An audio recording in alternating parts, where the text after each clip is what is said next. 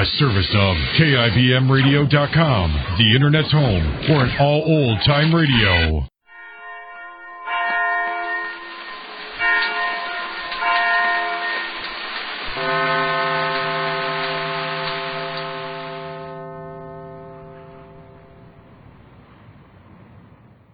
The Jack Benny Program, transcribed, presented by Lucky Strike.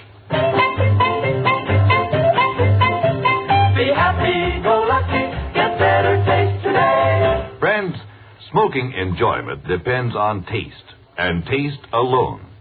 Yes, in a cigarette, it's the taste that makes the difference. And you can taste the difference in a Lucky Strike. So mild, so smooth, so firm and fresh, with better taste in every puff. Yes, Lucky's taste better. And here's why. First, LSMFT. Lucky Strike means fine tobacco. Fine, mild tobacco that tastes better.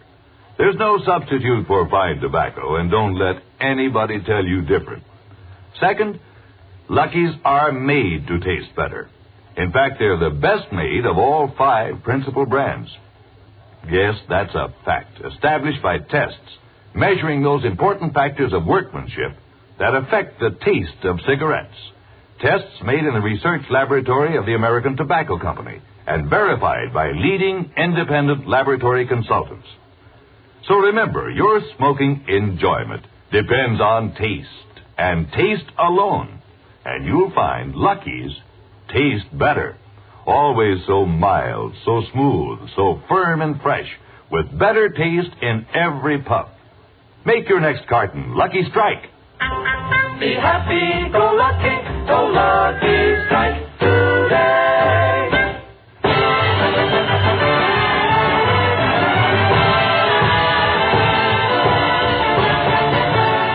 The Lucky Strike program starring Jack Benny with Mary Livingston, Phil Harris, Rochester, Dennis Day, and yours truly, Don Wilson.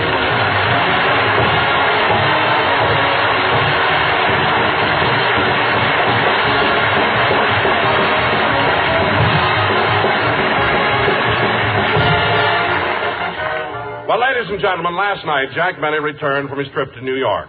As we look in on him, he's going through his clothes closet and picking out some suits to send to the cleaners. Let's see, I'll send this blue one, maybe the gray one. I wore that a couple of times in New York. Yeah, it better be cleaned. It's got lipstick all over the lapel. Gee, those subways are crowded.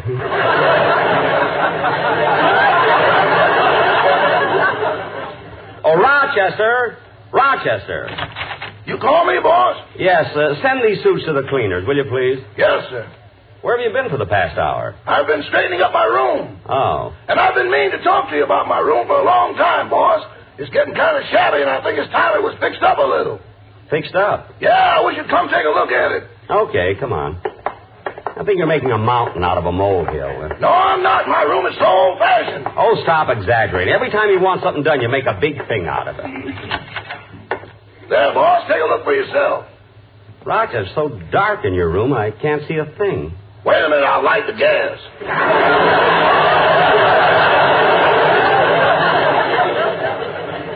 Yeah. There, that's better. Let's see now. It doesn't look... Rochester, you left your pajama pants on the floor. Oh, yeah, I'll hang them up. Those are just the pants. What'd you do with the tops? Tops, you ought to know I don't wear them. I ought to know why. Don't you remember the ad I answered when I first came to work for you? No, what did the ad say? Wanted. Valet who only wears bottom of pajamas to work for gentlemen who only wears tops.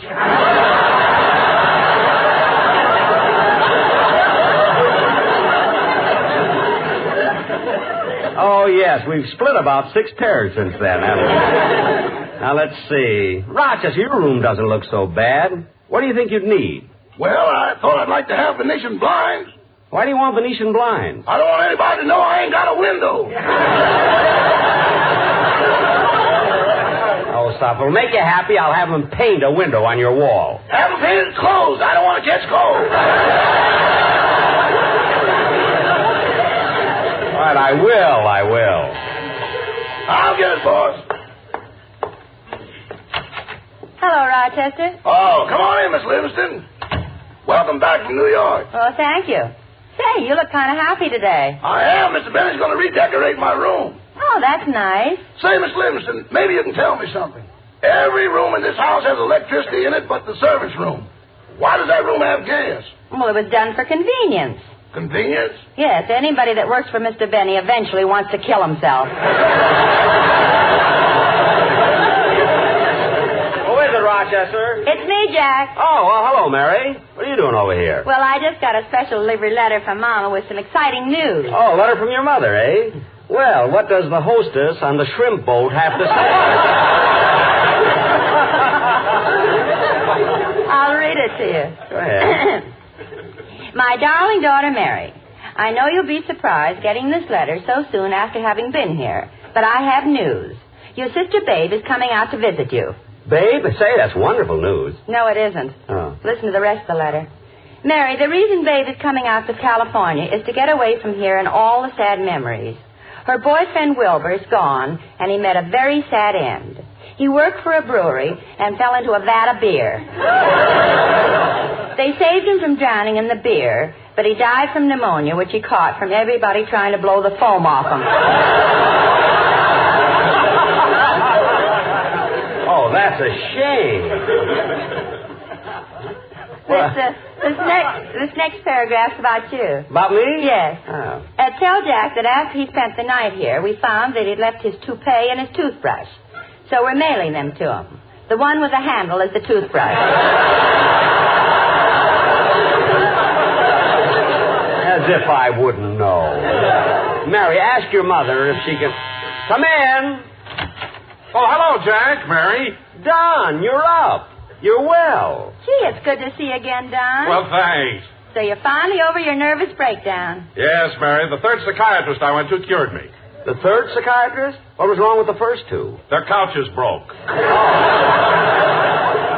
What'd you come by for, Don? Well, I called the Sportsman's Quartet, and I was told that they were over here. Yes, Don, and this time for our show, I had them prepare a song. Oh, you did? Yes, Don. You see, when you made your mistake on my TV show, and you said, be lucky, go happy, instead of be happy, go lucky, I wanted to make sure that you never make that mistake again.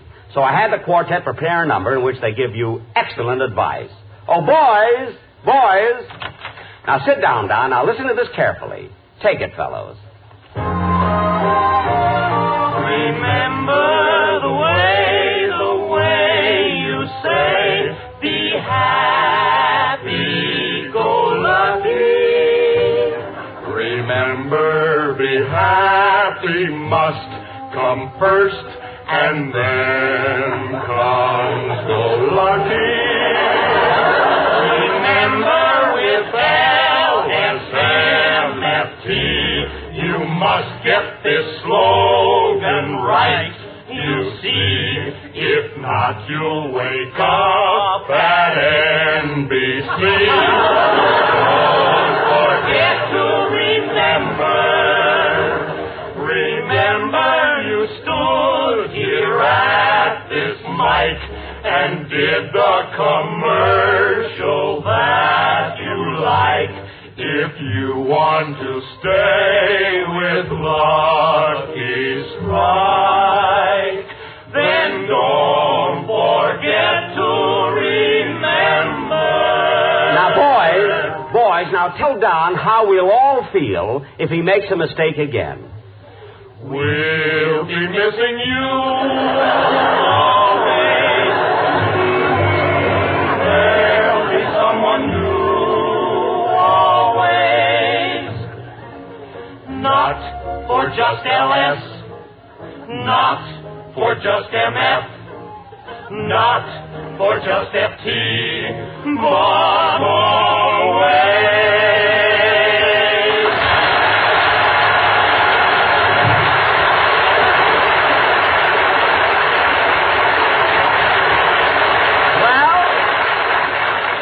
Don, what do you think of that? Jack, that was excellent advice, and I'm accepting it in the spirit in which it was given. Good. Well, I better be running along now. Come on, fellas. So long, Don. So long, Jack.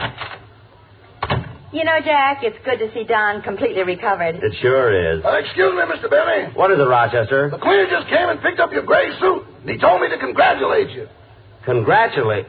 Oh, I got that in the subway.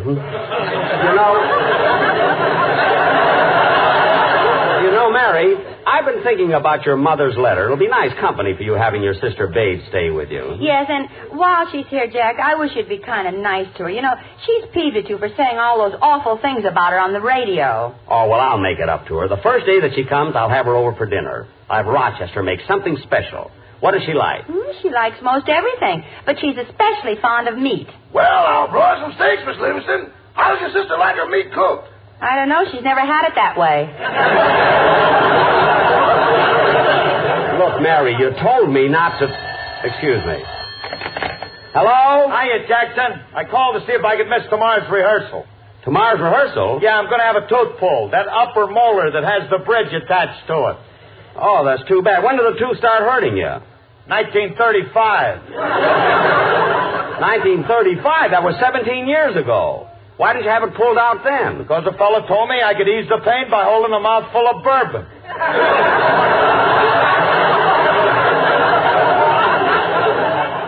Oh, did it work? Gloriously. But, Phil, how could you hold whiskey in your mouth for 17 years? I didn't hold it, Jackson. I just let it flow under the bridge. Well, okay, Phil, I guess you can miss rehearsal. Goodbye. So long, Dad. Oh, say, Phil. Yeah. I want to ask you a little favor of you. My sponsor may be in town to see the show Sunday, and I'd like everything to be as dignified as possible. What about it? Well, please speak to Sammy, your drummer, and ask him to take the silhouette of that bathing beauty off of his bass drum. That ain't no silhouette. It isn't? No, there's a midget inside. Well, get her out of there. All right. So long, Buster. Goodbye. You know, Mary, that Phil really is a character, You isn't didn't say that again, Jack. Yeah, say it again, Mr. Benny. Dennis, when did you come in? While you were talking on the phone? Oh. I came over to see if you let me use your piano to rehearse my song. I guess so. But, Dennis, you have a piano at home. I know, but I can't get in my house. It's quarantined on account of smallpox.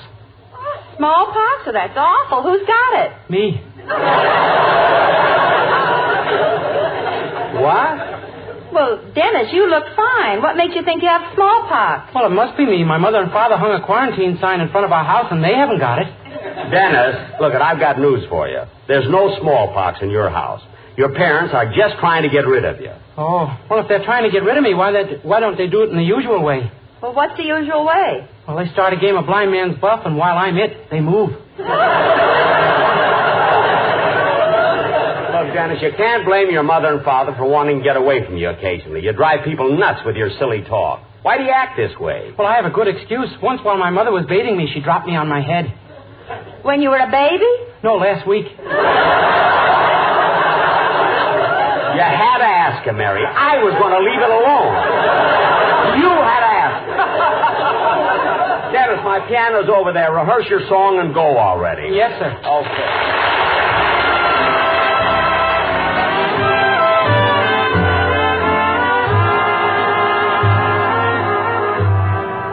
If your sweetheart sends a letter of goodbye, it's no secret you'll feel better if you cry. When waking from a bad dream, don't you sometimes think it's real? But it's only false emotion that you feel. If your heartache seems to hang around too long, and your blues keep getting bluer with each song, remember sunshine can be found behind a cloudy sky.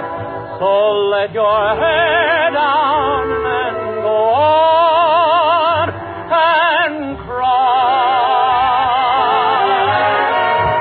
If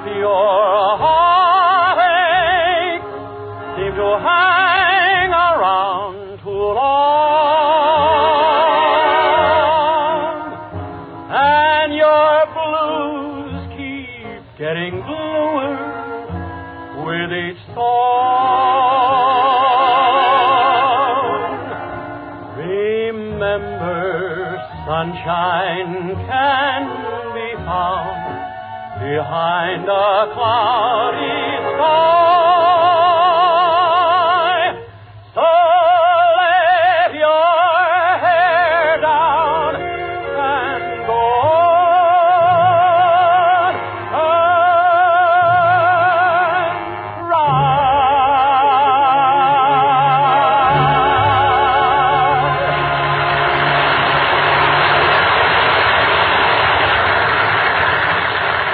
Dennis, you sang that very well, but then why shouldn't you?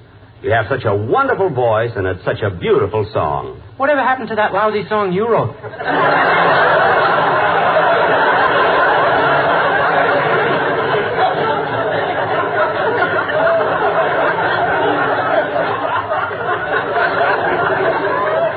What? You went all the way to New York to try to get it published. What an awful thing that is.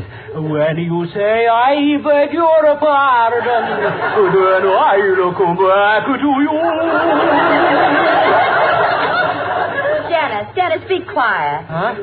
When I came back from New York, I called you and everybody else and told them not to ask Jack about this song. Mary, you called everybody? Yes, Jack. I know how sensitive you are about what happened in New York, and I didn't want anyone to hurt your feelings. Well, I appreciate your thoughtfulness, Mary, but you didn't have to do that. Just because I was unlucky in New York is no reflection on my song. I mean, even if they didn't want to publish it, the public loves it. I'm more popular than that song, and I've got smallpox. You have not. And Dennis, please, leave me alone. Go already. But I can't get in my house. Just get out of mine. Now go. Come on, Dennis. Let's leave Jack alone. I'll drive you home. Okay. Goodbye, Mr. Benny. Bye, Jack. Goodbye. Smart aleck kid. What does he know about songs? Mine has beautiful lyrics. Like the swallows at Serrano, return to Capistrano. Oh, gee, I'm still tired from that trip. I think I'll go to bed.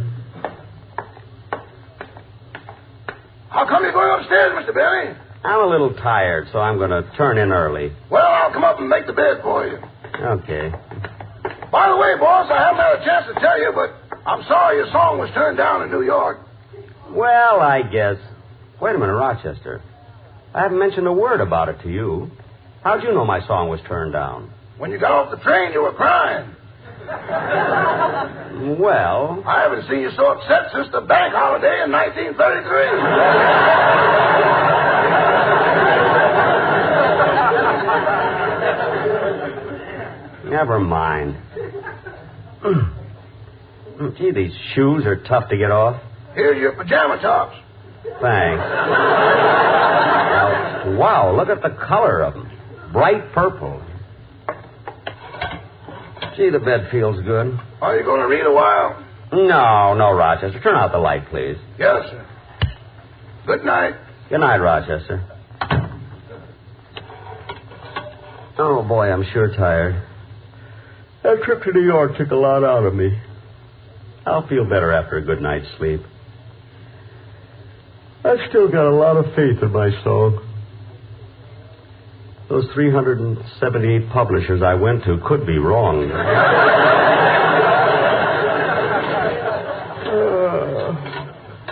That song will be a classic someday. When you say, I beg your pardon, then I'll come back to you. When you ask me to forgive you, I'll return. Like the swallows.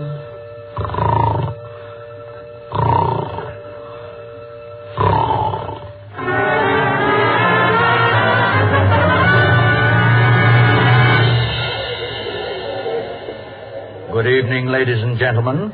There is quite a bit of excitement here tonight as the entire musical world gathers for the opening performance of the New York Symphony Orchestra here at Carnegie Hall. Gee, I'm at Carnegie Hall. Yes, this is a night that will long live in the memory of music lovers the world over, for it will witness the premiere performance of that classical composition, When you say, I beg your pardon, then I'll come back to you.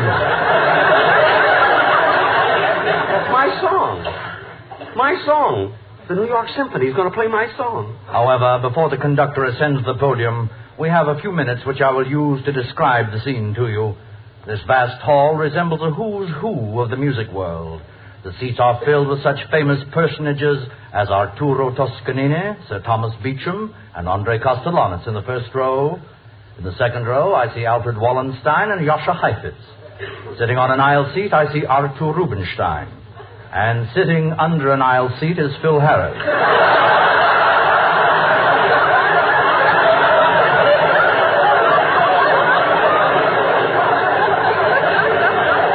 I will try to interview him. Ah, yes, I have caught his attention. He is coming this way. I'll see if I can get him to say a few words. Oh, Maestro Harris. What is it, Clyde? Maestro, I understand that you are an associate of the composer we're honoring tonight. Yeah, that's right. Everybody associated with him is here tonight. That is, everybody except Dennis Day. Oh? And tell me, Maestro, why isn't Mr. Day here? He couldn't come. His house is guaranteed. That's quarantine.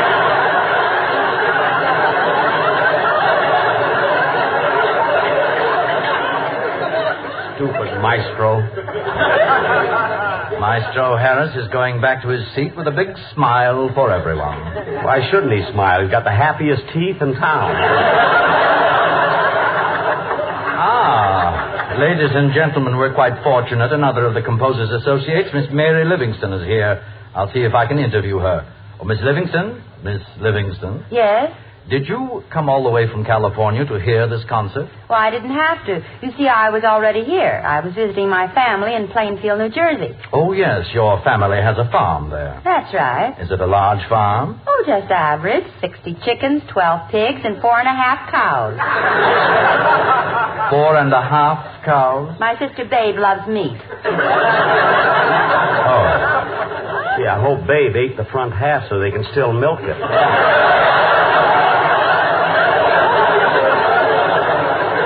Now, ascending the podium is the head of New York's largest musical publishing company, Mr. Martin Jones. Oh, wait a minute. Mr. Jones is acting peculiar. He's taken a revolver from his pocket.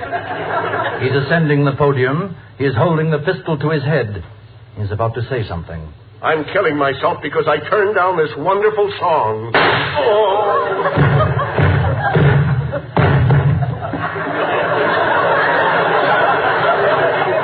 Mr. Jones has descended the podium.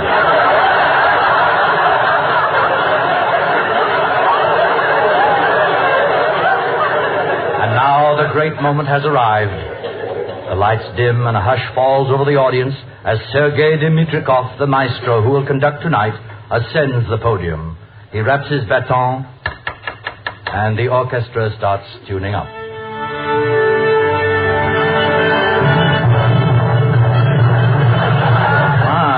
This is a strange thing. The silhouette on the bass drum is dancing.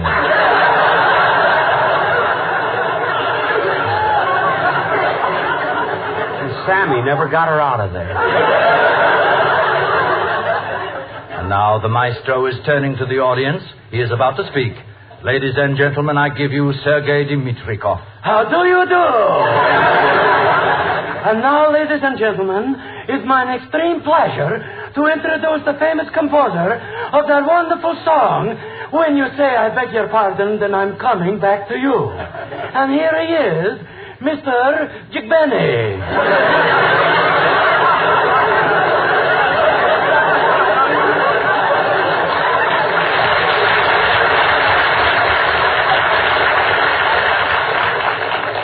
Jigbeni.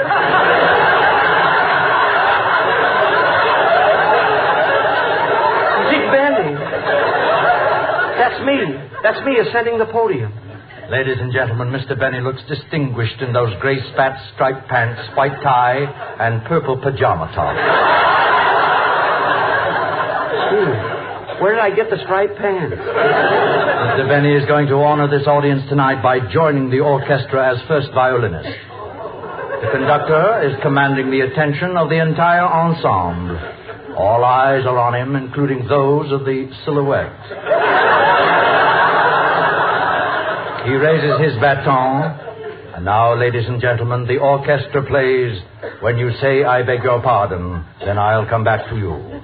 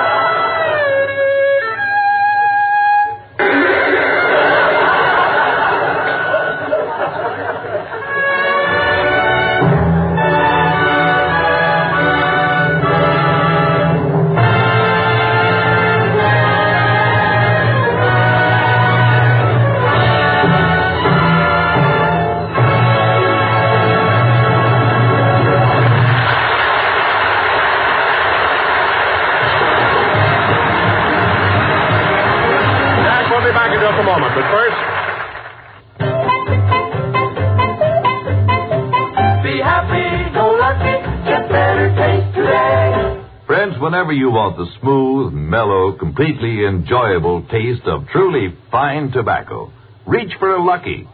For the difference between just smoking and really enjoying your smoke is the taste of a cigarette. And Lucky's taste better for two important reasons. First, LSMFT. Lucky Strike means fine tobacco. Fine, mild tobacco that tastes better. There's no substitute for fine tobacco, and don't let anybody tell you different. Second, Lucky's are made to taste better. In fact, they're the best made of all 5 principal brands. Yes, you'll be happy when you go Lucky, because Lucky's taste better. So mild, so smooth, so firm and fresh, with better taste in every puff. So next time you buy cigarettes, try a carton of Lucky's. You'll find Lucky's taste better. Be happy, go lucky, thank today.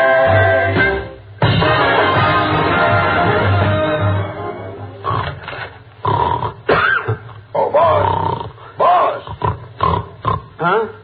Oh, hello, Rochester. Boss, I hate to wake you up. You had such a smile on your face, but it's time for dinner. Thanks, Rochester. I just had the most wonderful dream. Well, boss, there's an old saying that if you put a wishbone under your pillow, your dreams will come true. A wishbone? Yes. Boss, by the way, what were you dreaming about? Well, I dreamt that the New York Symphony played my song. Well, there's no use killing a chicken just for that.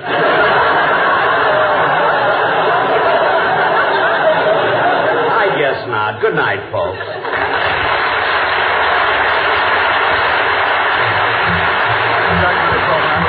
By a Lucky Strike product of the American Tobacco Company, America's leading manufacturer of cigarettes. This is Don Wilson reminding you to listen to Your Hit Parade with Guy Lombardo every Thursday night, presented by Lucky Strike. Consult your newspaper for time and station. The Jack Kelly program has been selected as one of the programs to be heard by our armed forces overseas through the facilities of the Armed Forces Radio Service.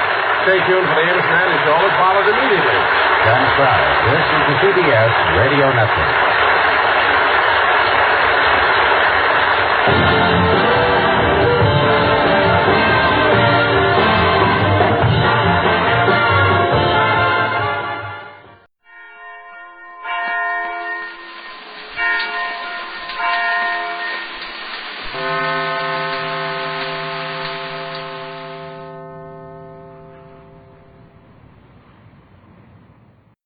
Jack Benny Program, presented by Lucky Strike. Be happy, go lucky, get better taste today. Friends, smoking enjoyment depends on taste, and taste alone. Yes, in a cigarette, it's the taste that makes the difference. And you can taste the difference in the Lucky Strike. So mild, so smooth, so firm and fresh, with better taste in every puff. Yes, Lucky's taste better, and here's why. First, LSMFT, Lucky Strike means fine tobacco. Fine, mild tobacco that tastes better. There's no substitute for fine tobacco, and don't let anybody tell you different. Second, Lucky's are made to taste better. In fact, they're the best made of all 5 principal brands.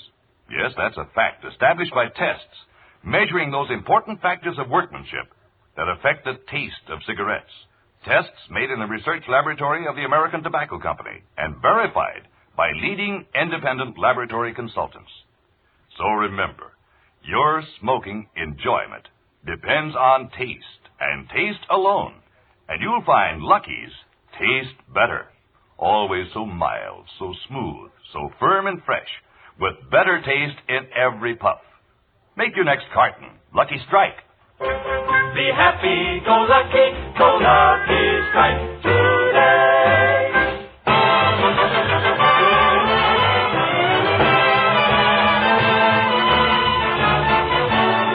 The Lucky Strike program starring Jack Benny with Mary Livingston, Phil Harris, Rochester, Dennis Day, and yours truly, Don Moser.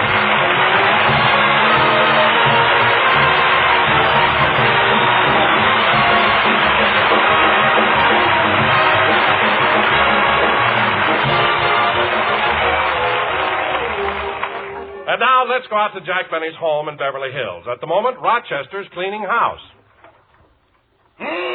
What a day. So far, I did the washing and ironing, scrubbed the floors, and cleaned the woodwork. Doggone, I sure hate February. Mr. Benny makes me work 3 hours a day longer because it's the shortest month. Well, I better get on with it. Answer the door. Quiet, Polly. I'll get it.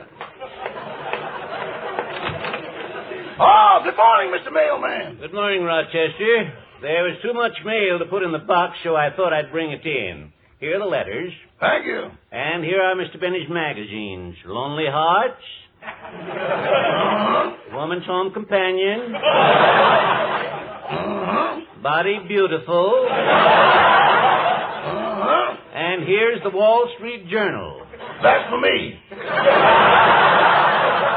Oh, yes, it is for you, Rochester. Do you own stock? I have 2 shares of Mr. Benny. He's incorporated himself.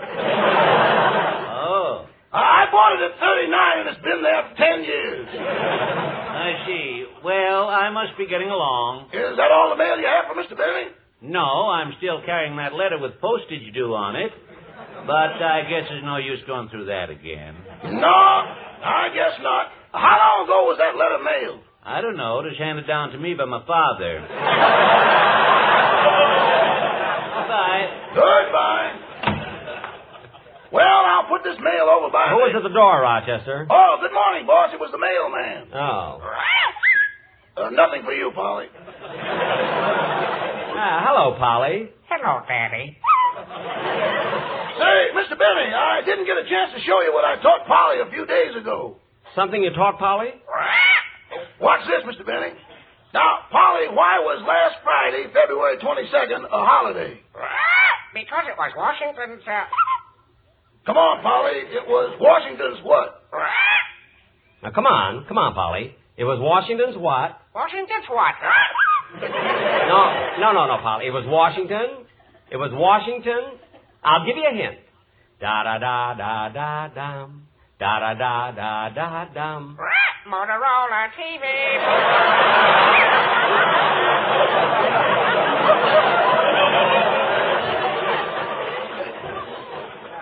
Never mind, Rochester. She lays an egg every day. What else do we want? What's in the mail, Rochester? Here's a letter from Max Factor. From Max Factor? What does it say? Dear Mr. Benny, this is the 3rd letter we've sent you reminding you that your January payment is past due. Either pay immediately or we'll snatch it off your head.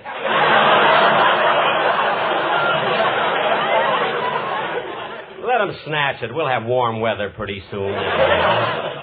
Let's see. What's this? Oh, this is from the California Bank. It's another letter about that loan. What are you going to do, boss? I'm going to turn them down.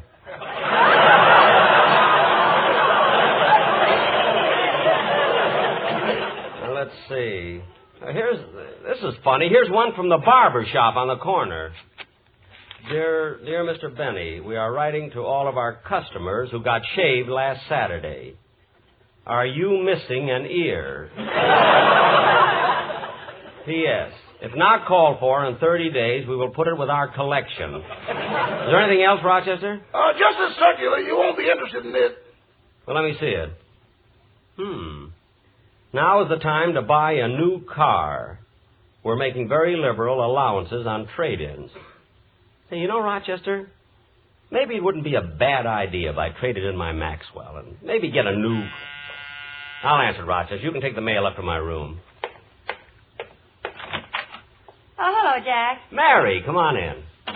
Well, what job have you got picked out for me? Cleaning out your garage or mowing the lawn? Well, you can't move the lawn, I know that.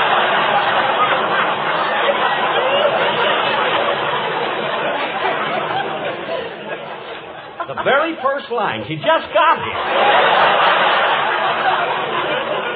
Mary, I don't know what you're talking about.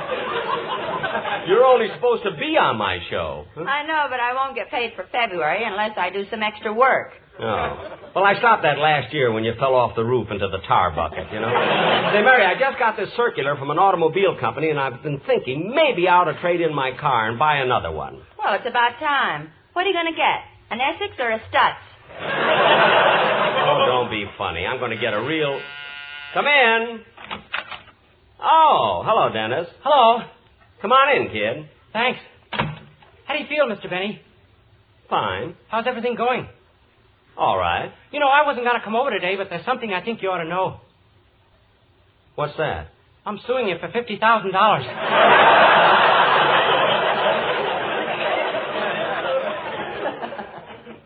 What? Dennis, what's this all about? Why are you suing Mr. Benny? Well, because last week on his radio show where millions of people could hear, he called me stupid. Well, Dennis, why are you suing me now? For years I've been calling you stupid. Well, I want to be addressed with dignity. My name is Dennis F. Day. Well, what does the S stand for? If I told you, I'd lose my case.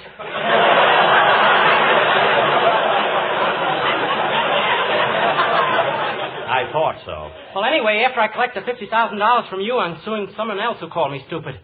Who's that? My lawyer. Look, Dennis, I don't want to hear any more of this silly talk about suing people. Instead of that, let me hear the song you're going to sing on Sunday's program. Okay. What's the name of it? Sweet Sue. Now cut that out! Just sing your song.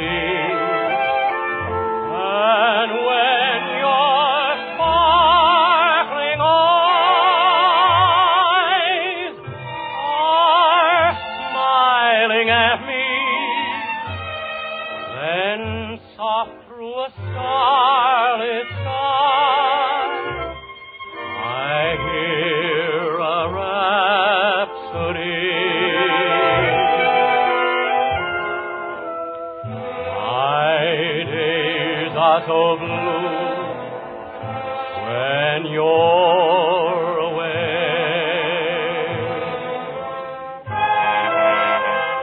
My heart longs for you, so won't you stay, my darling, hold me tight and whisper to me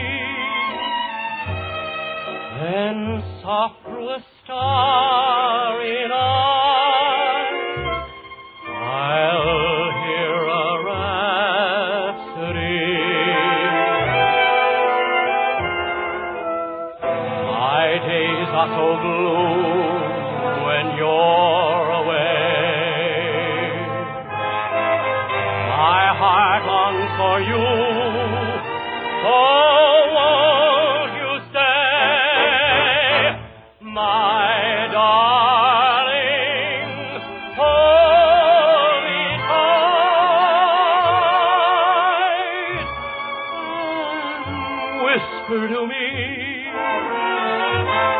and soft through a starry night, I'll hear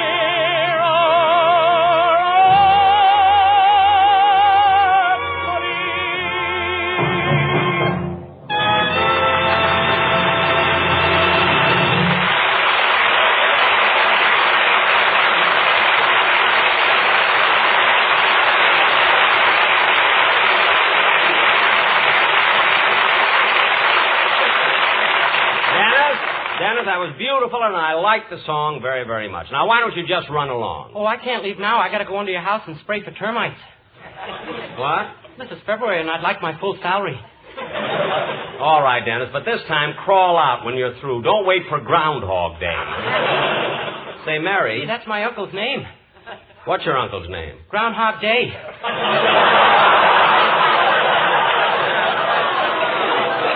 Look, Dennis, just get under the house. Yes, sir. Hello? Hiya, Jackson. I'm calling from the country club, and I thought maybe you'd come out and play some golf. Well, I don't think I can today, Phil. You see, I'm going out and buy a new car. Operator, you gave me the wrong number. He did not. It's me. It's me. I am going to buy a car. Oh. What kind of car are you going to get, Jackson? Well, I don't know. I was thinking of getting a Cadillac. Operator. Why can't I get You got the right number. Phil, I told you it's me. You asked me if I wanted to play golf. I told you I couldn't. Why don't you call Remley? I called Remley. He's here right now. Oh, Frankie's with you, eh? Yeah, he's sitting over at the table drinking a glass of milk. Operator! Somebody else is on the phone. No, Jackson, it's me. It's me. Oh. Well, what? Well, what's this about Frankie drinking milk? Doctor's orders. He's drinking too much bourbon. Oh. And that caused a shortage of calcium in his system. Uh-huh. So the doctor made him drink milk. Oh, so he could get more calcium? Yeah, that'll make his teeth stronger. Why does he want to strengthen his teeth? So he can pull the corks out of bourbon bottles.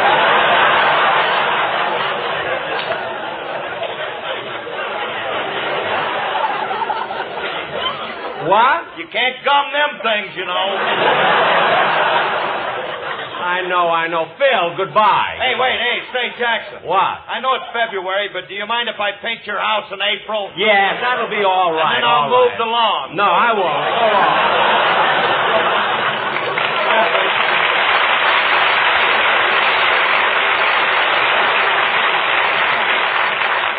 Mary, that was Phil. He wanted me to play golf. I know. Say, Jack, if you're really serious about trading in your car, you better do it now. Now? Yeah. Well, Mary, maybe I ought to first... Dennis, quiet down there.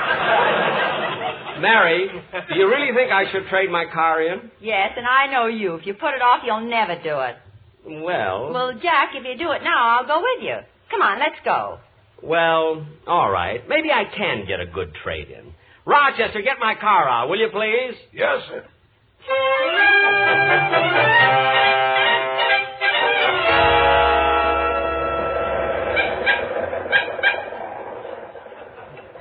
Rochester, the traffic's pretty heavy. Take it easy. Jack, what kind of a car do you think you'll get? Well, I'm not sure. All of the new models look so nice, and they have so many novel features. You know, Mary, maybe I ought to get a Nash. I like the way the seats make up into beds. What are you laughing at? You'll have the only car in the country that takes in boarders. I wasn't thinking of that, Mary. I just thought that... Hey, boss, how long have we been driving? About 14 minutes. Then I better find a service station fast. A service station? What's wrong, Rochester? Nothing yet, but every time this car drives 15 minutes, the radiator heats up. Oh, for heaven's sake. Rochester, did all that water come from the radiator? It ain't from the little white cloud that cries. Rochester, what does the water gauge say? Have faith in all kinds of weather. Now stop that and pull over. Well, I guess we'll just have to sit here a few minutes now until it cools off. Say, Emily, isn't that Jack Benny over there? Where? Over there in that Stanley steamer. Martha, that isn't a Stanley steamer. It's a Maxwell that blew its top. Then it is my dream man. Steady, girl. Steady. You really have a crush on him, haven't you? Yes. Did you see him on his last television show? Uh-huh. When he choked Barbara Stanwyck. How I wish it had been me. You know, Martha, he does his next television show 2 weeks from today. In 2 weeks? Oh, I'm sorry you told me. I'll be a nervous wreck waiting. I know. And Emily, I've got a confession to make. This month, I sent Mr. Benny a Valentine poem. Did he get it? He must have. I put it in my laundry bundle. In your laundry bundle? I'll bet he didn't even answer it. He did, too. He wrote, "Your lovely poem made me shake and shiver, and starting March 1st, we pick up and deliver." That was very sweet. Well, come on, Martha, or we'll be late for the wrestling matches. Oh, yes.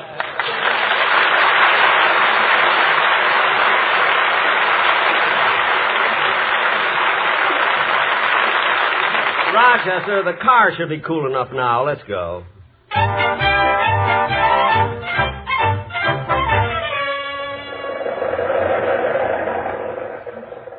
Jack, this street we're coming to is Figueroa. That's Automobile Row. Yeah, turn right here, Rochester. Yes, sir. Gosh, look at all the automobile dealers on this street. The Smiling Irishman, the Lucky Dutchman, Madman Muntz, Psychiatric Sam, Wild Man Pritchard. Ah, here's the place we want. Just Plain Bill.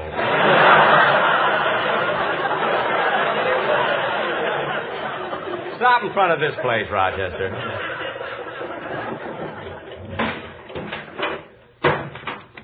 Come on, Mary. I'm going to look at the new cars first. Okay.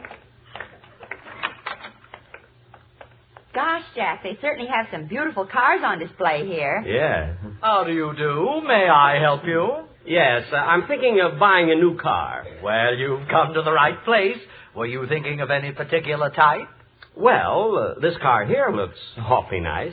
Yes, Jack, it's really a sporty-looking number. Get inside and see how roomy it is. Okay. Gee, it sure is comfortable. And say, what are these buttons here? Oh, those are for the windows. I'll show you how they work. Gee. Didn't you know the new cars had automatic window lifts? He didn't even know they had windows. Mary, please.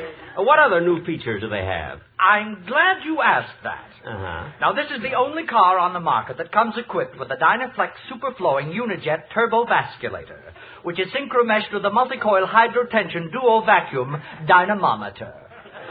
Gosh. What does that do for the car? It empties the ashtray. Well, that's quite a feature. Do you think I ought to get this car, Mary? Oh, certainly. I wouldn't think of having a car that's not equipped with a Dynaflex Superflowing Unijet Turbovasculator, which is synchro-meshed with a multi-coil hydrotension duo vacuum dynamometer.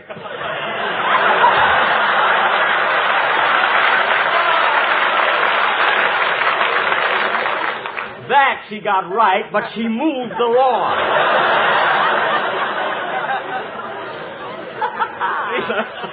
You know, the more I see of this car, the more I like it. But tell me, Mr.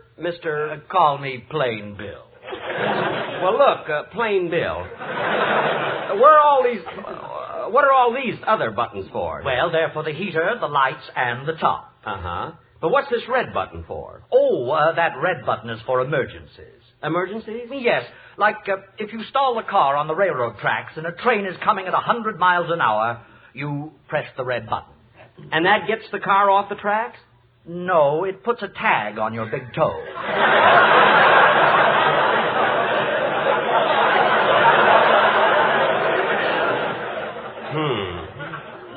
You know, Jack, this is one of the prettiest convertibles I've ever seen. Why don't you take it? I think I will, Mary. Tell me, Plain Bill, what's the price of this car? $4,200. Say, mister, do the windshield wipers on this car squirt water when you press the button? Yes. Well, squirt some on him. He fainted.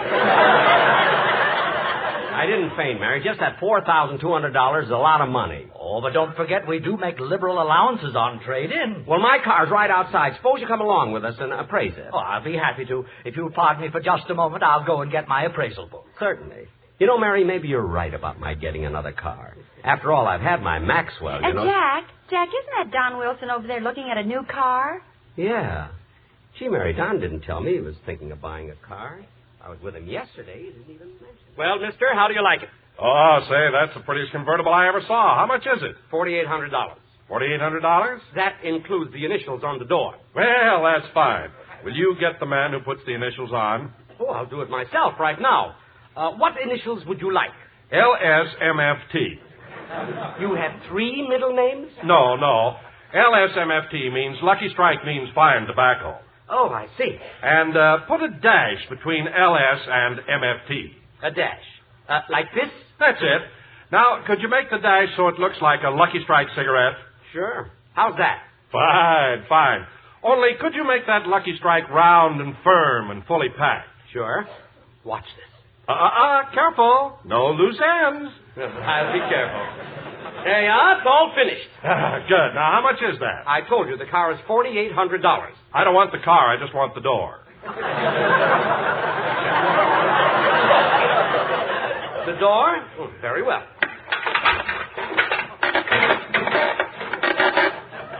There you are. Just charge it to my account. Yes, sir.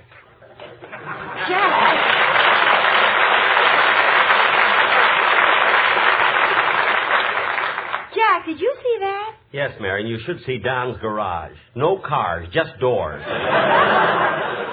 I'm sorry to have kept you waiting. Shall we go? Yes, Plain Bill. Now, which one of these cars is yours? This is it, right here. Oh, you're joking. Well, I'll admit it doesn't look like much right now, but a little paint and polish, and she'll be as good as new. What did you get, boss? A convertible or a sedan? Well, nothing yet. This gentleman's going to appraise ours.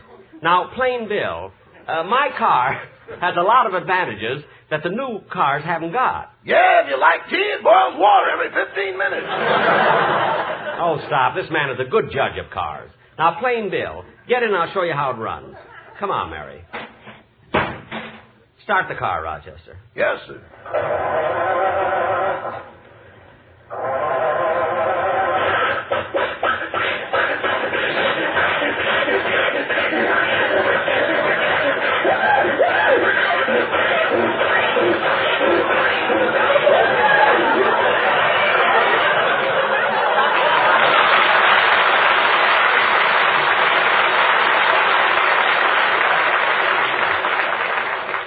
Gee, the motor seems to be laboring a little harder than usual. Jack, it's February. Oh, yes.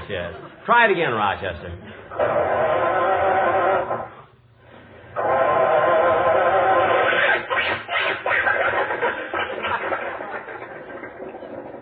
There it goes. Do you want me to drive around the block, boss? Just a second. If I'm going to appraise this car, I'd better drive. No, I'll drive. You shovel the coal. Never mind. You better let him drive Plain. He's more... he's more used to it. Well, it is irregular, but okay. See, I told you, it rides very smoothly, doesn't it? Oh, it's not bad. Now, Plain Bill, How much of a trade-in do you think you can give me on my car? Well, let me see. There's a little rubber left on the tires. The body needs a paint job. The upholstery isn't too bad. The motor runs. Look, would the deal include the car's radio? Yes. Now, how much will you allow me on the car, including the radio? $3. What? I wouldn't think of trading in this car for $3. It's perfect mechanically. They don't make cars like this today. Everything built to last for years and give you the most excellent service. And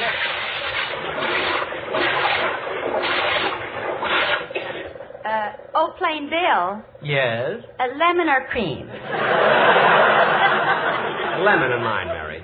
Now, Bill, all kidding aside, how much will you allow me on my car? I told you $3, and that's all I'm going to give you for this piece of junk. Junk? That settles it. Rochester, stop the car. Plainville, I'll thank you to get out. It will be a pleasure. Goodbye. Rochester, take me home. You know, boss, if you're not going to get a new car, why don't you have this one fixed up? Put some of those modern things on it. Like what? Like the Dynaflex Superflowing Unit Jet Turbo Vasculator, which is synchronized with the multi-coil, hydro-tension, dual vacuum, dynamometer.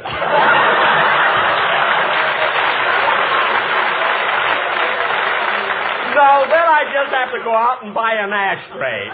Step out of Rochester. I want to get home.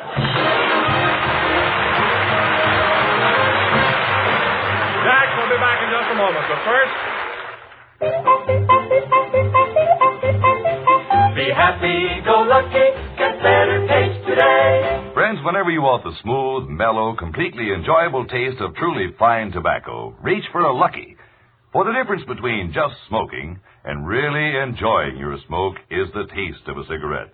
And Lucky's taste better for two important reasons. First, LSMFT. Lucky Strike means fine tobacco. Fine, mild tobacco that tastes better. There's no substitute for fine tobacco, and don't let anybody tell you different.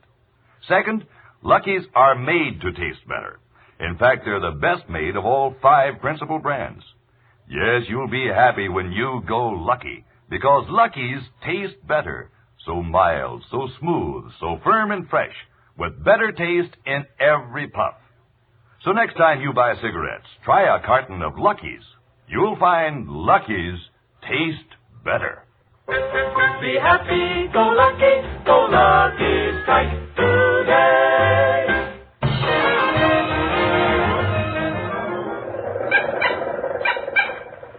Jack, are you going to stop off at any other car dealers? No, I've made up my mind. I'm going home. This one will have to do until we... Jack, what happened? Your hair is gone. It's my fault, Miss Livingston. I never should have driven by match factors. All right, let him keep it.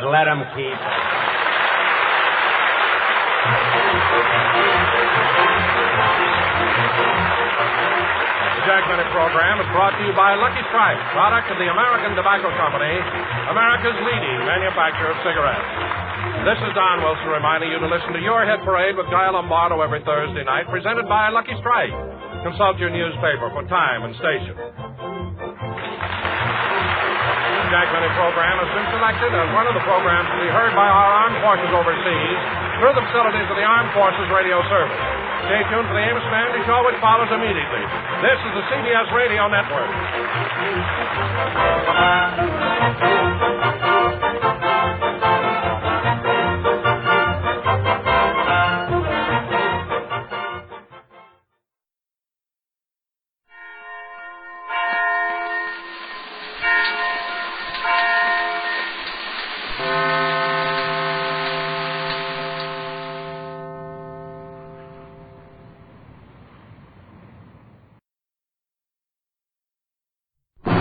RCA Victor, world leader in radio, first in recorded music, and first in television, presents the Phil Harris Alice Faye Show.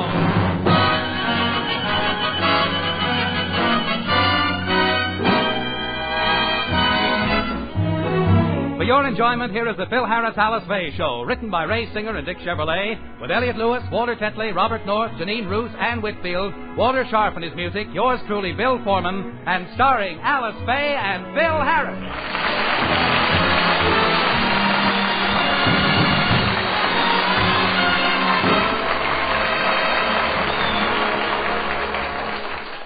This is Phil. Now, here's a word from RCA Victor. Soon another baseball season will be underway, and it promises to be the biggest and the best yet. It's the 75th anniversary of the National League and the 50th anniversary of the American Circuit.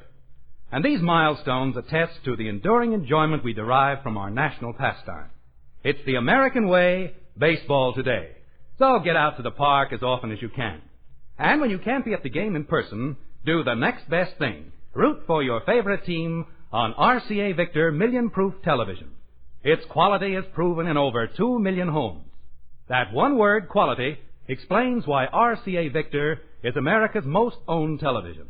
Drop in and see your RCA Victor dealer soon. He'll be glad to show you the wide range of RCA Victor models. And once you see those big, clear pictures, you'll agree RCA Victor Million-Proof Television is the finest television today.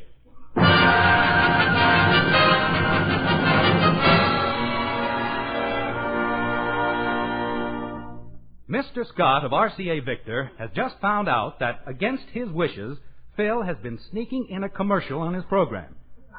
And he's called an emergency meeting of the board of directors. Gentlemen, I have called this meeting to find out one thing. What is it, Mr. Scott?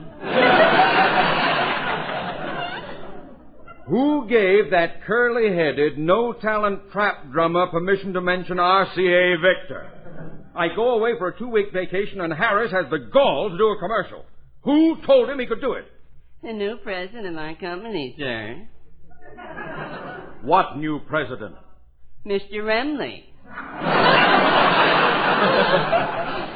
He told us that RCA stands for the Remley Corporation of America.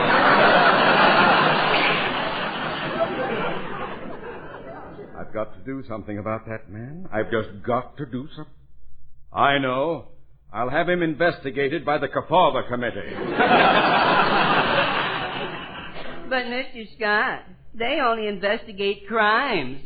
Did you ever hear Remley play the guitar? I see what you mean. Mr. Scott, I don't know what you're getting excited about. I don't think Harris doing a commercial is going to hurt us. I rather like Harris. In my opinion, he's a good comedian, a splendid singer. Your opinion? You only know what your psychiatrist tells you. This is a deplorable situation, and I'm going over to Harris's house and make sure he doesn't put in another commercial.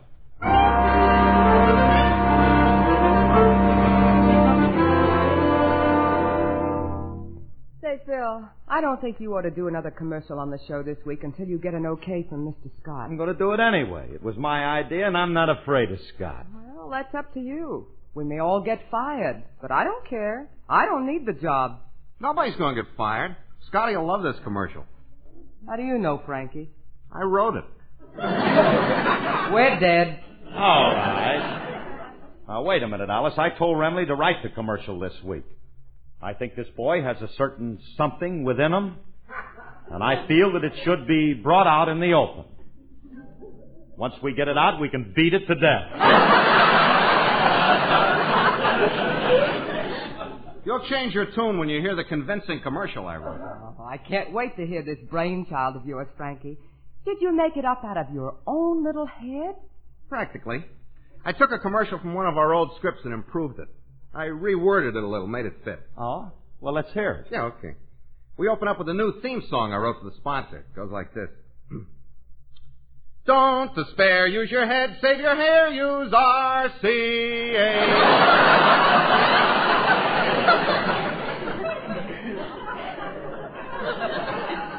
What do you think, Curly?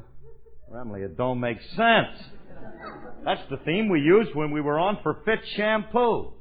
So? So, how many television sets have dandruff? Never mind, Curly. Read the rest of the commercial. You'll notice it's different. It has a new twist to it that people will remember. Well, that sounds better. Let me have it and I'll read it. Yeah. Ladies and gentlemen. That's a nice new twist. Yeah, that's what I thought. Continue. Okay. Ladies and gentlemen, we are proud of our product. And we want you to remember that RCA Victor spelled backwards is Rotkavacker.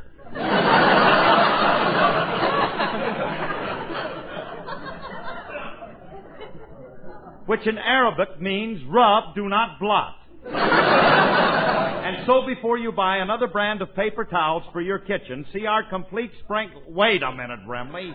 We're not selling paper towels. I know. But it's a cute way of sneaking up on them. Frankie, I may be stupid, but how do you get from paper towels to a television set?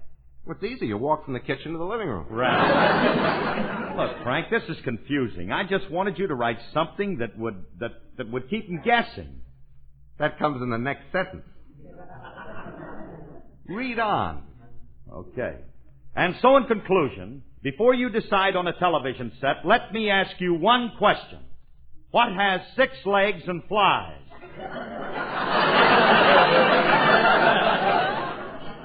If that don't keep them guessing, nothing will. I think I got something. Maybe someday they'll find a cure for it. Oh, Alice, you don't know about advertising. Scotty will love this. When he reads it, I know just what he'll say. Remley, you're an idiot.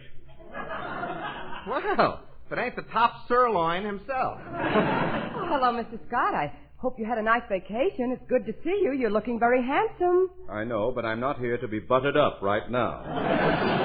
Remley, what do you mean telling Harris that he can do a commercial? I've taken all I'm going to take from you. You're an incompetent, stupid, blundering, imbecilic moron. And there's only one thing that you're fit for. Well, I know, Scotty, but I don't want to take your job.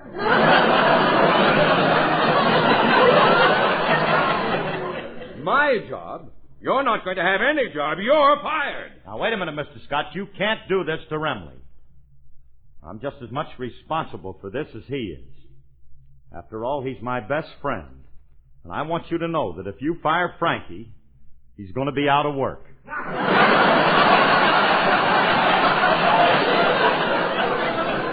Curly, tell him the truth about the commercial. Tell him whose idea it was.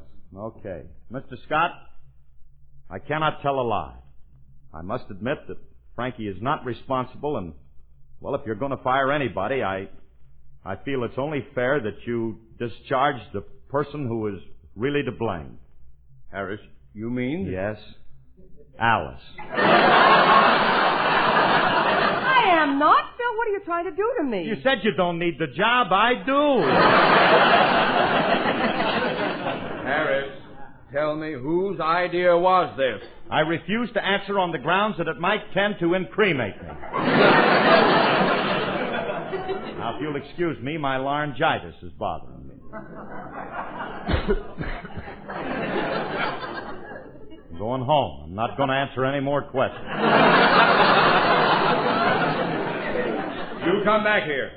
Harris, I forbid you ever to do a commercial on our program again. Now, look, Scotty, let me try it once more, and I guarantee I'll double your sales next week. Double our sales? Harris, I'll try it. But remember, if our sales fall off as much as one television set, you're fired. If you sell just one less set, I'm fired? Yes. And with that happy thought, I leave you.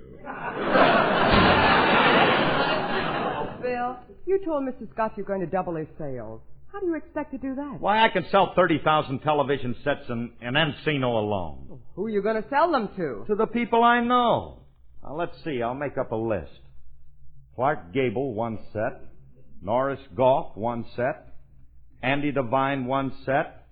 Alice Faye, 25,000 sets. Gail Gordon... Now, wait a minute. I don't mind helping you out, but there's a limit. When you make a record, I buy the first million. When you make a movie, I buy all the theaters out for a month. But I'm not going to buy 25,000 television sets. Put me down for 10,000.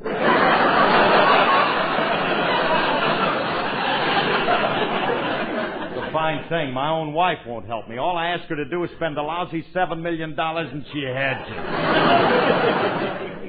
Serves you right for marrying a cheapskate. I'll know better next time. Remley, we got to find some way to double the sales of our sponsor's product. But how? Wait a minute, I got an idea. Alice and me will make a personal appearance at the biggest department store in town that sells RCA sets, and that way we'll help the sales. So long, Curly. Wait a minute. We need you, too. You're coming along. Let's go.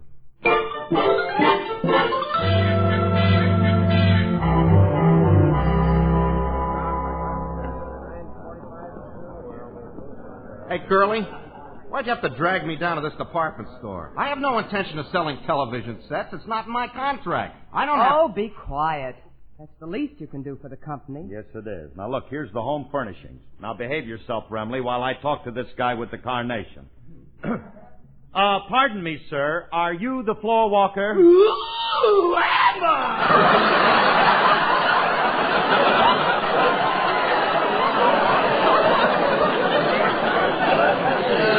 What can I do for you? Well, we came,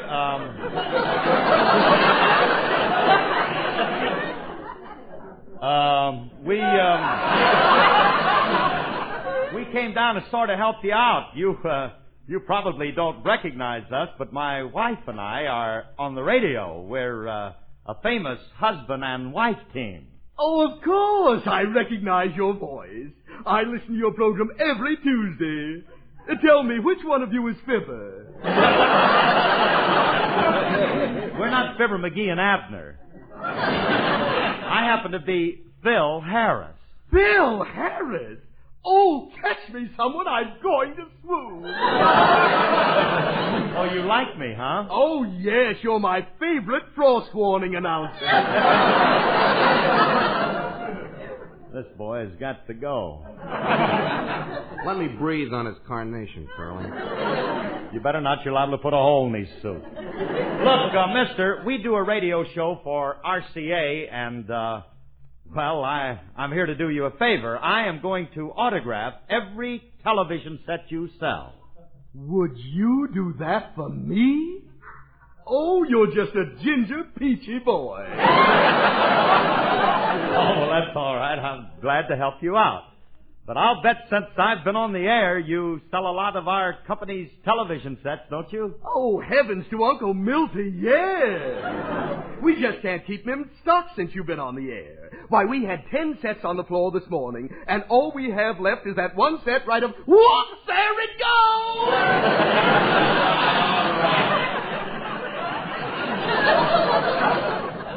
Don't be a wise guy.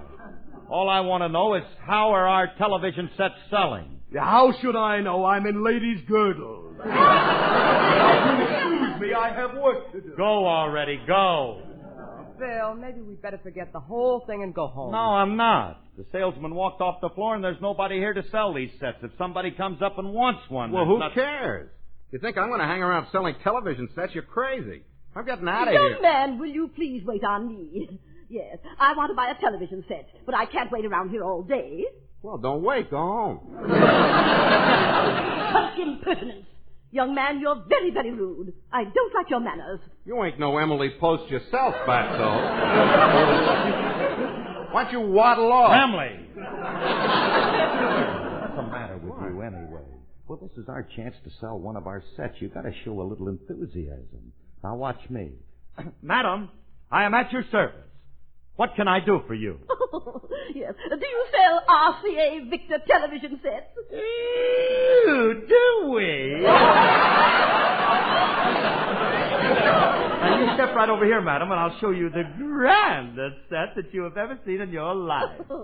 Well, I heard that this make is the best on the market, but I don't know much about television, you see. Could you explain the technical points to me? Happens to be my business. Oh. Now, there's one thing I know, lady, it's television. Now, look at this set right here. Notice the beautiful lines on this cabinet. Phil. It has a wonderful 17-inch screen. Phil. And just feel the smooth white enamel finish. Phil, What? you're showing her a Bendix washing machine. Oh, I'm sorry. Here you are, madam. This is our beautiful 17-inch model. Isn't it gorgeous? Gorgeous? Oh, it's lovely. But I don't want that color. Well, hon, you can have any color you want. You see, We could give you a cherry wood finish to match your ruby lip. Oh!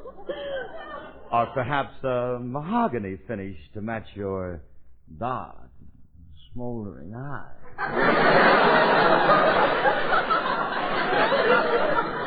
How about a bleached blonde finish to match your hair? Or would you prefer a short, squat, wide model to match your figure? This young man keeps insulting me. What on earth is wrong with him? He needs a new aerial. You see, his head is in a bad location and he doesn't get good reception. Madam, if you want a good television set, I suggest this one here. Oh, well, I certainly like the looks of this set. Now, are you sure this is the best set made? Absolutely. And you don't have to take my word for it, madam. Just, try it and test it yourself. Yes, try our famous television test. Light up an RCA. Don't inhale. Now blow the cathode tube slowly through your nose. You'll notice there are no harsh irritants. Remley, will you try it? Madam, believe me when I say that our company makes the best television set in the world. Ask any one of our satisfied users. Here's a young lady now. Oh, me? Yes, Miss Sprinklefinger. Would you mind telling this lady what you think of our product? For 3 years, I had stomach pains, and then I started drinking your product. My stomach improved, but I lost all my teeth because... All right, Alice, all right. What are you trying to do, win an award?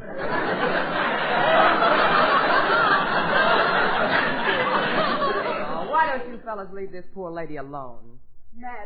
Madam, if you want to buy a television set, I suggest that you take this model. I have one just like it at home, and I find it's perfect. Well, now, if you like it, miss, I'm sure I will. I'll take it. Shall I wrap it up, or will you eat it here?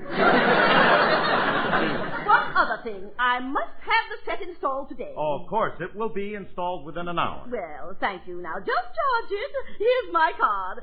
But remember, if it isn't installed today, I do not want it. Well, don't you worry, lady. You'll be seeing television tonight. Phil, why did you promise her that? They're too busy to install the set the same day it's bought. We don't need them to install it. Well, who's going to do it? Frankie and me. Remley, you and Alice grab a hold of the set and carry it out to the car. And what are you going to do? I'm going to sing and make your task more pleasant.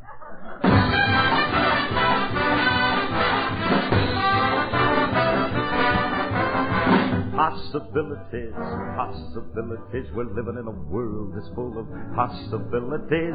Ain't no miracle too impossible for anyone who sees the possibilities. If you recall your history, then you will find that all its famous men turned out to be the kind of men who never stopped to look behind.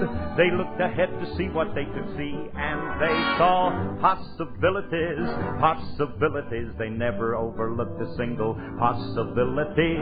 Proven naturally, opportunity is for the one who sees the possibilities. Each time you try to solve a new phenomenon, the skeptics say it's just a dream, I know. But after you're a hero and the job is done, then you can tell the world I told you so. Yes, there are possibilities, possibilities. If you will only make the most of your facilities, folks will idolize, even eulogize the little guy that sees the possibilities.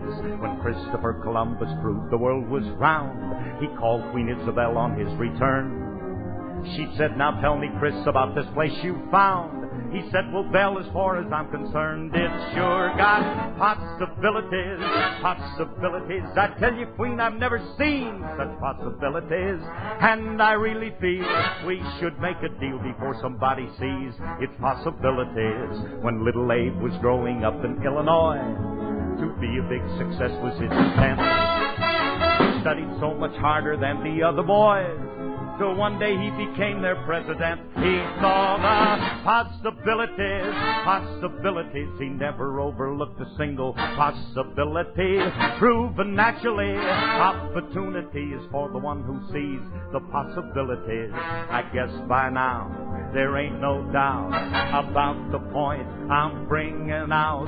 So if you'll open up your eyes, you are bound to recognize the possibilities. We're living in a world that's full of possibilities. Ain't no miracle too impossible for anyone who sees the possibilities.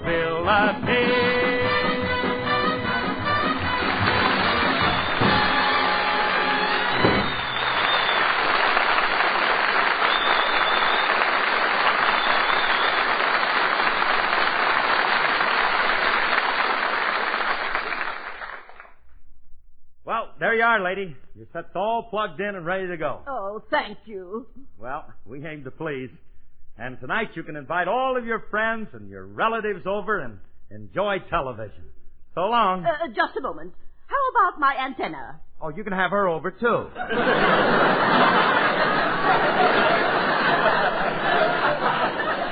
And tell her to bring Uncle Earl along. I mean the aerial. You didn't put one up on the roof. I'm not taking the set until you do. Oh, Ariel? Oh, the Ariel. Well, that's funny, you imagine that. We left it out in the car. We'll go out and get it. Curly? We ain't got no aerial in the car. I know. Had to tell her something. We got to go back to the store and get one. It's too late. The store's closed. But we need an aerial to make the sale. Where are we going to get an aerial? Don't ask me where we're going to get an aerial. I don't know. Curly. What's that on the roof of the house next door? Yeah. No, Remley, we can't take it. Why not? Those people aren't going to be watching television tonight. How do you know? Because we're going to steal their aerial.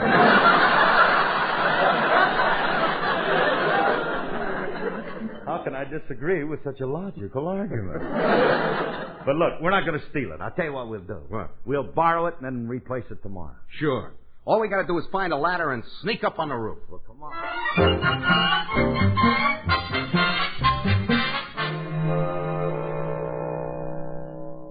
Well, we got the antenna off, Frankie. Yeah. Now, look, let's carry it down the ladder. Okay.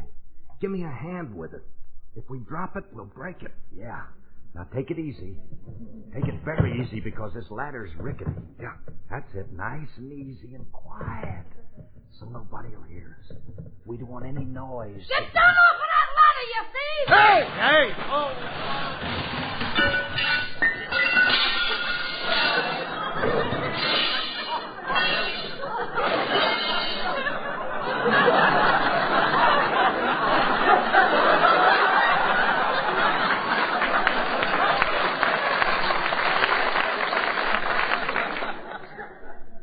Take direction nicely. Oh, my back. Julius, you're a little late. What's the idea of scaring us? What are you characters up to now? What are you trying to steal? We're not trying to steal anything. Then what was you doing up on that roof? Well, we were, Mr. Remley got a little high, so I had to go up and get him. I don't think the cops are going to believe that story, Mr. Harris. The cops won't know about it. How much you want to bet? Wait a minute.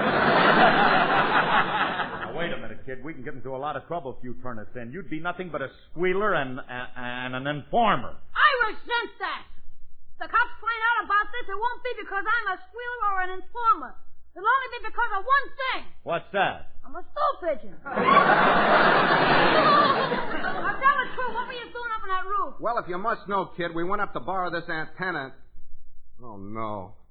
Hey, Curly, look at it. It's broken into half a dozen pieces. What did you want this antenna for? Oh, well, we borrowed it to make a sale so we could get in good with Mr. Scott. You borrowed the aerial from this house so you could get in good with Mr. Scott?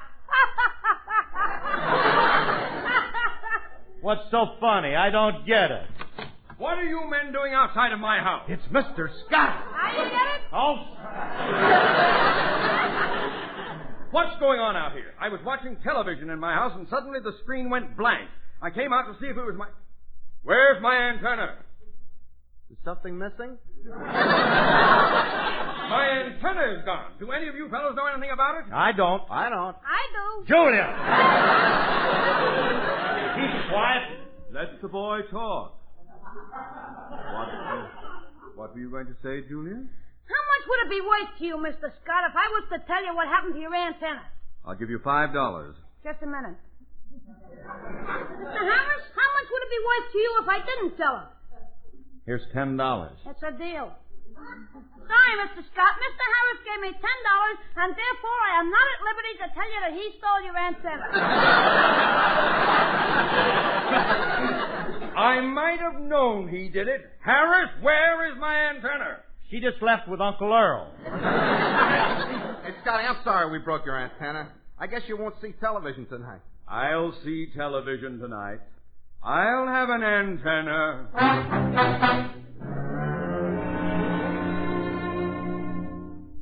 Curly? Yeah. It's 11 o'clock. I know. Well, how long do we have to stand on Mr. Scott's roof with our arms outstretched like that?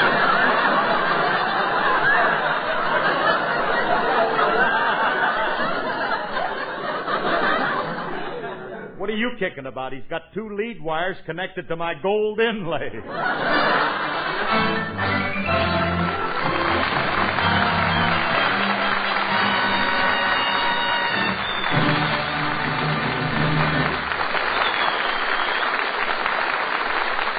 Alice and Phil will be back in just a moment.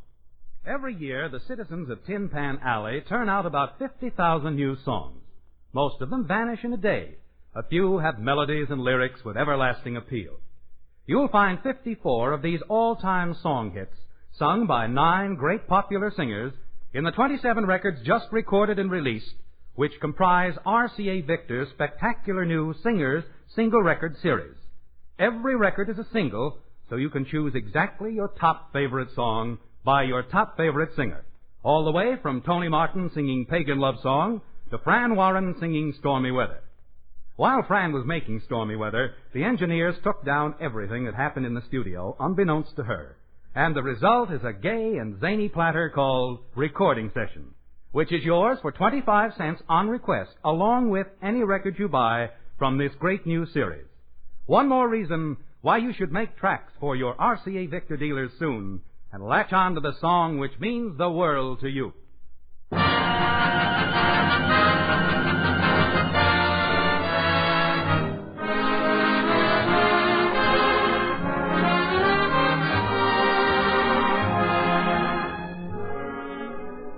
This is Phil again.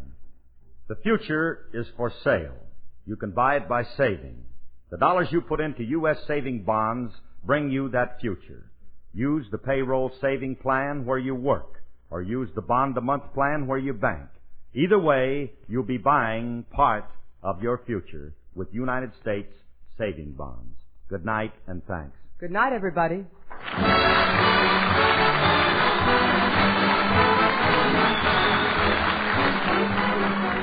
This program is produced and directed by Paul Phillips. Included in today's cast were Martha Wentworth, Gail Gordon, Frank Nelson, Bob Jellison, and Leo Cleary. The part of Frankie Remley was played by Elliot Lewis, and Julius was played by Walter Tetley. Remember, whether you're buying a television set, a radio, a Victrola phonograph, or records, put your faith in the cornerstone of American home entertainment for 3 generations. RCA Victor, world leader in radio, first in recorded music, first in television.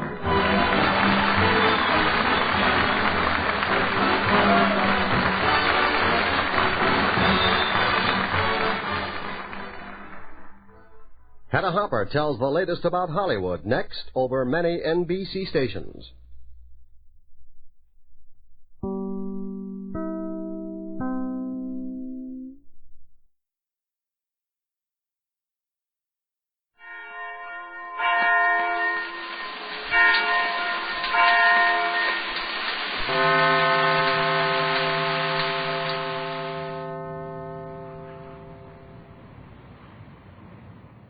Here comes Mr. Kitzel.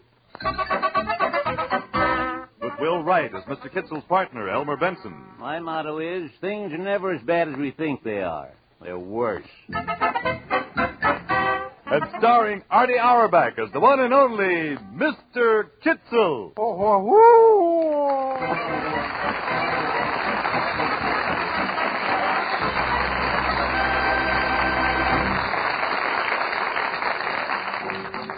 Listen, Mr. Sponsor, to a message short. Message short. Message short. Listen, Mr. Sponsor, to a message short and an old familiar tune. If you want a program that'll sell your wares, sell your wares, sell your wares. If you want a program that'll sell your wares, then consider Kitzel Show. Oh, we've got it budgeted so nice and low, nice and low, nice and low. We've got it budgeted so nice and low that you must buy Kitzel Show. Mr. Kitzel, Mr. Kitzel, he's the answer to your clamor for a fresh new radio show.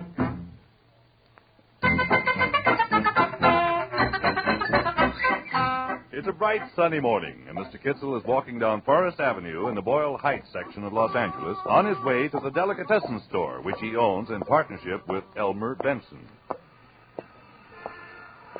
With the pickle in the middle and the mustard on top, just the way you like it, and the roll red hot. Good morning, Mr. Wilson. Hello, Mr. Kitzel. Have you perchance been to your business establishment as of yet? No, I'm just now on then my don't way. permit me to detain you. Hasten to your store with alacrity and hurry up. Men talks a beautiful English. Hurry to the store with alacrity. What for? Oh, well. Button up your overcoat when it comes a freeze. Take good care of yourself. It's Los Angeles. Good morning, Mr. Junior. Hello, Kitzel. Been to the store? No, I was just now. Better go right away. What happened? An accident? No. Elmer is sick and he didn't show up. No, Elmer's there. Then what? Take my advice, go. Goodness sake, what's going on this morning? They wouldn't even stop to exchange a hello. Maybe I better rush to the store. Oh, Mr. Perez, you're just the man I want to see. Oh, buenos dias, Senor Kitzel. Good dias to you, Mr. Perez. Say, tell me something. What's going on this morning by my store? Oh, that. I don't know. That's a statement. Mr. Perez, are you sure you don't know? Well, I know, but I don't know. From you, I wouldn't expect such a statement. From a politician, yes, but not from you. One thing I can tell you. Yeah? It is something very unusual. Unusual? What can happen so unusual? Every day is the same. We're selling corned beef, pepper beef, roast beef and cheese, salami, pastrami, and honey from bees, sauerkraut bagels, and a bottle of pop, and the pickle in the middle with the mustard on top. What can happen?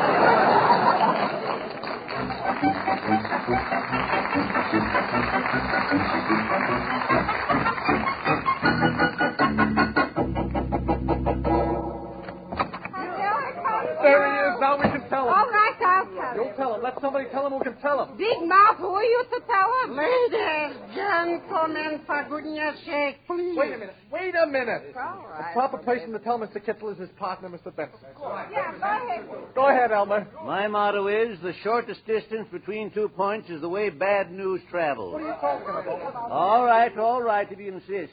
Kitzel? Yeah? It shouldn't happen to a dog, but the Chamber of Commerce of Boyle Heights just named you the friendliest man in the community. Yeah, and to make matters worse, they're going to give you a banquet. That's right. On Saturday night at the community hall, you'll be the guest of honor and have indigestion. Wow.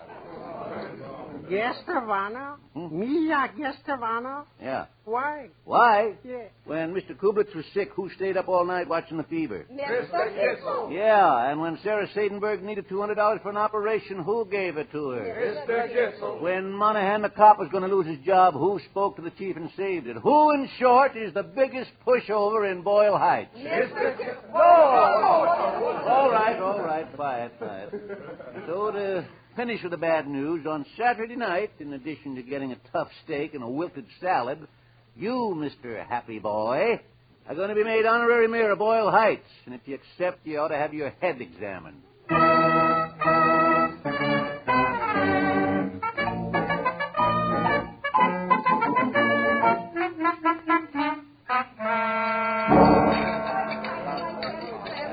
Ladies and gentlemen, please. Will the ladies auxiliary kindly desist from clearing the paraphernalia and sundries for a few minutes? Thank you. Now, it behooves me with great pleasure to introduce to you the honorary mayor of Boyle Heights, Mr. Kitzel. Everybody rise, please, to your feet. Now, all together. Happy Your Honor to you. Happy Your Honor to you. Happy Your Honor, Mr. Kitzel, the mayor of Boyle Heights.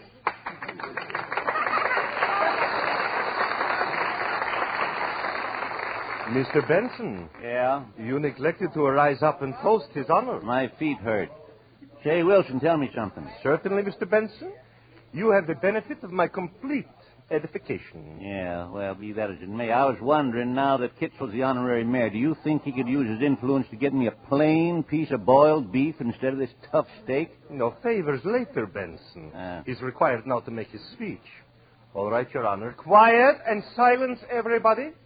His Honor is going to favor us with a few words. Don't forget, Kitzel. Begin by including everybody in. Everybody going to be... His Honor, Mayor Kitzel.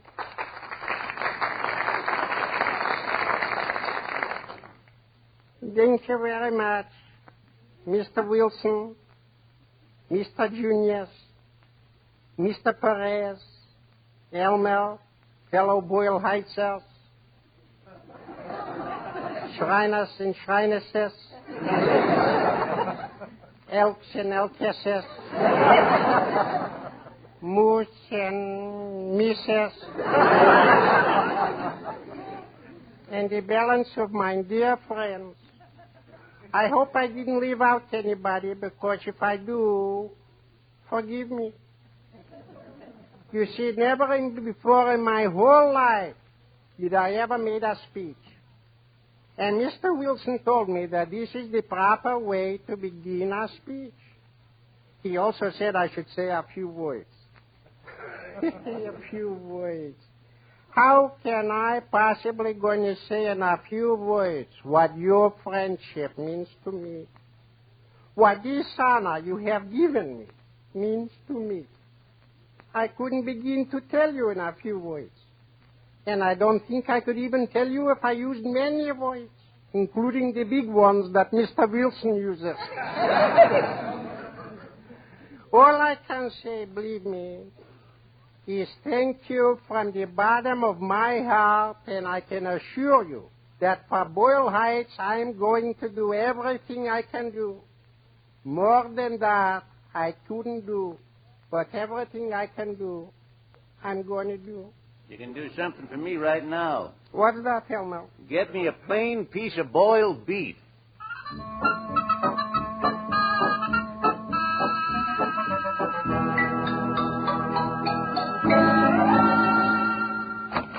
Good morning, Elmer.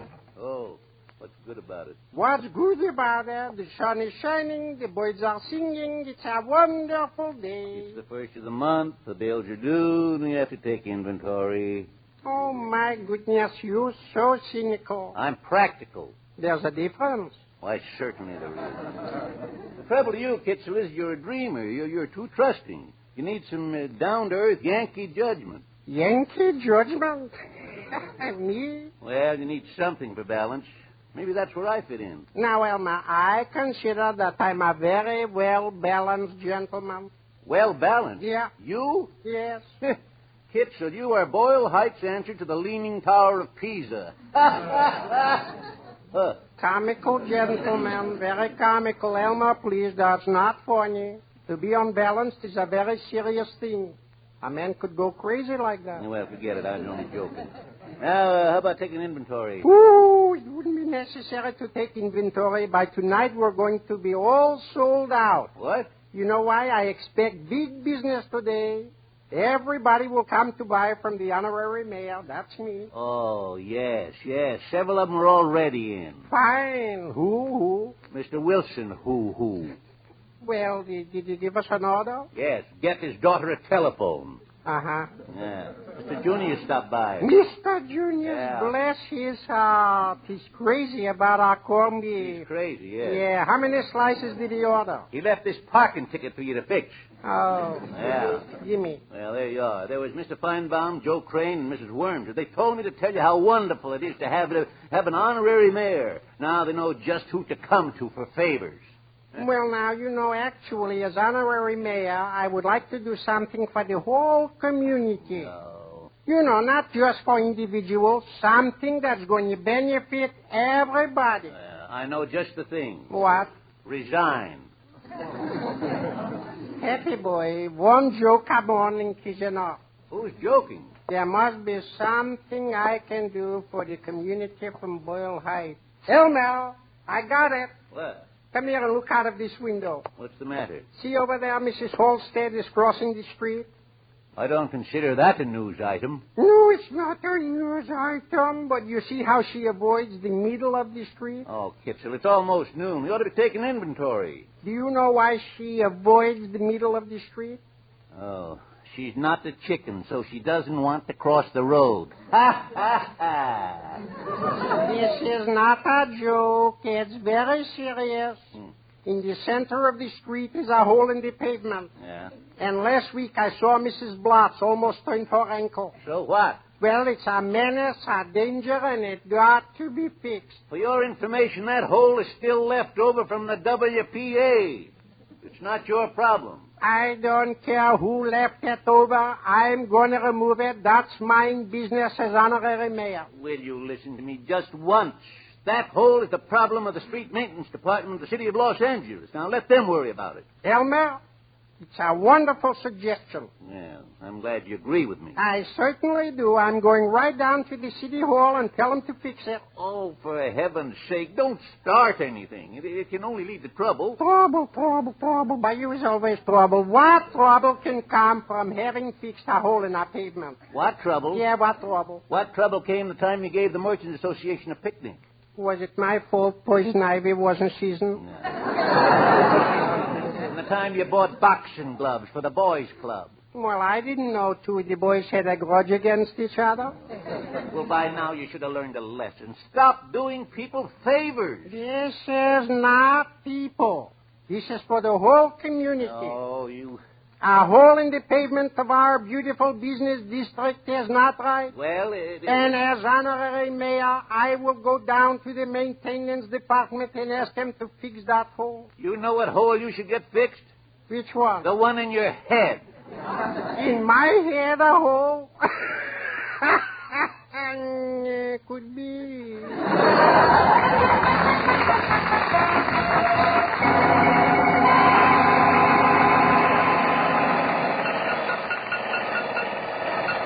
For goodness sake, what's going on? Mister! Yoo-hoo, mister! Yeah! What's going on? I got orders to fix a hole in the pavement. But I only said a small patch, for heaven's Hey, sake. Kitzel, Your Honor. Yes. Come into the store. 1 minute. Oh, mister. Yoo-hoo. Mister. Look out! You better get out of here, bud. You're going to get hurt.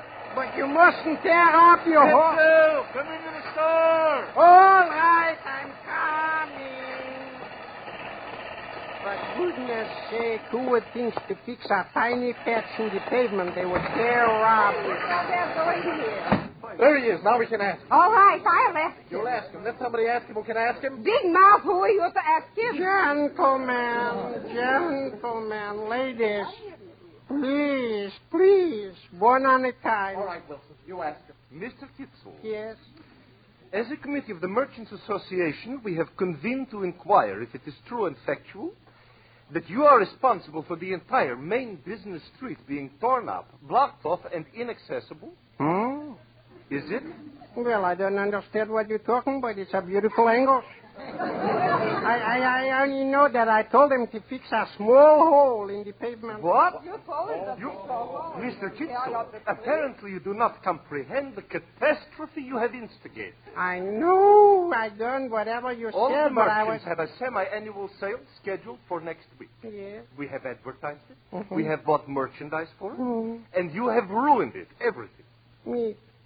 So, Mr. Kitzel, say something. What do you intend now to do? Kitzel! Juniors, what happened now? Now they're tearing up the sidewalk. Sidewalk they're tearing off. For goodness sake, Elmer, make a suggestion. Say something. Well, Kitzel, my motto is, fools rush in, and brother, you sure did.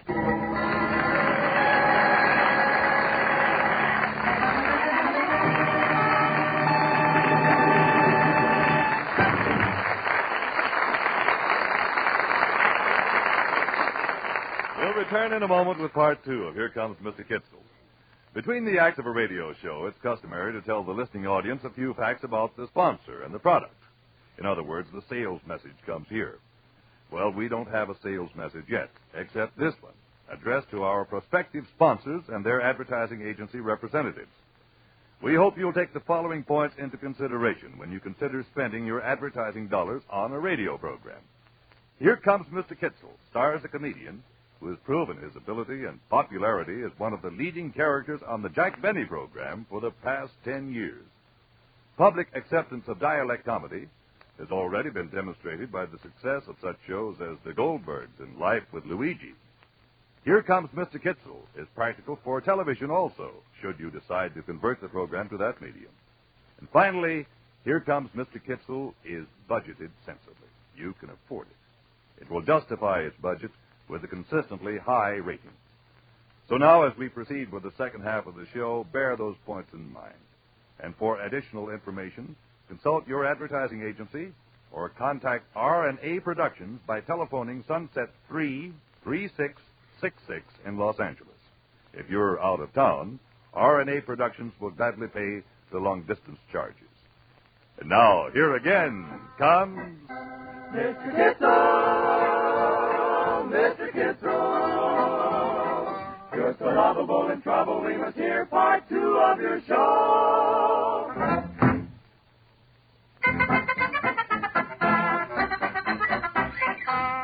It's the following day, and once again, Mr. Kitzel is walking down Forest Avenue in the Boyle Heights section of Los Angeles on his way to the delicatessen store. Did I say walking? Well, stumbling and picking its way would be a better description, for the street and sidewalk is a shambles. And all around him, the noise of the drills and shovels add to the confusion. However, as he reaches the store, he gets an idea, and he hastens to tell his partner, Elmer Benson, about it. Elmer, I got to talk to you. I got to do something about that situation. Don't you think you've done enough? Well, I mean about getting the street fixed quicker. Quicker than what? 2 weeks. 2 weeks? Yes, the man in charge of the workhouse said 2 weeks. In 2 weeks, everybody will be bankrupt. But he said that if I talk to the head man at City Hall, they might put on a night crew with a day crew, and by working 24 hours a day, the street time could be finished in half. Oh, please, Kitzel, don't talk to anybody else. My motto is, let bad enough be good enough. But I couldn't do anything now to make it any worse. Yeah, I ought to agree with that, but knowing you, I'm not so sure. Elmer, I'll go down to the City Hall right away.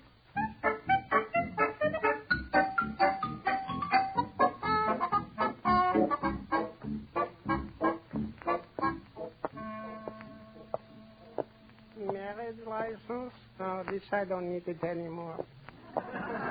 Planning commission? This I don't understand at all. Street maintenance. Here it is. Excuse me. Yes, sir? 2 days ago, I was in to see about getting fixed a hole in the pavement.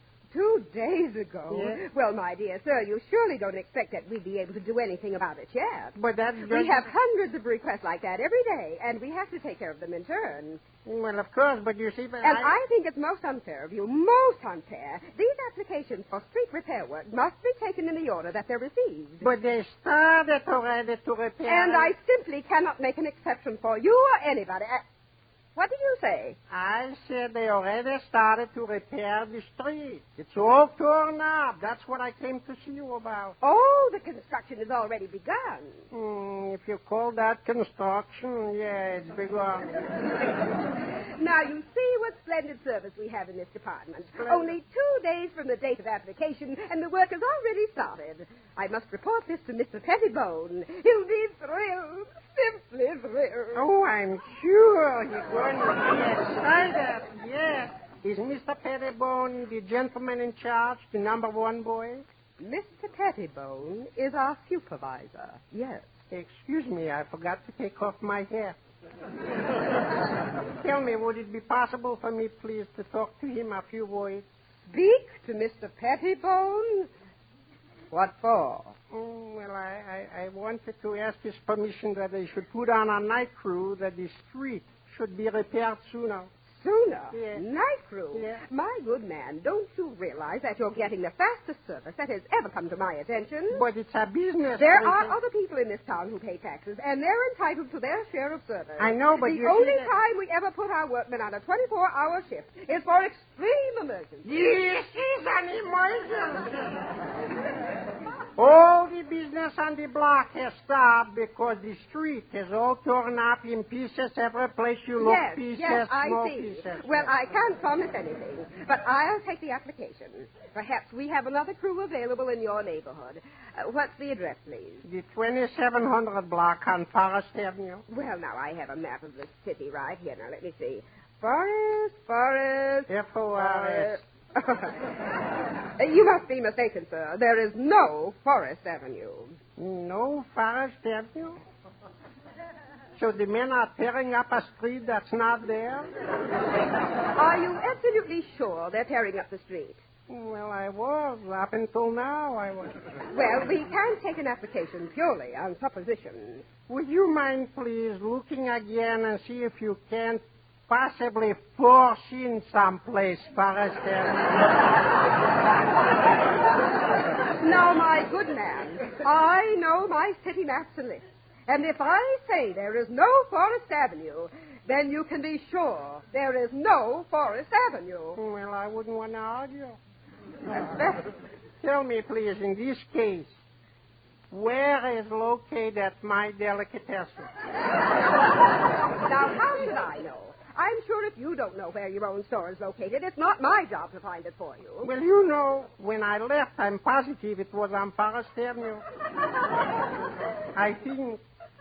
But if you say there's no such street, then it's got to be someplace else. Oh, my. If it's someplace else, then everybody on the block is lost.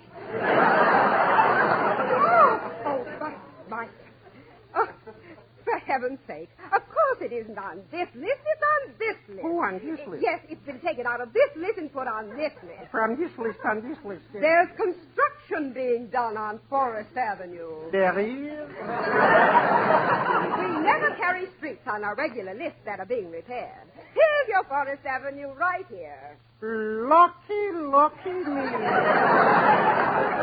You're not lost anymore. Now, you say that the traffic is impassable in both directions. Not only that, it's impossible to get through. We'll put on a double shift at once. Thank you. So glad to have been helpful. Likewise, I'm sure.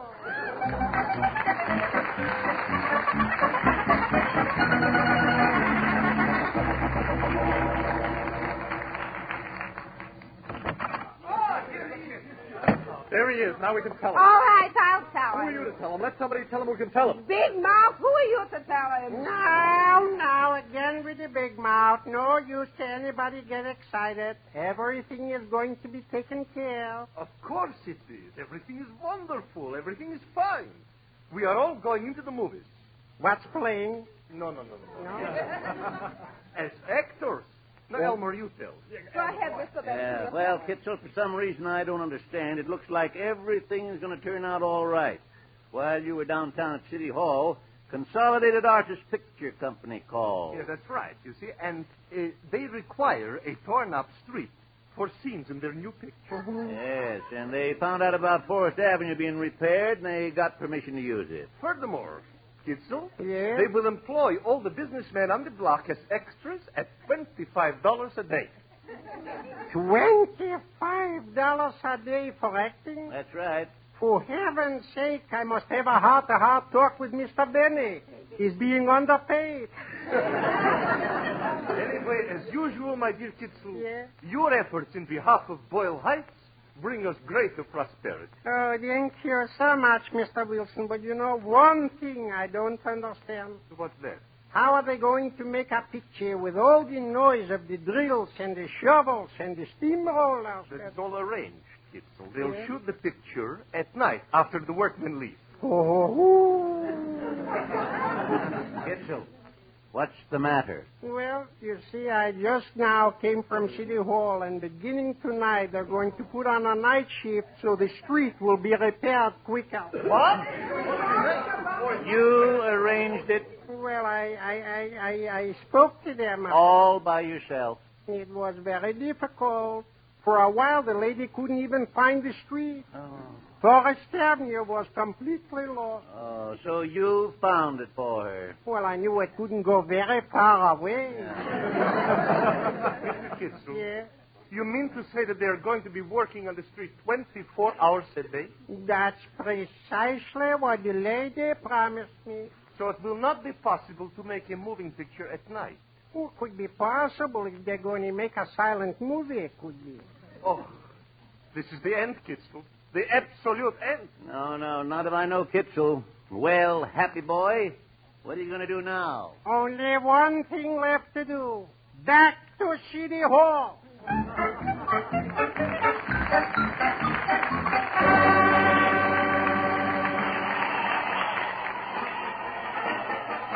That's right. Make it an extra 50 pounds of corned beef. As a matter of fact, double all the order. Hey, Kitzel, shut the door. I can't hear the wholesale market. Yeah, that's right. I said double the order. We've got big business. The street's being reopened. Elma, for goodness sake, hurry up. They're waiting for us to cut the ribbon to open up the street. All right, I'm coming up. All right, send whatever you've got. Goodbye. Mr. Wilson is waiting for us. Lock the store. Let's go. Oh, all right. Oh, my. Isn't that a wonderful occasion? Yeah. Look at those crowds, those beautiful people. Yeah. The street is so wonderful. Yeah. Elma, Hmm? I know that look on your face. Huh? Something is troubling you, I can tell. Well, I'd just like to know one thing. Uh-huh. How did you arrange for them to temporarily stop working on the street so the picture could be made? Oh, Pishpa, nothing at all. Nothing at all. The lady at the City Hall was very cooperative. What lady? The one who keeps the lists of all the streets in Los Angeles. So, what did she do? When I told her what happened and explained the whole situation, Yeah? she temporarily lost again Forest Avenue.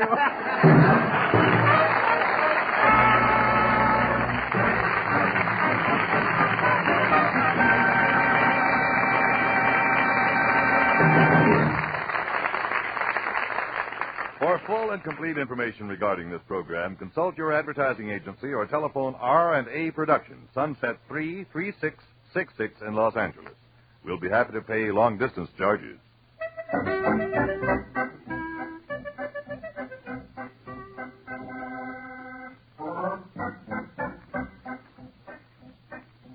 Just another second now before you go, before you go, before you go. Just another second now before you go, and the same familiar tune.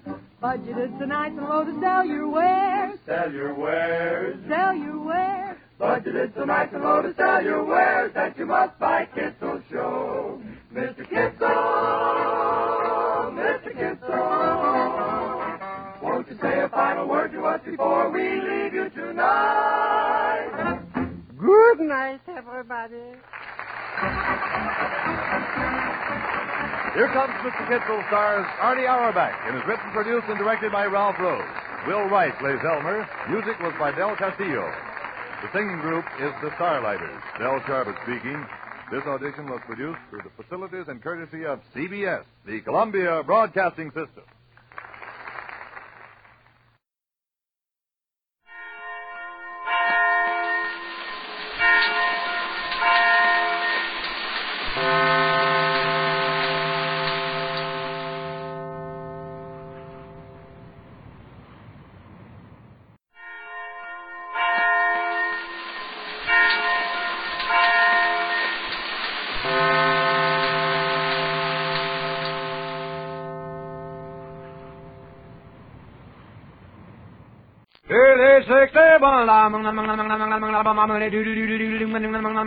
American. The Jack Benny Program, presented by Lucky Strike. Smoke a Lucky to feel your level best. Smoke a Lucky to feel your level best. Your level best. That's how you'll feel when you light up a Lucky. Because Lucky's fine tobacco picks you up when you're low, calms you down when you're tense. It's important to you as a smoker to know that fine tobacco can do this for you. And every smoker knows LSMFT. LSMFT. Lucky Strike means fine tobacco. Mild, ripe, light tobacco. Remember, more independent tobacco experts, auctioneers, buyers, and warehousemen smoke Lucky Strike regularly than the next two leading brands combined. It's good to know that fine tobacco picks you up when you're low, calms you down when you're tense, by putting you on the right level to feel and do your level best. That's the Lucky level. Smoke a Lucky to feel your level best. Smoke a Lucky to feel your level best. Get on the Lucky level, where it's fun to be alive. Get a carton of Luckies and get started today.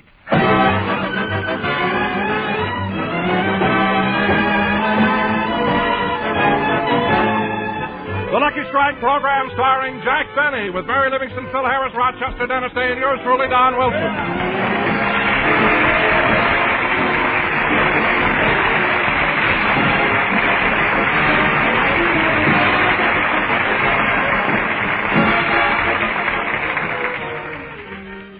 "'Tis the night before Christmas, and at Jack Benny's house, there are presents for all, even cheese for the mouse.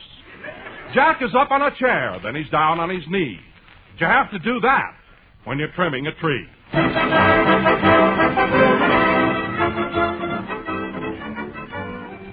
Well, we're all through, Mary. Gee, it was nice of you to come over and help me trim the tree. Well, if I didn't, you'd never get it done. Say, Jack, shall I put the snow around the bottom now? Not yet. I want to see if the lights are working. Look, I'll hold up the bulbs, and when I say ready, you plug it in. Okay. Ready? Ready. Pull it out! Pull it out! Pull it out!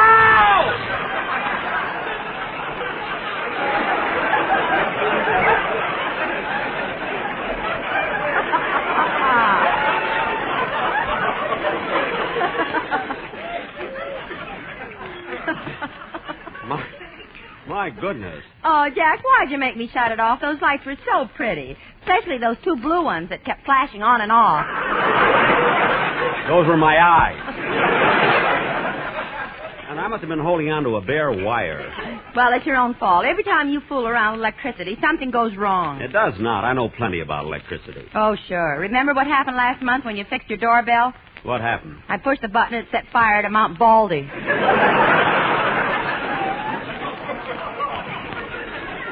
Oh, stop exaggerating.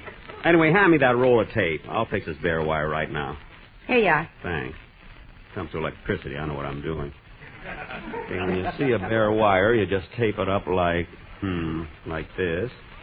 And in that way, it's insulated against outside elements. There. That'll be enough tape. All right, Mary, plug it in. Okay. Pull it out! Pull it out! Pull it out!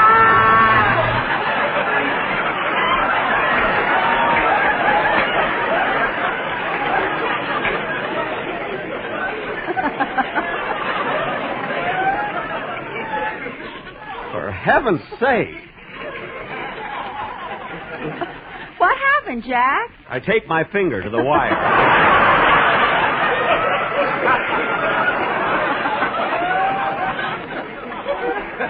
That's what happened. Oh, gee. And that time was even prettier than before. What do you mean? Your nose lit up, too. It did not. Let's get this tree finished before the gang gets here. But, Jack, what about the light? We'll have to let that go until later. Now, hand me one of those... Oh, Mr. Bailey! What is it, Rochester? I baked that cake like you told me to. Good. Did you have enough whipped cream to spell out Merry Christmas on top? Yeah. Say, boss, how many R's in Mary? 2. Oh. Oh, well, then you better add one. Add one? I better cross one out. I got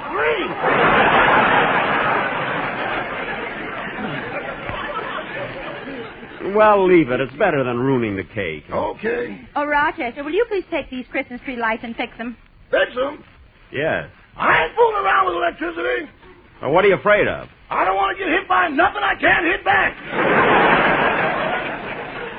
Oh, Rochester, imagine being afraid of electricity. Suppose Robert Fulton was afraid. He never would have invented the electric light, would he? Jack, you're thinking of Thomas Edison. Edison? Well, then, what did Robert Fulton do? He invented the slow boat to China. Oh, yes. Now, Rochester, please fix these lights, will you? Okay. Let me see now. In electricity, there's the electrons and the electrodes. Then there's the positive and the negative. But I ain't positive which one is negative. Then there's the atoms. Now, the atoms are supposed to go from the positive to the negative. Or maybe they go from the electrons to the electrodes. Then again, maybe they go from NBC to CBS.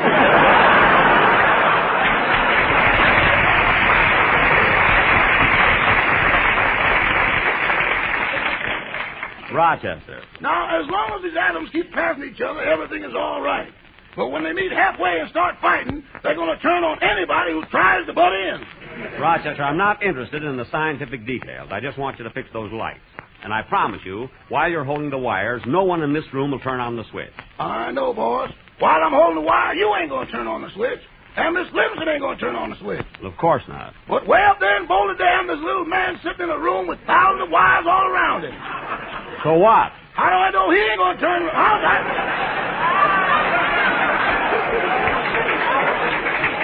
You can read that one again. This is a preview. Go ahead. How do I know he ain't going to do something just to break the monotony? All right. I'll fix it myself. Come on, Mary. Help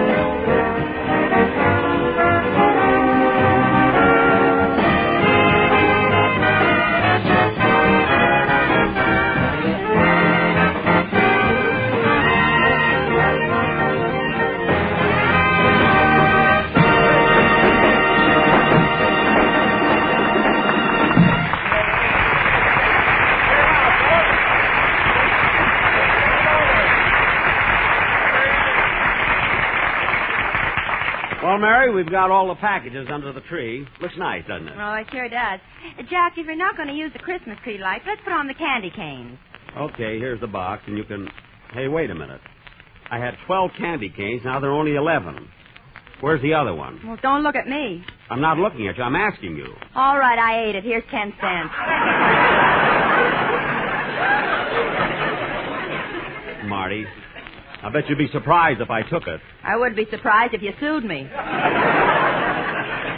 Mary, let's get this finished, will you? Jack, you better pick those lights up off the floor before somebody steps on them. Oh, yes.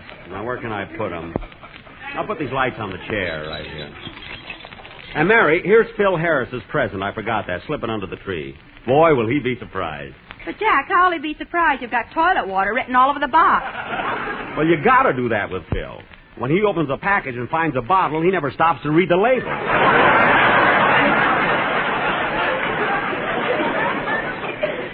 Last year, I gave him a miniature ship and a bottle, and the mask stuck out of his mouth for 3 days.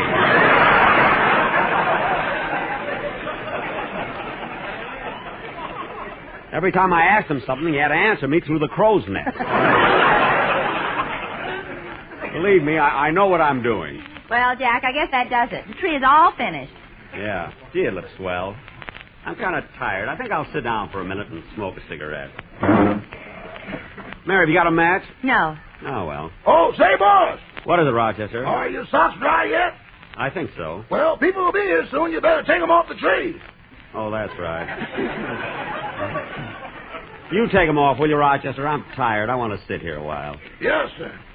Say, this tree looks awful nice, but it's kind of dark. Oh, no wonder the lights aren't plugged in. I'll fix that. Pull it out! Pull it out! Pull it out!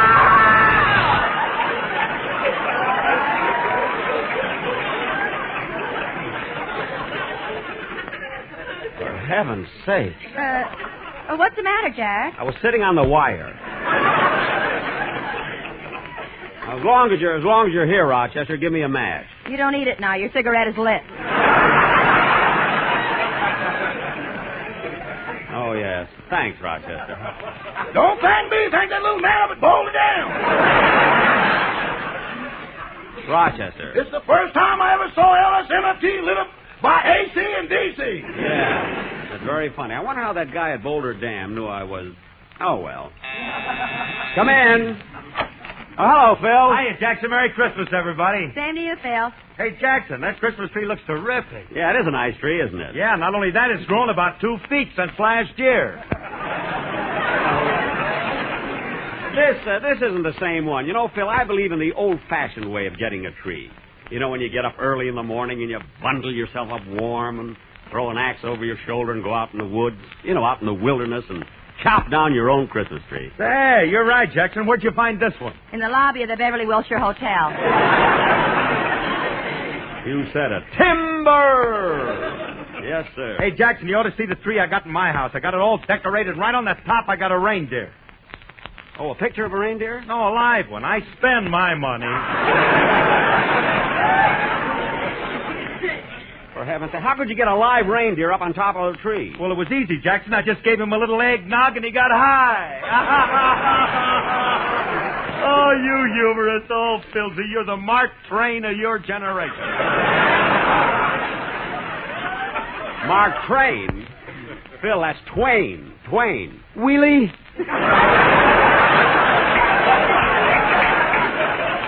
Phil, after a gag like that, you're lucky Santa doesn't scratch you with his claws. Say, that was pretty good, too. Don't bother sending us Cracker Jack, Mother. We're now getting corn by the ton. Oh, I don't know, Mary. I thought it was pretty cute.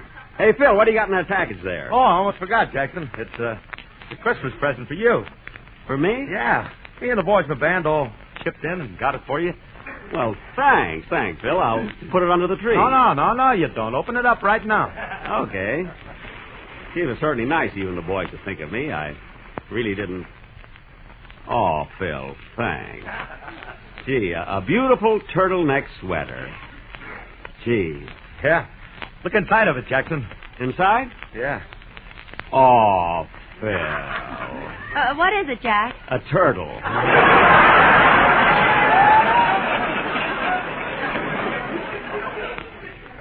Fine present to give me. I'll fix him. Come here, Phil. Sit down on my chair. Well, thanks, Jackson. Are you comfortable, Phil? Sure. Good. Mary, push in the plug. Oh, Jack, you wouldn't dare. Hand me the plug. I'll give it to him myself. Hey, Jackson, what about my present? Just sit where you are. You'll get it. It's a surprise. Mary, watch me jump. 1, 2, 3, there.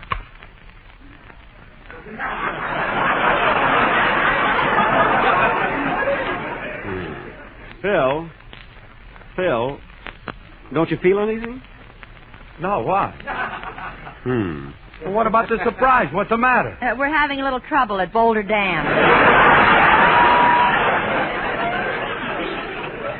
Mary, I can't understand what went wrong. Phil, stand up a minute, will you? Okay. Well, let's see.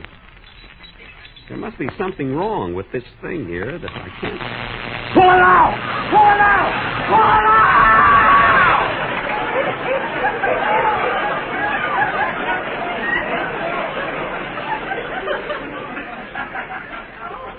A fine thing to do to a guy on Christmas Eve. Of course, I won't be able to talk at all on July 2nd.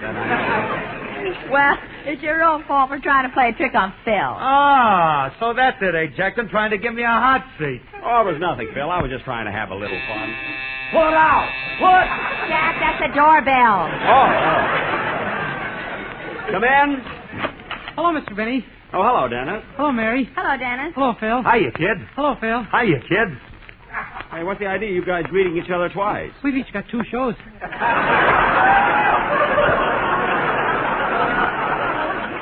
Oh. Well, Dennis, I'm glad you got here, but I thought you were going to bring your mother with you. Oh, she couldn't come today on account of the flu. The flu? Yes, she's cleaning out the chimney. What? Well, that's about all I can take. I'm going to the bar and start warming up for New Year's Eve. Dennis, I don't know what you're talking about. If your mother has to go around wiping out chimneys, why doesn't your father help her? What do you think she's wiping them with?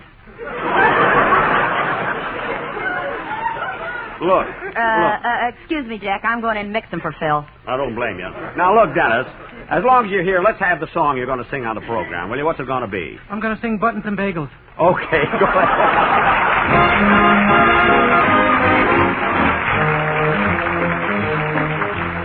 East is east and west is west, and the wrong one I have chose.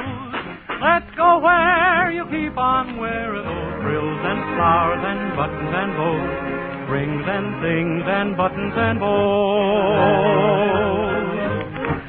Don't bury me in this prairie, take me where the cement grows. Let's move down to some big town where they'll love a gal by the cut of her clothes. You'll stand out in buttons and bows. I love you in buckskin or skirts that you've homespun, but I love you longer, stronger, where your friends don't hold a gun. My bones denounce the buckboard bounce and the cactus hurts my toes. Let's vamoose where gals keep using those silks and satins and linen that shows you're all mine in buttons and bows. A western ranch is just a branch of nowhere junction to me. Give me the city where living's pretty and the gals wear finery. My bones denounce the buckboard bounce and the cactus hurts my toes. Let's vamoose where gals keep using those silks and satins and linen that shows you're all mine in buttons and bows. Give me eastern trimming where women are women in high silk hose and peekaboo clothes, French perfume that rocks the room, and you're all mine in buttons and bows.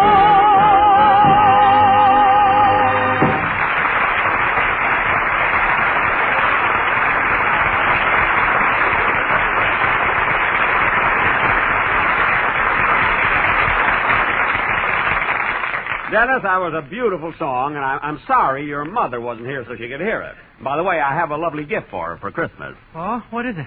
Don't tell her, but I'm sending her a pair of alligator shoes. Alligator shoes? That's awful. What's awful about it? Now some poor alligators running around barefooted. Oh, for heaven's sake. Now, kid. In the winter, too. Dennis, quiet. Now, let's go in the other room. Well, say, Mr. Benny. What? You see this tie I'm wearing? My girl knitted it for me for Christmas.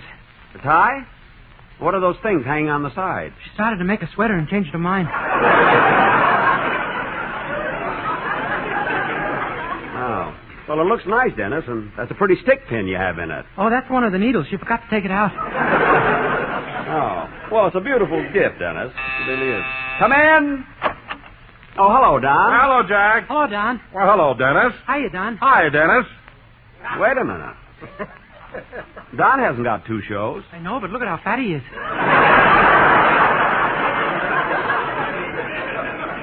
Well, you have a point there. That's a knitting needle. Now cut that out!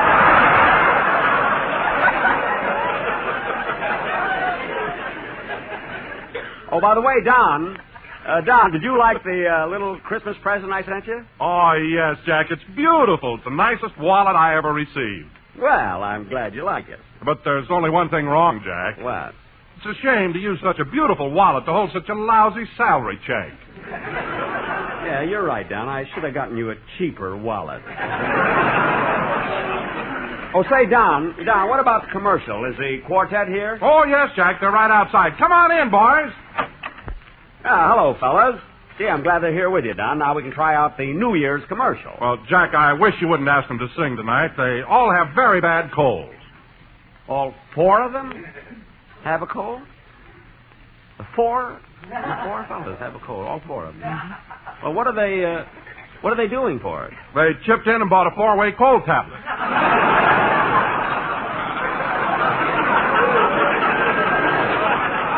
Well, let's try the commercial anyway. At least I'll get an idea of it, you know. Okay, but with their colds, Jack, I don't know how it'll sound. Oh, what's the difference? Let's try it. Okay, take it, boys.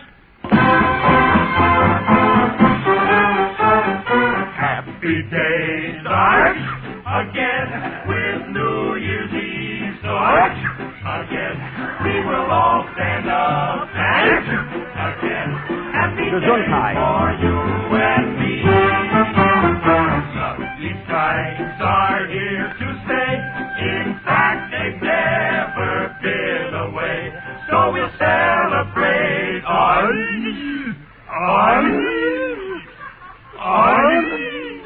New Year's Day. Thank goodness. With an LSMFT.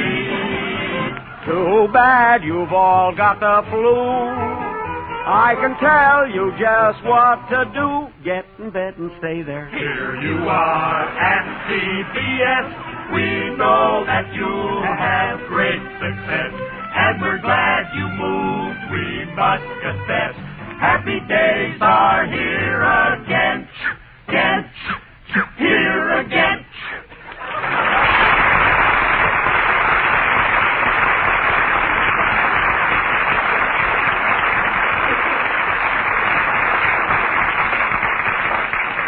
Gee, they must have caught that cold from Guy Lombardo.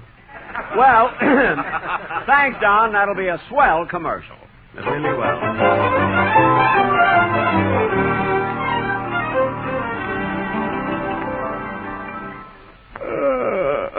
Well, it's been a very nice Christmas Eve. Everybody had a good time. They've all gone home. I'm ready for bed, too. You know, boss, your quartet sure has a bad cold. I know. I don't want to catch one either. Rochester, I'm ready for bed. You want me to get you an extra quilt? No. I'll use my new electric blanket. Of course, you know what's coming. That's the hell of it, you know what I mean? Ah, this bed feels good. It's a little chilly, though, Rochester. Plug in the blanket. Yes, sir. Pull it out! Pull it out!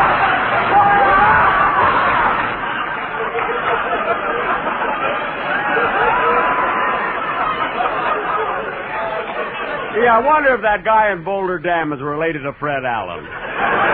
Oh, well, I'm going to sleep. Good night, Rochester. Good night.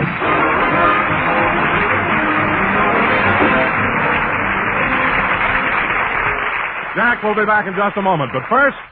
Smoke a Lucky to feel your level best. Smoke a Lucky to feel your level best. You see, Lucky's fine tobacco picks you up when you're low, calms you down when you're tense. It's good to know that fine tobacco can do this for you. And that's why it's so important that you select and smoke the cigarette of fine tobacco, Lucky Strike. And as every smoker knows... LSMFT. Lucky Strike means fine tobacco. No wonder Lucky Strike is the overwhelming favorite of tobacco experts. For more independent auctioneers, buyers, and warehousemen smoke Lucky's regularly than the next two leading brands combined. So... Smoke a Lucky to feel your level best. Get on the right level, the Lucky level, where there's real joy in living, where it's fun to be alive. The Lucky level, where you feel your best and do your best. Smoke a Lucky to feel your level best. Smoke a Lucky to feel your level best. And remember, here's a gift every smoker on your Christmas list is sure to appreciate. A carton of Lucky Strike cigarettes in beautiful holiday wrapping. And for that special someone, get Lucky Strike 500, a handsome gift box of 25 packages of Lucky Strike cigarettes. Thank you very, very much, ladies and gentlemen, and a very Merry Christmas and a Happy New Year to you all.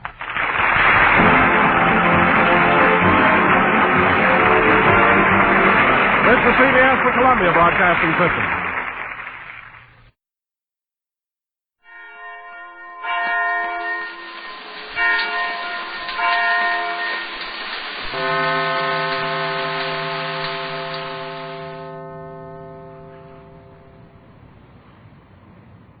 Schlitz, the beer that made Milwaukee famous, presents The Halls of Ivy, starring Mr. and Mrs. Ronald Colman.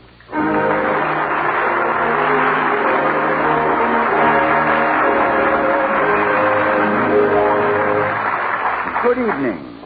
This is Ronald Colman. And Benita Colman. Inviting you to join us again on the campus of Ivy College as the guests of our sponsors, the brewers of Schlitz Beer. The taste of Schlitz, the taste so many people prefer, has made Schlitz beer first in sales in the USA. If you like good beer, do as millions of people are doing all over the nation. Ask for Schlitz, the most popular beer in history. And now, the Halls of Ivy.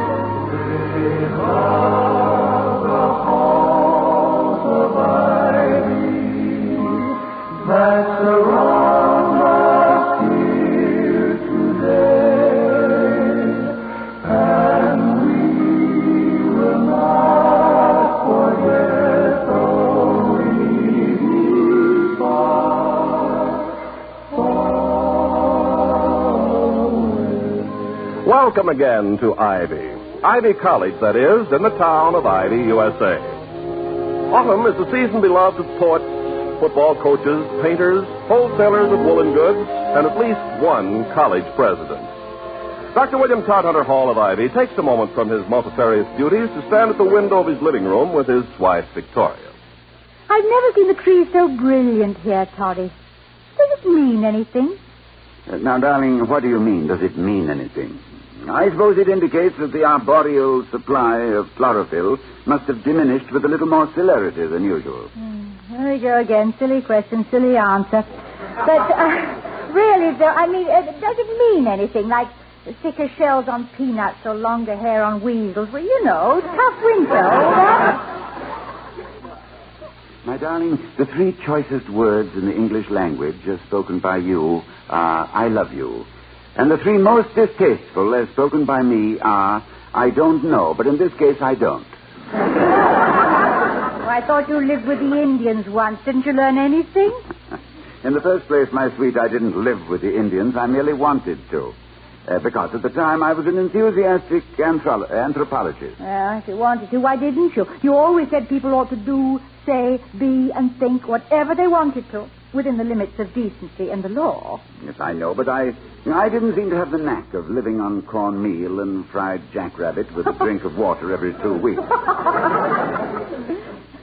I sometimes wonder, with the world headed for possible catastrophe, whether we shouldn't inaugurate a course in personal post-atomic survival. You mean like how to remove spots from your leopard skin? Yes, exactly. How to distinguish the edible wild carrot from the inedible deadly nightshade. How to snare a wolf. Well, don't need a course in that. That's too elementary for an Ivy girl. Yeah, I overheard an example of it today. Oh, where? On the front steps of the library, a boy said to a girl, "Hey, charm face, didn't I meet you someplace this summer?" And what did she say? Well, she said, "It's possible. I spent the summer under a flat rock."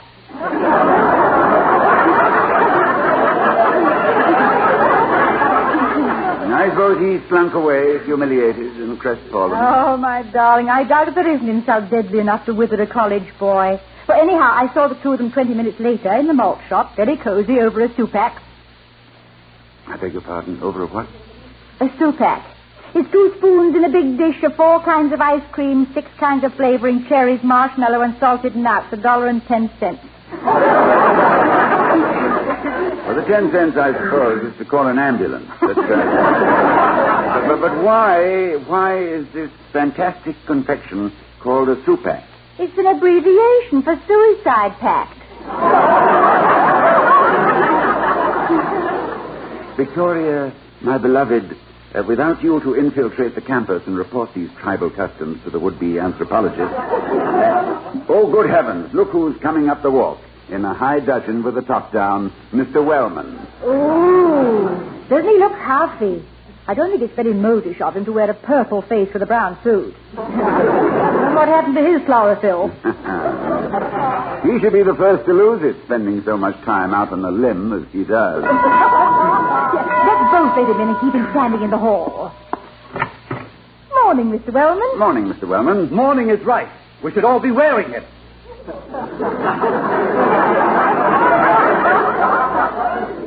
Wearing what, Mr. Wellman? Morning, Mrs. Hall. Morning. Morning, Mr. Wellman. Morning, Mr. Wellman. Morning, Doctor. Please. This is no occasion for jocularity. I said we should all be wearing mourning, and that's exactly what I meant. Dignity on this campus is dead. Dead, Dr. Hall, dead. Take off your hat, Victoria. Mr. Wellman, if I didn't know you were the kind of man who always understates a situation, I'd say you were over-dramatizing this one. Flattery has never swerved me from my goal, Mrs. Hall. Well, in this particular case, Mr. Wellman, what is your goal? My goal is the elimination of the anthropology department, or at least an admonishment to the a reevaluation of the... Well, anyway, something must be done about it. Well, it's one of Dr. Hall's favorite departments, Mr. Wellman. I know that, and it only emphasizes the disgraceful activities, the impertinence of it. It has bitten the hand that feeds it, and Mr. Wellman... What is it? Let's pass the generalities and get to specifics. What is the indictment? You know a student named Thomas Finley? Well, the one who wrote the article about Ivy College? That's the one, a vicious, underhanded, prejudiced... No, just a moment, please. I read the Finley article, and I enjoyed it immensely. The boy's a sharp critic. Is that all you can say about it when he has so foully attacked the alumni, the football management, the professors, the fraternity system, and you? You, Dr. Hall. Didn't you read what he said about you? Well, that's the part he enjoyed the most. I thought it demonstrated a rare discernment and a definite kind of courage to say that the president of Ivy was too prone to consider the students as individuals and their problems as his own. The president, according to Finley's view, should be more aloof, more inaccessible. His pronouncements should be Olympian, and his activities clothed in mystery, thus enhancing his authority. I disagreed with it completely. Well, something must be done about it, Dr. Hall. Something drastic. No class assignment in anthropology could excuse such an attack on this institution. At the very least, he must retract the article and make no apology. No. No? That's what the man said, no. Mr. Wellman, please listen. I'm listening, but I warn you, I disagree with what you're going to say. Oh, probably. And a prime example of pre-censorship at its lowest level. While I certainly do not agree with many of his conclusions, I can only applaud his effort and the courage of the Ivy Bull in printing it. Well, I must say, Dr. Hall, your attitude is the most... this is anarchy, Dr. Hall, anarchy. It is treason to attack this... Mr. Wellman. Yes, Mrs. Hall. I'm sure the Ivy Bulletin would be happy to print your side of the question, if your remarks would be printable, I mean. You mean for the chairman of the board of governors of this college to bandy words with a young... to so forget my dignity as to argue in print with... No. 1,000 times no. On the contrary, I shall demand a retraction. I shall demand his dismissal on the grounds of insubordination and ask the board to see that you, Dr. Hall, are reprimanded for encouraging this undergraduate insurrection. Good day.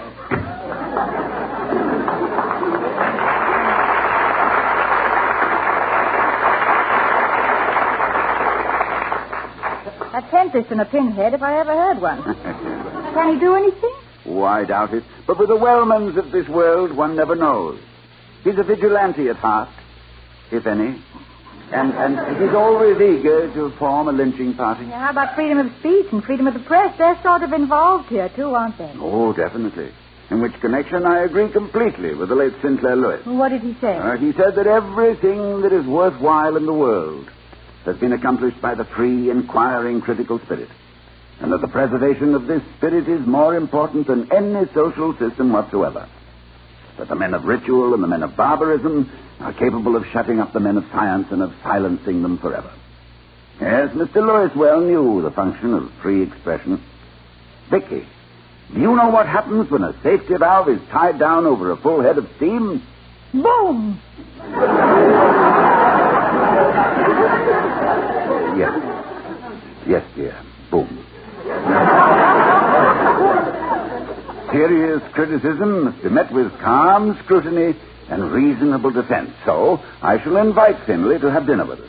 Hand me the phone, will you, darling, so I can ask him? You didn't ask me if I was prepared to have a gift. I never do, and you always are. I must say it gives me a splendid sense of domestic security. Well, having enough to eat in the house always gives me one, too. Hello? Will you please locate a student named Thomas Finley for me? Yes, this is Dr. Hall. No, Finley. Finley. F as in fearless, I as in independent, N as in noteworthy, L as in liberty, E as in enterprising, and Y as in, Yankees, 4-3. Yankees.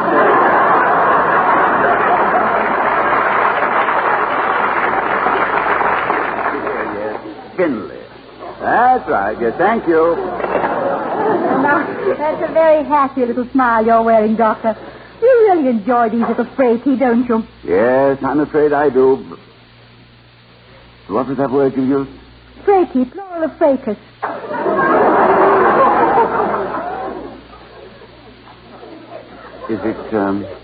Is it legitimate?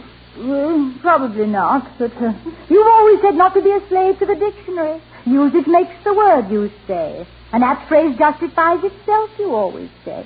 Unorthodox vigor of expression is preferred. The proper down, you say. You always... Yes, that's enough, yes. I am convicted by my own eloquence. Well, I'd just like to have you know I treasure everything you say. Well...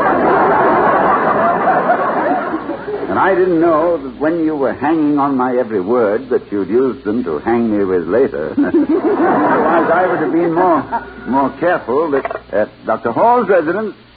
Oh, yes, Finley. Yes, I did. Can you join Mrs. Hall and me for dinner here tonight? Yes, I thought we could discuss the article in the Bull. And a possible bull in the article.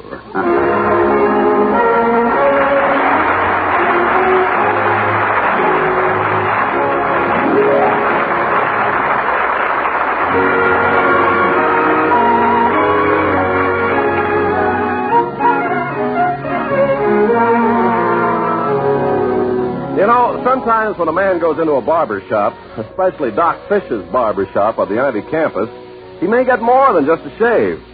For example, the other day I noticed Doc's chair was empty, so I... Well, howdy, Doc. How about a shave? Sit right down, Mr. Carpenter. You're lucky I'm free. And I'm lucky because I wanted to talk to you. Huh?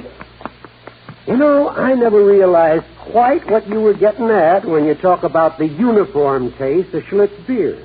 And then, it hit me the other day, it's just like the barbering business. Well, sir, a man picks his barber for reasons of his own. You know what I mean? Why, yes. And every time he goes to get his hair cut, he expects the same kind of a job.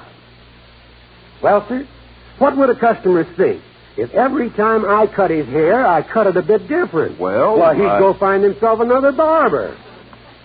Now, with beer, folks look for one they like for reasons of their own. And they expect the same taste every time they pour a glassful. How about a hot towel? Oh, fine. Schlitz beer, I found out, has the same dandy taste bottle after bottle, year after year. And because of that, the folks who ask for it regular are never disappointed.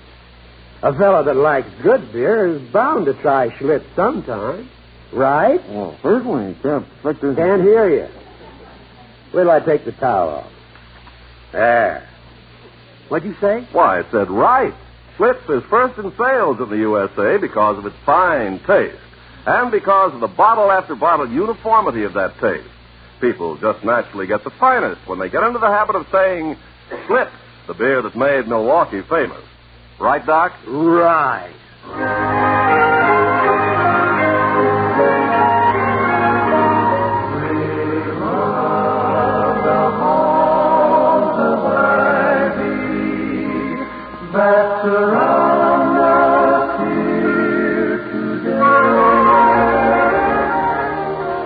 As we return to the halls of Ivy, we find the Halls and their guest, Thomas Finley, having after-dinner coffee in the living room.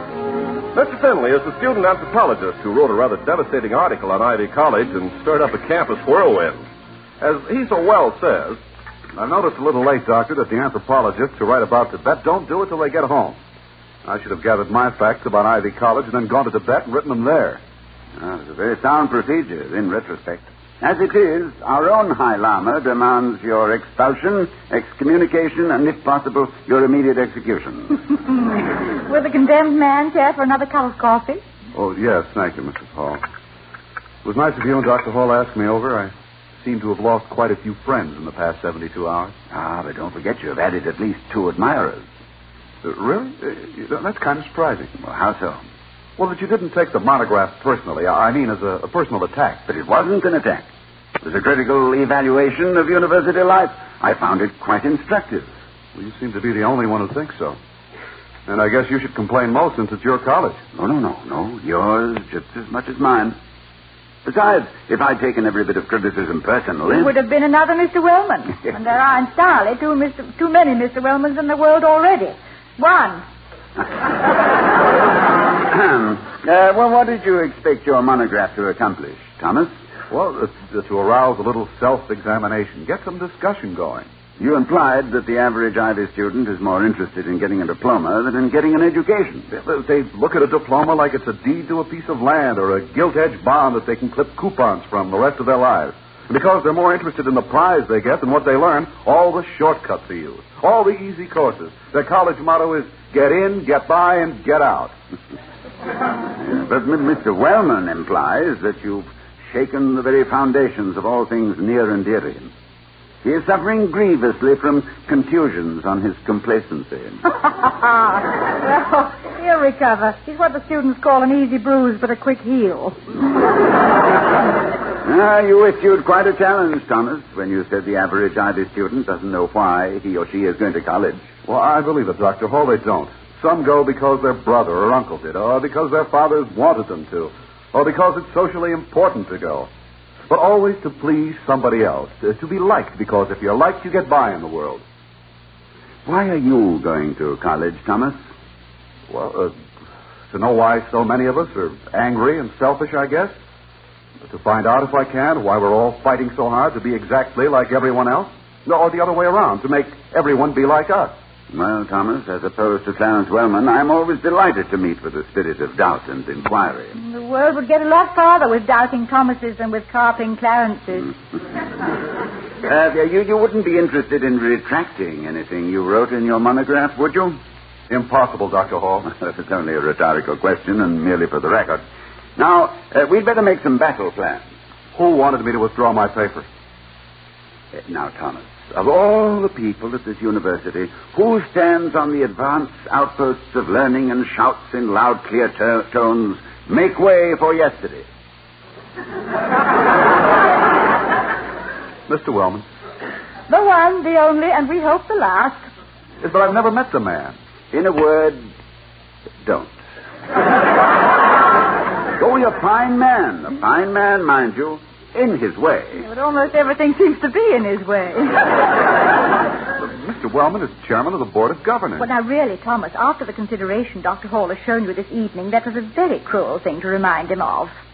Well, I'm of the firm opinion that Mr. Wellman will lose interest in this issue because the most important yearly event in his life has just begun. Oh, don't tell me he's going to retire from the board. Bless his little heart, his very little heart. No, it's not that. No, it's something that has a deeper and more profound influence on the limited but energetic life of Clarence Wellman. The football season. Of course. The Ivy backfield will block you out of his mind, Thomas. My football to Mr. Wellman is... Maybe you'll have a chance to talk to him after all, Finley. I better make some more coffee with a dash of soothing syrup. Hello, Doctor. Am I being inopportune? Mr. Merriweather. No, indeed, delighted to see you. Come in. I just happened to be passing this way on purpose and wanted to pay my respects to Mrs. Hall while I was wearing my best necktie. Victoria, here's the lower left-hand corner of our potential triangle. Your admirer, Mr. Merriweather. Oh, Mr. Merriweather, it's so nice to see you. Now, come on in and sit down. Ma'am, you're a sight for weary bifocals. Several times this summer I started to write you a love letter and sneak it into your mailbox, but I couldn't spell frustrated and my wife wouldn't help me.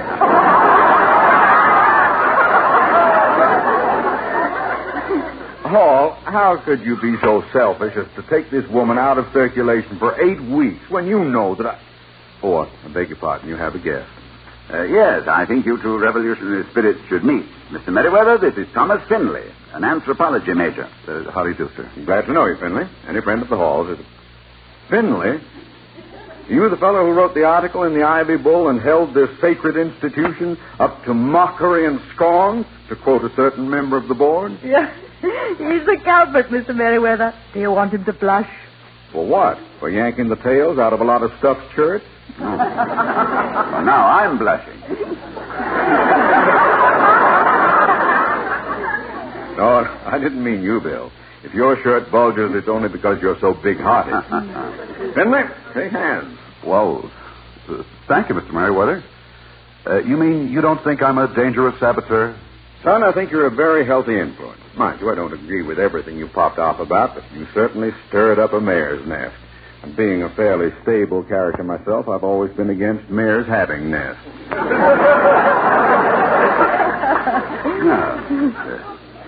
A statement of principle which I shall remember and cherish. And probably quote. Oh, no. Yes. Well, anyway, it's nice we have one member of the board who doesn't think this young man should be boiled in printer's ink. If the football coach catches him, he'll be fried in rubbing alcohol. Well, I don't remember being particularly unkind to the coach. Overemphasis on football, yes, and commercialism in sports. You mean you haven't heard about our star quarterback, Nitro Needham? Well, I haven't. Has Nitro exploded, too? Well, we'd better have some more coffee, Thomas. And you, Mr. Merriweather? Ma'am, just talking to you is stimulating enough without adding caffeine. And while I hate to be the bearer of ill tidings, it seems that Mr. Nitro Needham has gone into a huddle with himself and refuses to play any more football till he decides why he is going to college.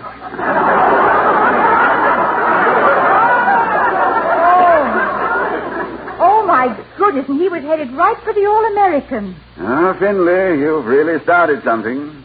Perhaps you didn't realize that self-examinations are the hardest ones to pass. You made a football player wonder where his real goal was. Well, it's very gratifying, but I hope I haven't overdone it, considering I'm here on a scholarship. Maybe if I hadn't stirred up such rucky? Such what? Rucky, plural of ruckus.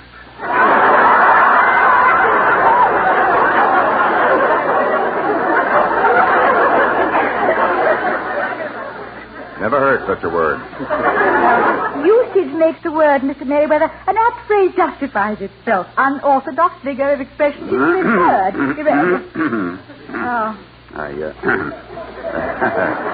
Thank you, Victoria. No, I'm glad to help anytime. Mr. Merriweather, have you discussed this thing with Mr. Wellman? It might better be said that I listened to a 20-minute howl of anguish from Clarence. Among his more quotable remarks were that in the person of Finley, we have been nourishing a viper in our bosom. Made me stop twice on the way over here to get a little snake bite remedy. He also said that between him and the Alumni Association, they'd find a way to cancel Finley's scholarship. And I'll find a way to see they don't find a way. Clarence also suggested in a well-modulated scream that if Finley wanted to criticize Ivy, let him go to Harvard or Princeton. If he could get past our blacklisting. Blacklisting? What a horrible... Excuse me, ma'am. Let me finish this while I can remember the more temperate aspects of the harangue. Clarence said that if Finn didn't get Needham back on the football field, he'd turn the anthropology department into a gymnasium. And that hereafter he'd keep a sharp eye out for any ungrateful student who would sink so low as to kick his mater in the face. Alma, that is.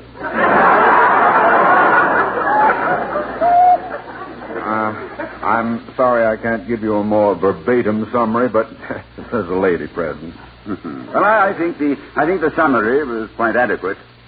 And quite a wintry summary, too.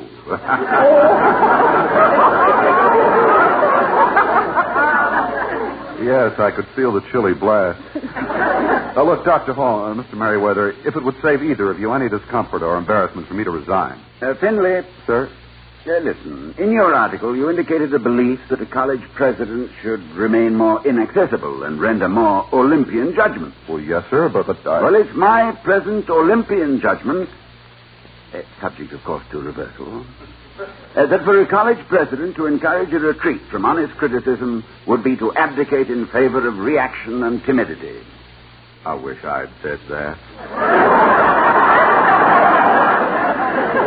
This college, Finley, this college, like all good colleges, is dedicated to the principle of knowledge through inquiry. If we encouraged none but popular opinions, no course but the safe one, no approach but the orthodox, no appraisal without praise, we would be false to our concept of an educational institution. I take pride in having among us a student who has the courage, the initiative, and the insight to point out a line of self-examination and reevaluation which can only be a healthy influence on... I'll take care of this point killer. Dr. Hall's residence. Oh, hello, Mr. Wellman. Tell him we're talking to the Viper. I will say, Mr. Wellman stays with us. For me, Victoria? Yes. But something's gone wrong. He's being sweet. Must be a bad connection. Yes, Mr. Wellman. You say that Nitro Needham's father was... Well, yes, but we...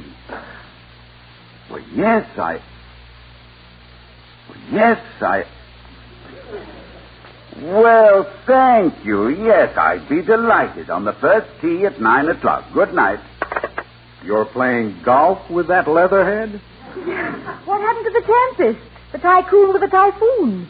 Yes, and what about Needham's father, Mr. Hall, if it's any of my business? Oh, it's definitely your business, Finley. It appears that Nitro talked it over with his father, who was so pleased to know that his son would take time out from football to think, that he is sending Mr. Wellman a generous check toward the new stadium.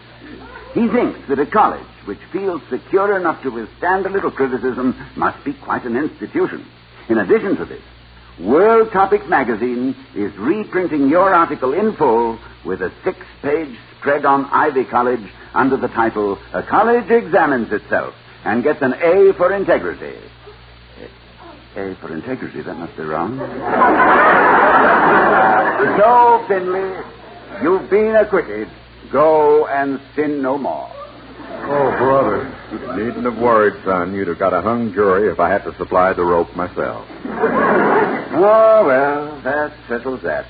Well, darling, everything's wonderful. What are you so gloomy about? Well, it's Mr. Wellman's fault as usual. It's rather disconcerting to don one's armor, mount the charger, raise the bugle to sound the charge, and find oneself drowned out by the enemy's rendition of I Love You Truly.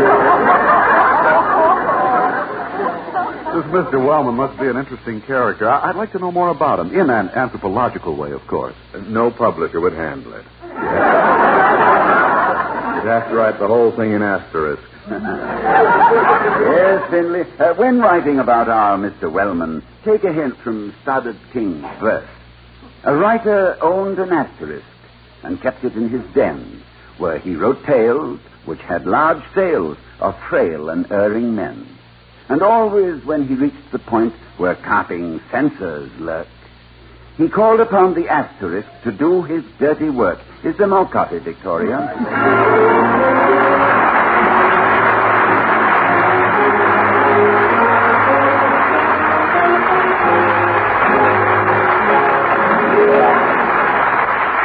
Of Ivy, starring Mr. and Mrs. Ronald Coleman, has been presented by Schlitz, the beer that made Milwaukee famous. The taste of Schlitz, the taste so many people prefer, has made Schlitz beer first in sales in the USA. Why don't you, too, enjoy the most popular beer in history? Next time, every time, ask for Schlitz beer. Now, here again are Mr. and Mrs. Ronald Coleman. I've been asked to remind you of the urgent need for blood by our armed forces. The love of fair play and justice is in the blood of every American. And it is only fair and just to give our fighting men some of yours, to fight for you. Just contact your local Red Cross unit, and do make a point of remembering. And so good night from our sponsor, the Joseph Schlitz Brewing Company of Milwaukee, Wisconsin, and its thousands of friendly dealers throughout the nation. Good night.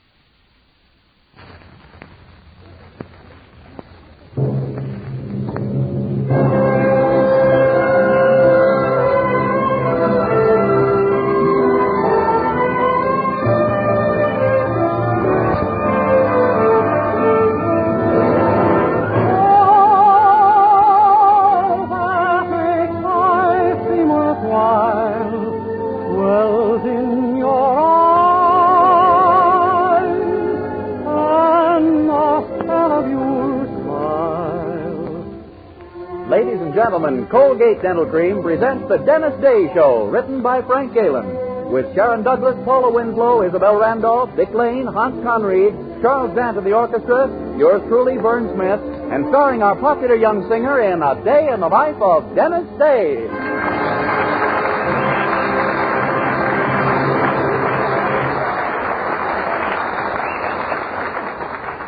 Twice a day and before every date, use Colgate Dental Cream to clean your breath while you clean your teeth. Here's Dennis to sing Dear Old Donegal. It seems like only yesterday I left the port of Cork, and on a ship from Old Erin's Isle I landed in New York. Without a friend to meet me there and a stranger on the shore, I wore an honest Irish heart and fortune came galore. So here I am going back to dear Old Erin's Isle. The friends they meet me on the pier and they'll greet me with a smile. There are faces there that I'll surely forget, for I was so long away. But me mother will introduce them all, and this to me will say, shake hands with your Uncle Mike, me boy. Shake hands with your sister Kate. And here's the girl you used to swing down by the garden gate. Shake hands with all the neighbors and kiss the colleens all. You're as welcome as the flowers in May to dear old Donegal. They'll give a party when I get back, and they'll come from near and far. They'll line the road for miles and miles with Irish jaunting cars. The spirits will flow and we'll all be gay and we'll fill our hearts with joy. The piper will play an Irish reel to greet the Yankee boy. They'll come Brannigan, Flanagan, Milligan, Gilligan, Duffy, McCuffy, Malarkey, Mahone, Rafferty, Lafferty, Donnelly, Connolly, Dooley, O'Dooley, Callahan, Flanahan, Fagan, O'Hagan, O'Holahan, Flynn, Shanahan, Lanahan, Hogarty, Fogarty, Kelly, O'Kelly, Shapiro, McGinn. Then I'll shake the hand of me Uncle Mike, the hand of me sister Kate. Oh, I'll hug and squeeze as much as I please the girl in the garden gate. I'll invite all the neighbors to me wedding great and small, and I'll listen, send, and pay no hand in dear old Donegal.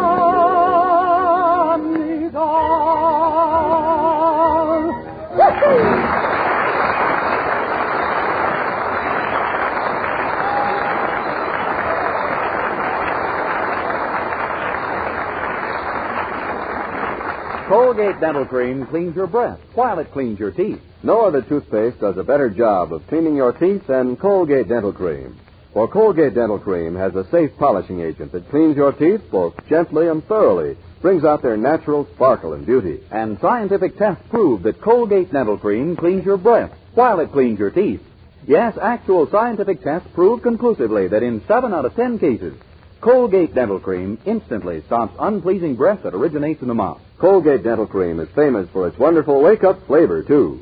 Nationwide tests of leading toothpastes prove that Colgate Dental Cream is preferred for flavor over other brands tested. So try Colgate Dental Cream to bring out the natural sparkle and beauty of your teeth. For a wake-up flavor you'll thoroughly enjoy. And use Colgate Dental Cream twice a day and before every date to clean your breath while you clean your teeth.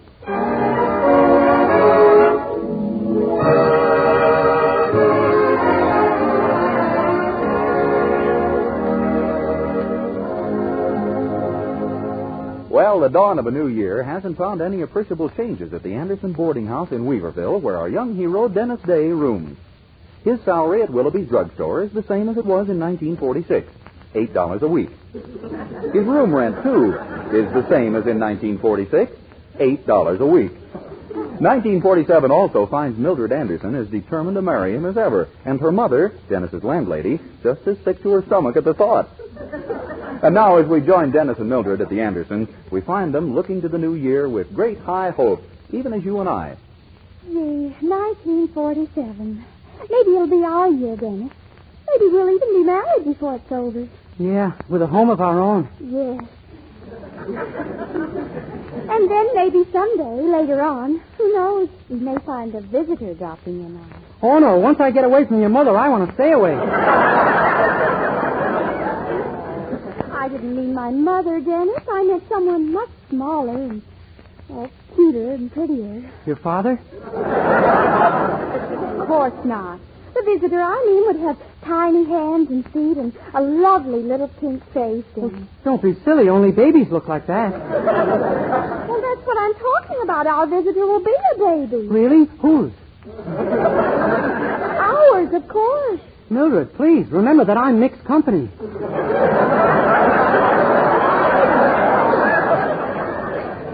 Dennis, what's the matter? Don't you want a little one of your own? Yeah, but it's kind of nerve-wracking when it's ordered so far in advance. Well, it wouldn't be so far in advance if you'd only demand a decent salary from Mr. Willoughby at the drugstore. Oh, who needs that old job anyway? One of these days, we'll be on Easy Street with the invention I'm working on now. Oh, Dennis, no, not another invention. What is it this time? Well, as you know, there's a terrific crime wave sweeping the nation. So I asked myself a question. Who causes most of the crime in this country? And pretty soon I thought of the answer. Who? Criminals.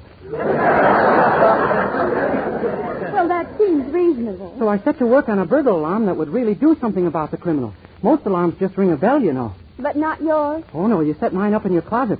When the criminal opens the closet door, a pair of steel hands come out of the wall and grab him by the throat, while a bear trap snaps on his leg.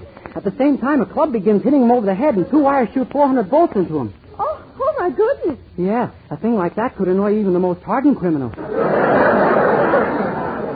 are you sure it'll work? Oh, absolutely. You see, I've been experimenting with it. I've got one all set up in this... Mildred! Oh, in the living room, Mother. Mildred, do you know where we can rent a car for a week? I've just got to have one right away. Well, what for, Mother? The most wonderful thing's happened. My Ladies' Aid Society's been negotiating with the Baron von Engel for months. And he just wired he's coming to Weaverville on his lecture tour. Boy, that's marvelous. You sure are lucky, Mrs. Anderson. Who's he? What? The most famous explorer in the world. He's just returned from a big game hunt in Africa. Gee. He's lived under the most primitive conditions, slept in places no other human being would sleep in. Why don't you give him my room?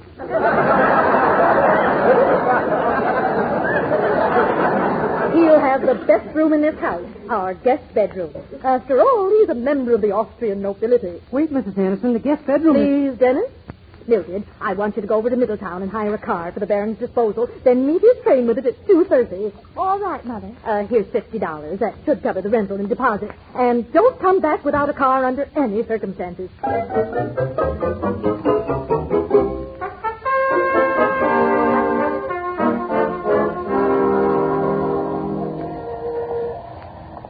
Golly, this is awful, Dennis. We've combed Middletown for hours. There isn't a car for rent in the whole city. I know. And your mother said not to come home without one. Gee, Hey, wait. What? Look, that sign across the street. Where? There. Maybe we can buy a car. See what it says? Come in and save a fortune on a used car. Buy from the hysterical Hibernian. Oh, but Dennis, we only have $50. I know, but I read in the paper that prices have collapsed lately. For instance, butter is down to where an ordinary movie star can afford it. Well, we can try anyway. We've just got to get that car. Come on.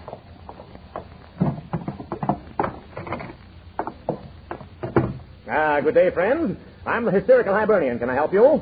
Well, we'd like to buy a car. That is, if we can be sure you're a really legitimate used car dealer. I assure you that I am. Have you got your license from the city and your certificate of insanity and everything?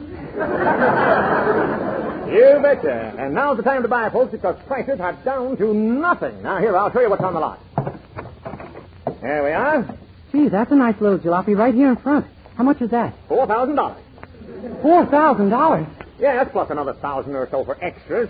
You know, like the motor. Well, you see, we didn't really want to spend too much money. What's the price on that windshield over there? I can't read it from here. That's $500. And let me tell you, that windshield is steel for only $500. That's all you get is the windshield? My dear sir, you didn't expect anything attached to it for that kind of money, did you? Yes, sir. I guess I lost my head. Mister, we want to look at something very, very reasonable. Well, I have a pretty good thing right over here for $800. It'll completely eliminate your gasoline problem. What do you mean? It won't run. Well, what good is a car that won't run? Well, no good unless you're looking for a place to live. Look, mister, we're wasting time. All we want to spend is $50. How much? $50. Now, what can we get for that? Well, if you'll crawl up on that grease rack, I'll change your oil.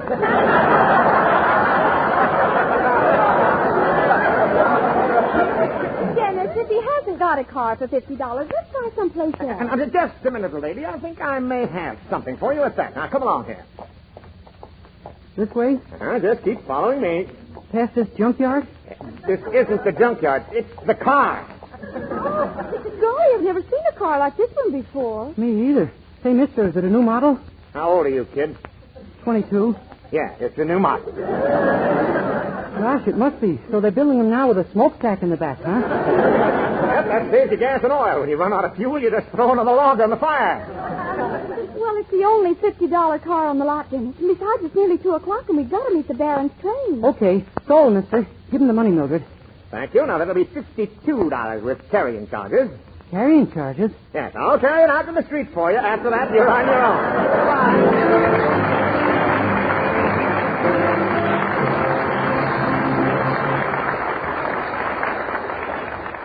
And now, before we continue our story, here's our young hero, Dennis Day, singing I'll Never Love Again.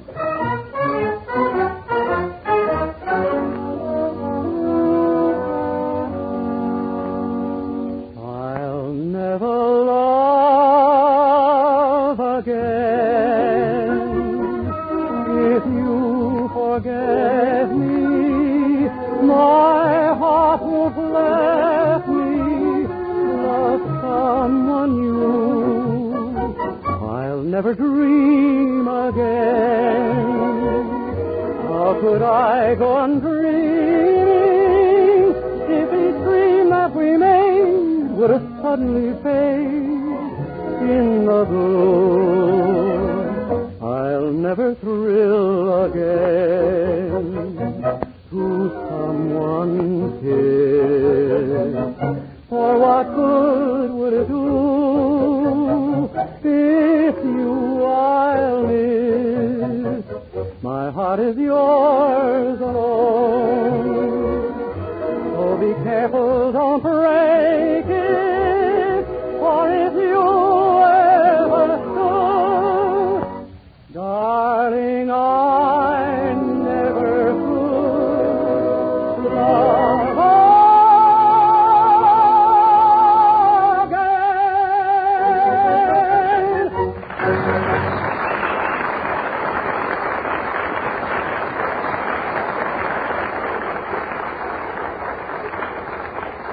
Well, the famous explorer Baron von Engel is arriving in Weaverville on his lecture tour.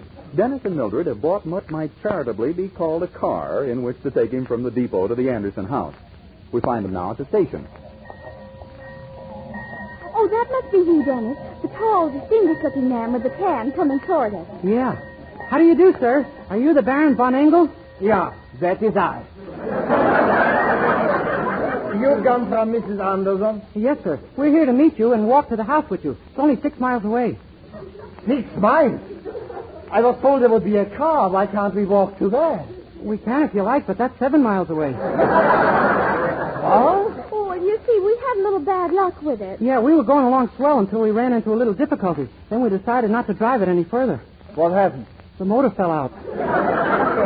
But this is ridiculous. Can't I get a taxi? Oh, I'm afraid there aren't any taxis here. You see, Weaverville's kind of a one-horse town. All right, then. Bring me the horse. No, really, I don't... Come on, Baron. We can make it. Here, I'll take your luggage.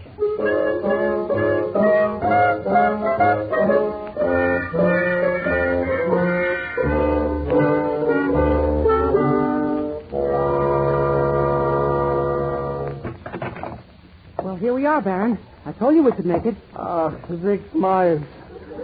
I'm ausgeboren. Ich muss downline.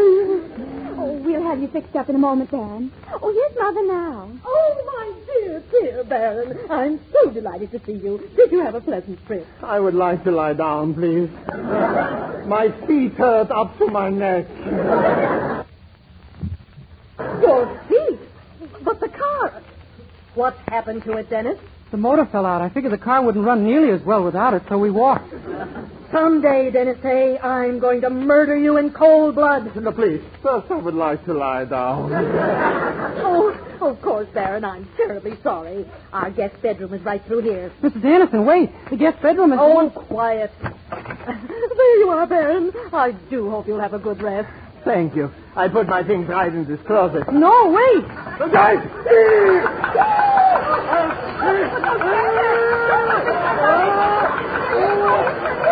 Wait a minute. Let me think. Oh, yeah. I remember. There. Oh, my head, my snout, what happened? You got caught in my burglar alarm. It works well, huh? Oh, Baron, are you all right? So, this is the welcome to Weaverville, is it? I am leaving this place now and forever. Oh, Baron, I beg you will never see what is left of me. Goodbye. Oh, Dennis,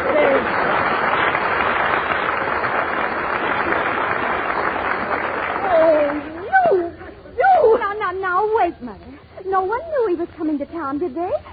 Everyone in our Ladies' Aid Society knew. He was supposed to take tea at the president's house this afternoon. Oh, I see. Oh, I'll be cashiered from the society. They'll ask me to turn in my knitting needles. Oh, Dennis, I have an idea. Come on. We've got to beat the Baron down to the railroad station. Mildred, what are you... Never mind. Come on.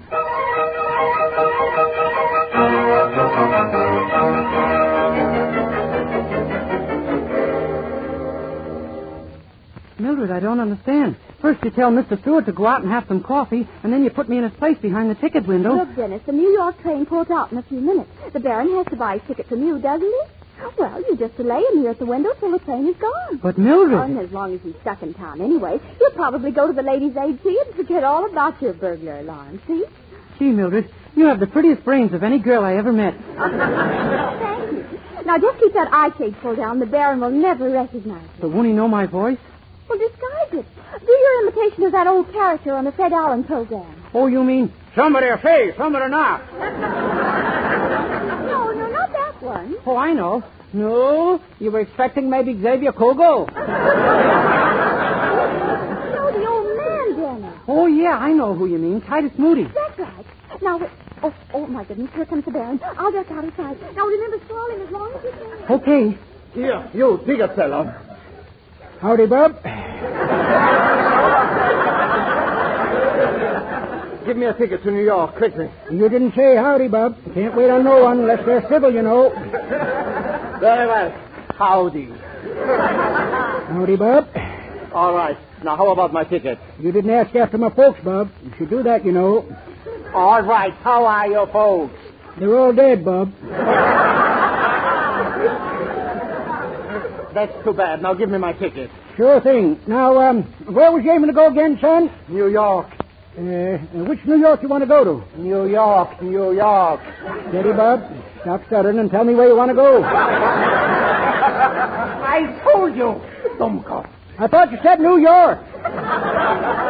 I did, you fool. Tain't nice to call a fella a fool, you know. You better apologize. All right. I apologize. Oh, that's okay, Bub. No apology was necessary. So please, give me my ticket, will you? What? Good heavens, didn't you hear that? Someone just said board. Don't do it, Bub. Own a house of your own. Now, my experience has been that you got... I'll get on the train without a ticket. Wait. Burn, come back here. Come back.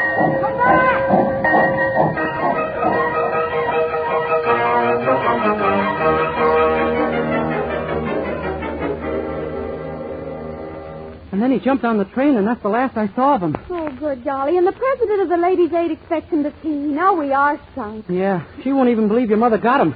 After all, she's never seen him, and I don't... I've never seen him, that's it. I said something? Of course. Thank goodness. What did I say? You said she's never seen him, so you can be the Baron yourself. Me? Sure. I'll fix you up with a beard and mustache, and you can go right over to the president's house. Oh, I couldn't, Mildred. I'd be frightened to death. Well, it's either that or go home and face my mother. Okay, I'll be the Baron. I guess being frightened to death is cleaner and quicker than the way your mother would do it.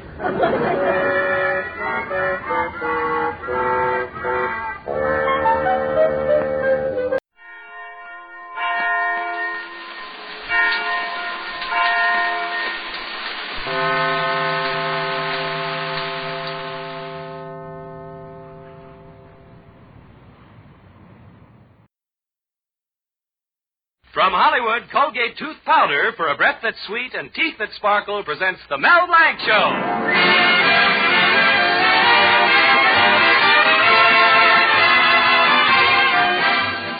Colgate Tooth Powder for a breath that's sweet and teeth that sparkle brings you the Mel Blanc Show with Mary Jane Croft, Earl Ross, B. Benaderet, Joe Kearns, Leora Thatcher, Zookie, and Victor Miller and his orchestra.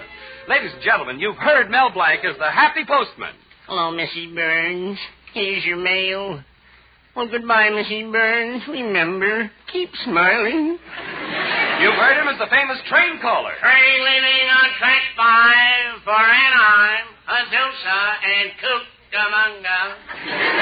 You've heard him as the lovable character Zookie. Well, in the fix-it shop, I'm the president. I'm the vice president. I'm the vice president. I'm the treasurer. I sweep out the place. You've heard him as the famous Warner Brothers cartoon character Bugs Bunny. What's up, guy? Now hear him as the star in his own show. Hello, Mel Blanc's Fix-It Shop. You bend it, we mend it.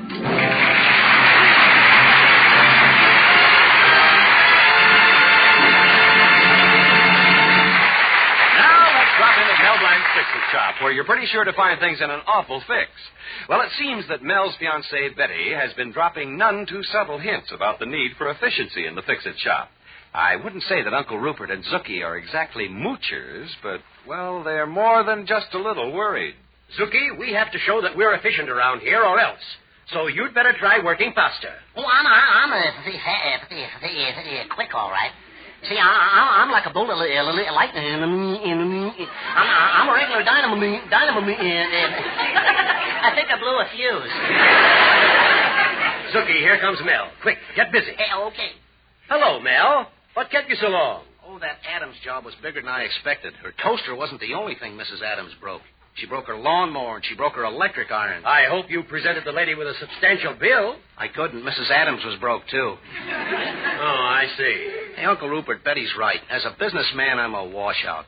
We need a little efficiency around here. Just look at this place. It's a shambles. Oh, I don't know. It just has a sort of a lived-in feeling. Yeah, lived in. I'm serious. Just look at that cigar butt on the floor. Is that yours, Uncle? No, my lad. You saw it first. Oh, stop kidding. My, you are in a sour mood, nephew. Look, why don't you get yourself a ticket for the girly review at the Gaiety tomorrow night? It'll cheer you up. Now, Uncle. Have you seen the pictures of Fifi Divine, the star? Why, that gorgeous little lady has everything. And she carries it so well. Uncle Rupert, you know I wouldn't waste a breath on any other girl but Betty. Why, Betty's the most wonderful girl. And... Hello there, sugar boy. I'm Fifi Divine. Oh, boy. I thought you weren't going to waste a breath. On her, it wasn't wasted. Gosh, I feel better already. You've got a sign outside that says you can fix anything under the sun. I specialize in little jobs under the moon. Look, Pop, get back to your funny papers. I'll talk to your straight man here. Well, what can I do for you, miss? Well, I'm the star of the Pin-Up Girl Review opening at the Gaiety Theater tomorrow night. You've been at the Gaiety, haven't you, sugar boy?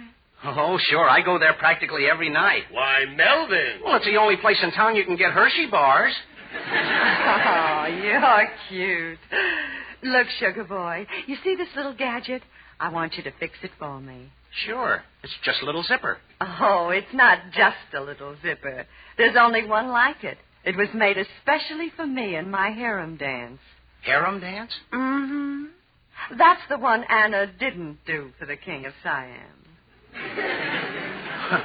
Why not? Did he have a weak heart? You see, in my dance, the miracle zipper drops off one veil when I go like this, another one when I go like this, and another one when I go like this. Look, Uncle, no hands. Well, make sure you have my miracle zipper ready by tomorrow. Goodbye, sugar boy. Well, Miss Divine, it just happens I'm going your way. Which way are you going? Gee. Hello, sugar boy. Hello. Hello, Betty. Well, you see, there was something wrong with her zipper, so naturally, she thought of me. I didn't see you come in. Obviously. Oh, that was Fifi Divine, the glamorous dancer at the Gaiety. Glamorous? Huh. I can't say she wears clothes very well. Wearing clothes isn't her specialty. Never mind. I have something more important to talk to you about, Mel. I know, Betty. Efficiency. Yes. I finally found a man who will tell you how to run your business, what to buy, what to sell, and how much to charge. Gee, he must be from Washington. Well, he's an efficiency expert, just came to town. Herbert Goodhue. Now, are you or are you not going to let me get a hold of him for you? Well, okay, honey. When will you get in touch with him? The day before yesterday. Oh, the day before... Huh? Yes, I wanted to make sure you wouldn't change your mind.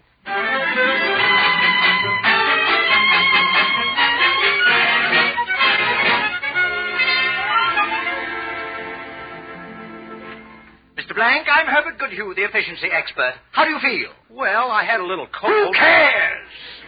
Huh? That's your first lesson in efficiency, Blanc. I've just known you a few minutes. How could I possibly care how you feel? But you asked me. Always get to the point. That's the Goodhue speedy-deedy way. Speedy-deedy? Now, listen, Mr. Blanc. I'll give you an example of what real efficiency can do for people. For instance, when Mrs. Goodhue and I converse, we use my famous peachy-speechy system. Peachy-speechy? Not a word wasted. For instance, if I want to compliment Mrs. Goodhue on a delicious dinner, I do not say, "Darling, the flounder was so delicious it simply melted in my mouth." You don't, huh? No, indeedy. That wouldn't be speedy-deedy. I leave out all the unimportant words and say, "Darling, flounder, mouth."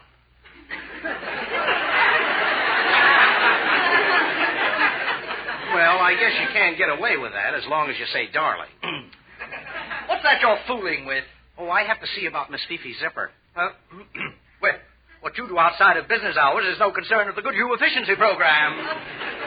Mr. Goodhue, I don't think you understand. I see I'll have to change your whole business approach. First of all, how do you say no to your customers? Oh, I just open my mouth and it rolls out. When you say no, you've got to make people realize you mean it. Oh? I have proved that dogs and guinea pigs, that when you shake your finger in their faces and say no, spelling it out, N-O, they react fastest.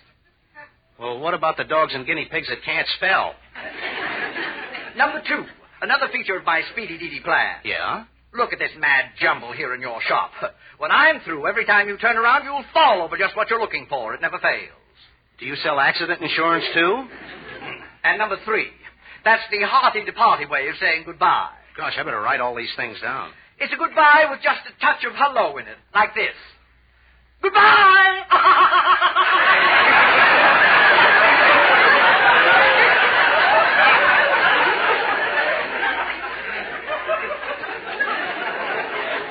Gosh, that may sound like you're glad to see them go. Oh, you're a lucky man, Mr. Blanc. When I'm through in your fix-it shop today, you'll be master of speedy-deedy, peachy-speechy, and hearty-departy. Okie dokie. Okay. I'll do it for Betty. Ah, that's the old speedy-deedy. I'll do it even if it drives me slappy happy.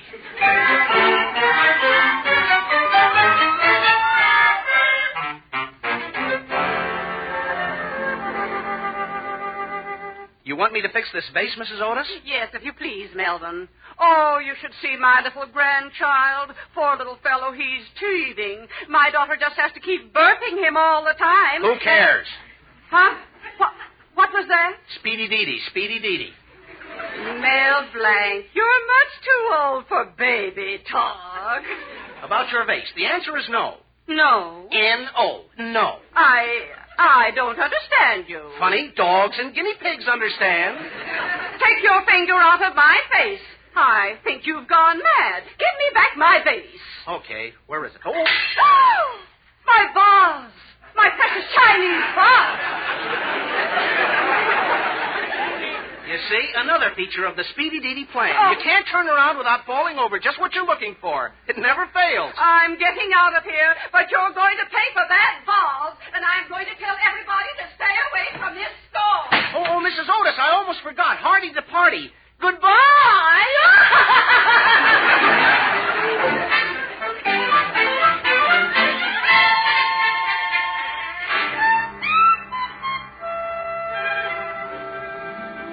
Gosh, Uncle Rupert, Mr. Goodhue's efficiency plan is ruining me. I lost 3 good customers already today. 4. Don't forget Mrs. Longnecker, my beloved Clara, the richest woman in town. Did she walk out, too? Not before she slapped my face.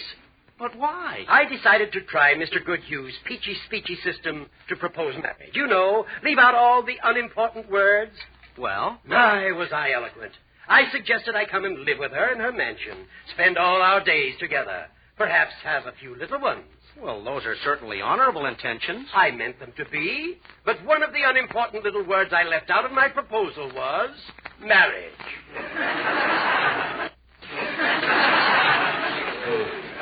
What's going to happen next? Well, I fixed Miss Fifi's zipper, but I can't find it anywhere. What? All this darn efficiency stuff. Oh, I'll ruin her career. She'll drag me into court. She'll sue me for every dollar I've got. I just hope Mr. Goodhue was satisfied. Now, Melvin. He and his speedy deedy, peachy speechy, hardy to party. He just left out the most important thing, that's all. What's that, nephew? Harry Carey.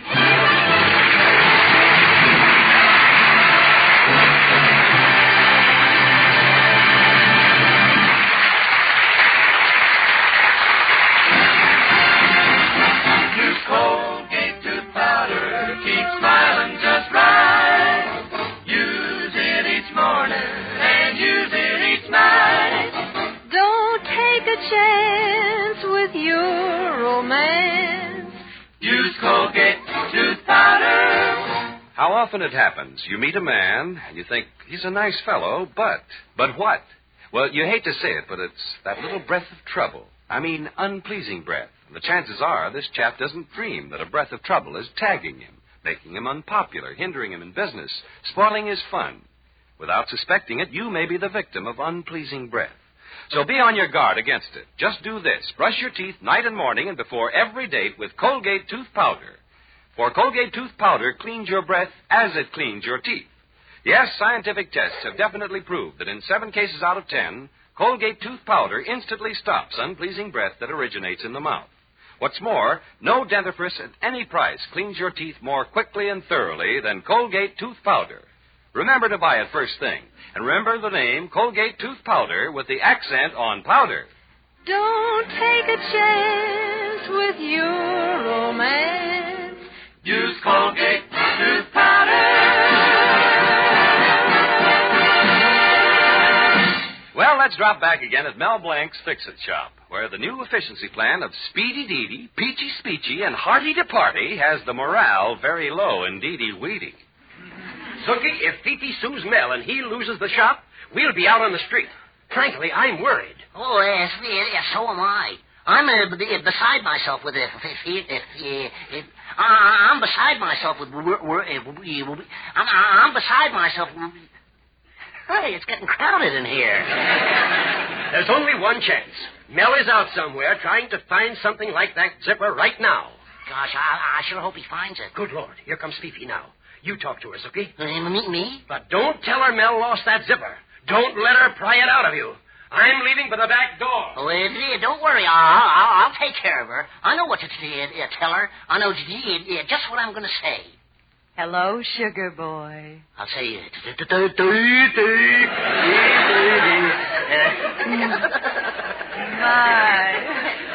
My, you're cute. Who are you? I'm Zuki. I work for Mel. Where is your boss? I came to pick up my zipper. Well, Mel just stepped out for a minute. He'll be back in a couple of hours.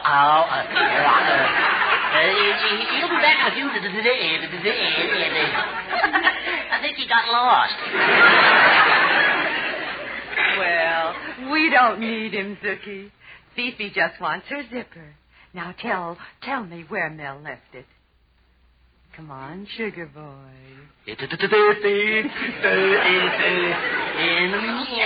No. Oh, you can tell me anything. We're here all alone, aren't we? Just you and me. Mm-hmm. That's nice and cozy. But I can always call for help. We're all alone. And after all, you're a man, and I'm a woman. Well, let's leave it that way, huh? Oh, I'm tired of this. You tell that pin-headed boss of yours, if I don't have that zipper for my show tonight, I'll sue him for every dollar he's got. Don't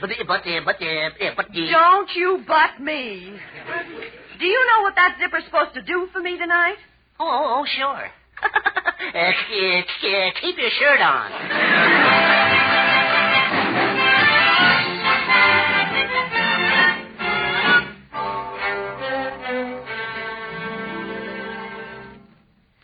Oh, darling, I'm so sorry. This whole efficiency business is my fault. But I was just thinking of you. Oh, it's not you, Betty. It's just that I'm not good enough for you. Mel, don't you dare talk like that. Well, I know a couple of people who can't see why you want to marry me. Your mother, your father, Oh, darling. your grandmother, Uncle Emmett, Cousin Oliver. Darling. Then there's a couple of others. Mr. Thayer, the banker. Mr. Cooney, the traffic cop. Mr. Abernathy, the taxidermist. Stop. My old scoutmaster. My landlady. The 4-H Club. The American Legion. The Shriners. The UNO. Oh, darling, you're such a fool. But I do love you. I love you too, Betty. I'll get out of this somehow. I'll just keep a stiff lower lip. Mel, the expression is upper lip. Well, can I help it if it's my lower lip that's trembling?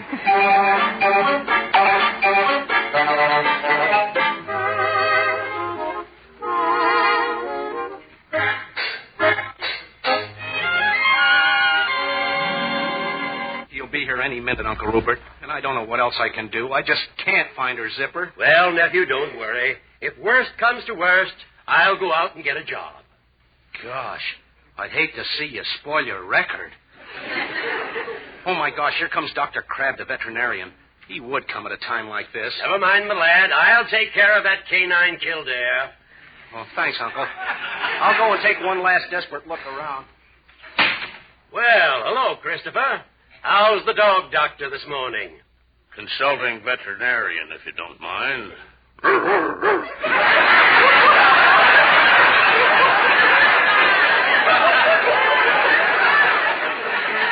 What's the matter with you? Nothing's the matter with me. Started catching my throat. Could I have a pan of water, please? Christopher, do you realize you're even getting to sound like a dog? Why, thank you, Rupert. Dog is man's best friend. In fact, I understand them. You understand what dogs say? Why, certainly. I have a little Pekingese. When he looks up at me with his big watery eyes and says, you know what that means? He's hungry.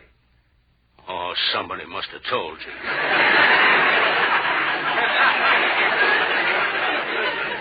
But dogs are wonderful.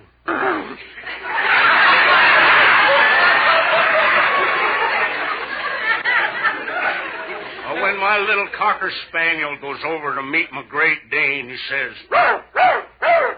And then the Great Dane says, "Row, row, row, row." And then that little Cocker. Great Dane says,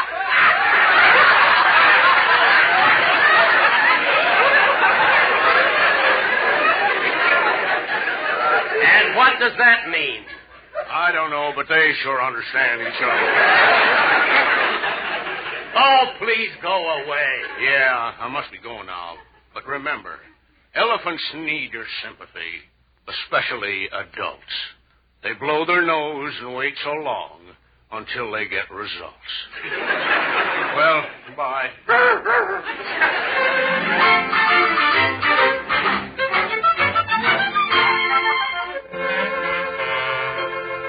I know, Miss Devine. I should be over at the theater right now, but I can't go on. What am I going to dance in, my girdle?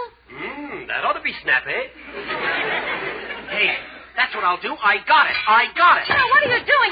Don't push all those things off the counter. Have you gone crazy, man? Now, you stay out of this, Mr. Goodhue. Uncle Rupert, throw those nuts and bolts where they belong. Yeah, that's right. Right there in the sink. And all this goes back where it was, too.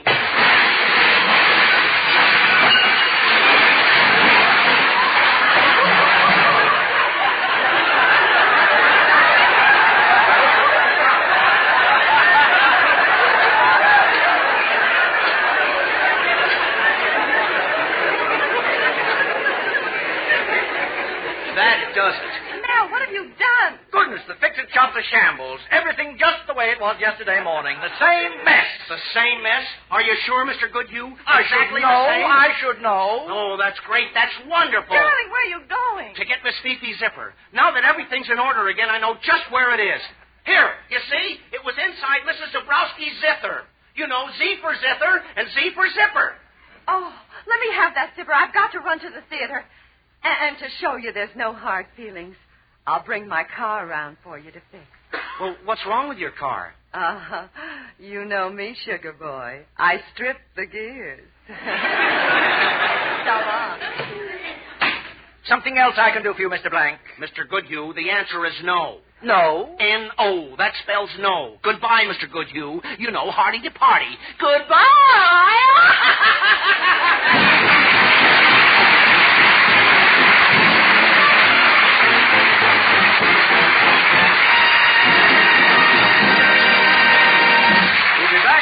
For a Zookieism. What? You never heard of a Zookieism? Well, hang around.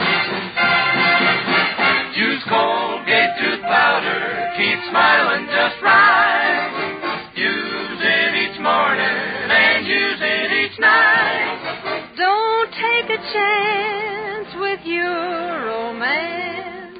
Use Colgate tooth powder. Look, let's face the facts. A little breath of trouble, unpleasing breath, is no respecter of persons. Girl or woman, man or boy, teamster or tycoon, debutante or duchess, all are possible victims of unpleasing breath. Why, even you, though you don't suspect it, may risk your happiness, ruin your romance, even jeopardize your job because of unpleasing breath. So isn't it best to be on your guard, to watch out for that little breath of trouble? My advice is do this. Brush your teeth night and morning and before every date with Colgate tooth powder. For Colgate tooth powder cleans your breath as it cleans your teeth. Yes, scientific tests have definitely proved that in 7 cases out of 10, Colgate tooth powder instantly stops unpleasing breath that originates in the mouth. What's more, no dentifrice at any price cleans your teeth more quickly and thoroughly than Colgate tooth powder. Remember to buy it first thing. Remember the name Colgate tooth powder with the accent on powder. Don't take a chance with your romance. Use Colgate tooth powder. Well, Zuki, we've had a lot of excitement, but I hope you learned something about efficiency. Yes, Suki. To be efficient, you should score yourself on things like ingenuity, perseverance, industry. How would you score yourself? Well, on ingenuity, I score for 35. On perseverance, I score on industry, I score I don't know what the score is.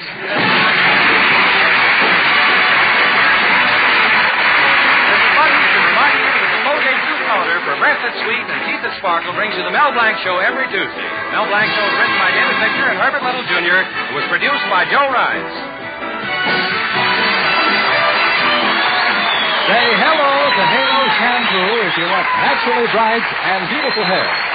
For Halo Shampoo contains no soap, therefore leaves no dulling soap film. Halo lets hair sparkle with natural brilliance. Even in hardest water, Halo makes oceans of rich, fragrant lather that quickly carry away loose dandruff and dirt. Halo needs no lemon or vinegar rinse. Say hello to Halo and goodbye to dulling soap film. Get Halo Shampoo at any cosmetic counter.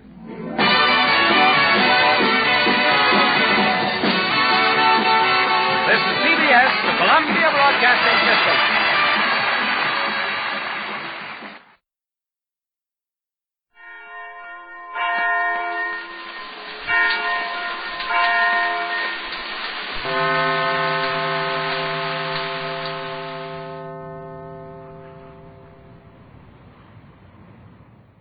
And here's the Fred Allen Show, presented by the makers of Shepherd cheese and Tenderleaf tea. Do you belong to the age group that says, oh boy, when you're pleased? Do you call something that looks good a lollapalooza? Or do you say it's out of this world? Well, whatever words you use to say grand eating, you're sure to say them when your Sunday night supper is a melted and bubbly, fragrant with flavor, toasted cheese sandwich, made with quick-melting Shepherd Chevelle cheese food. Make it plain, with a slice of tomato, or with bits of bacon. It's grand with or without trimming. Chevelle is Shepherd's all-purpose cheese food, to melt, to spread, or to slice. It's a product that Shefford is proud to put its name on. And that means a lot, too. Because Shefford has stood for fine cheese, and fine cheese only, for more than 40 years. So if you're interested in that grand, good cheese flavor, look for that bright red Shefford Chevelle package when you shop. And remember always to say Shefford. S-H-E-F-F-O-R-D. Shefford for fine cheese.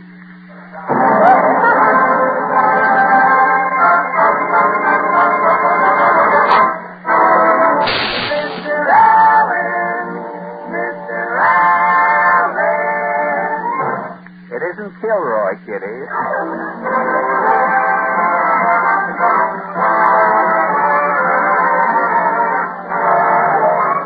The makers of Shefford Cheese and Tenderleaf Tea present the Fred Allen Show with Fred's guest, Miss Tallulah Bankhead, Thornton Hopper, Minerva Pius, Peter Donald, Parker Penley, the DeMarco sisters, Al Goodman and his orchestra, and yours truly, Kenny Delmar.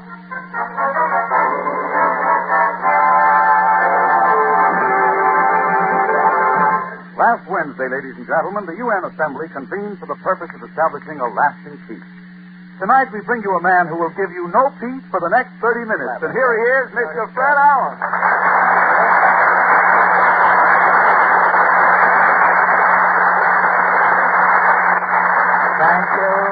Thank you, and good evening, ladies and gentlemen. And Kenny, I'm glad that you mentioned the UN Assembly. You know, the delegates are meeting in Flushing, where they held the last World's Fair. Yes, I saw a picture of Grover Whalen showing Mr. Molotov around the grounds. Well, I know. The city gave the UN the old World's Fairgrounds, but there was a catch in it, Kenny. They had to take Grover Whalen, too. I just wish I could see a UN meeting. I wish Grover could be here to see how he went tonight.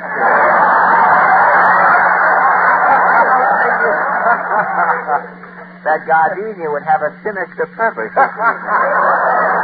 You wouldn't have had to send flowers. Well, I don't think, frankly, Kenny, I don't think that you would understand the UN meeting. You know, it's all different languages going on. They have 50 interpreters over there. The other day, for example, a delegate from Czechoslovakia got up and asked for $90 million for a $90 million loan. Well, it was translated into English, and they gave him $50 million. His request in Czechoslovakian was for $90 million, and in English he only got $50 million? Yes. It lost something in the translation. $40 million, to be exact. A drop in the bucket, you know. Well, did all the delegates show up for the first meeting? All but the French delegates. They got off the boat and went right out looking for Hildegard. We had that a good way, but the censor fixed it up. Well, Portland.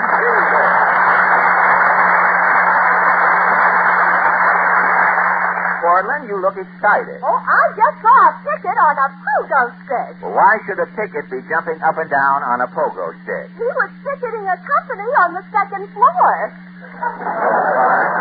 You can take that and put it with Grover when you get around.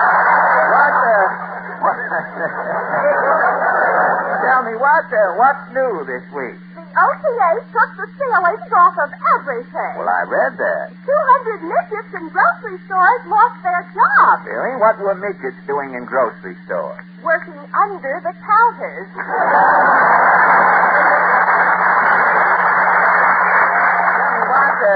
What else is hot? I heard a radio program this week that Bob Hope wasn't on. I will never believe it. I will never believe it. He said you're going to be on his program next Tuesday. That's right. He's broadcasting from Boston. Bob Hope is always broadcasting from different cities. Yes. Well, since the GIs have been demobilized, Bob is tracking them down one by one to entertain them.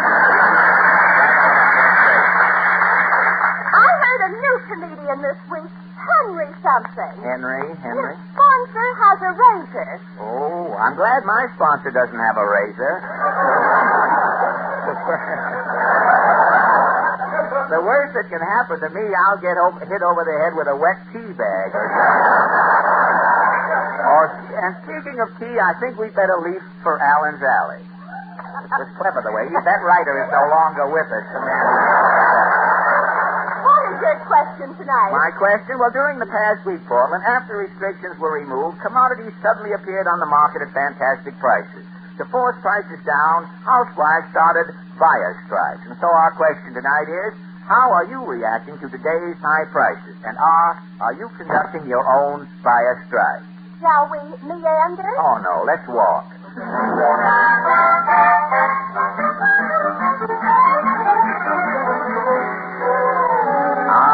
It's so good to be back in Allen's Alley, Portland. Say, I guess the senator's in all right. Look, his Jiminy shorts are hanging on the line. Well, let's see. Somebody now. Yes, Claghorn's the name, Senator Claghorn, that is. I'm busy, son. It's this UN meeting. A little old Southern boy's running the whole shebang. A Southern boy? Robert E. Lee's oldest boy, Trigby Lee.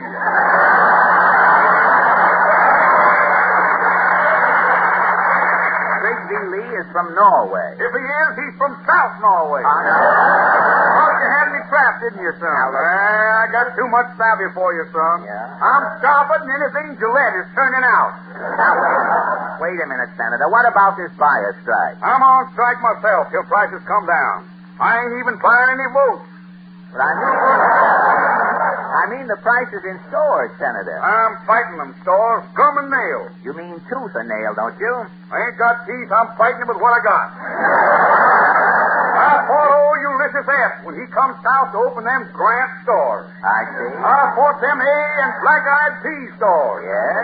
And them 5 and 10s, them Cottonworth stores. You mean Woolworth, don't you? Wool ain't worth nothing in the South, son.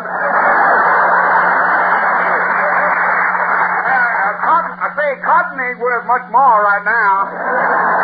Well, summing up, Senator, about this buyer strike. There's only one thing that'll start the South buying again. One thing? Money. Well, doesn't the government mint any money down your way? If we had a mint in the South, son, yes? We'd put it in the julep.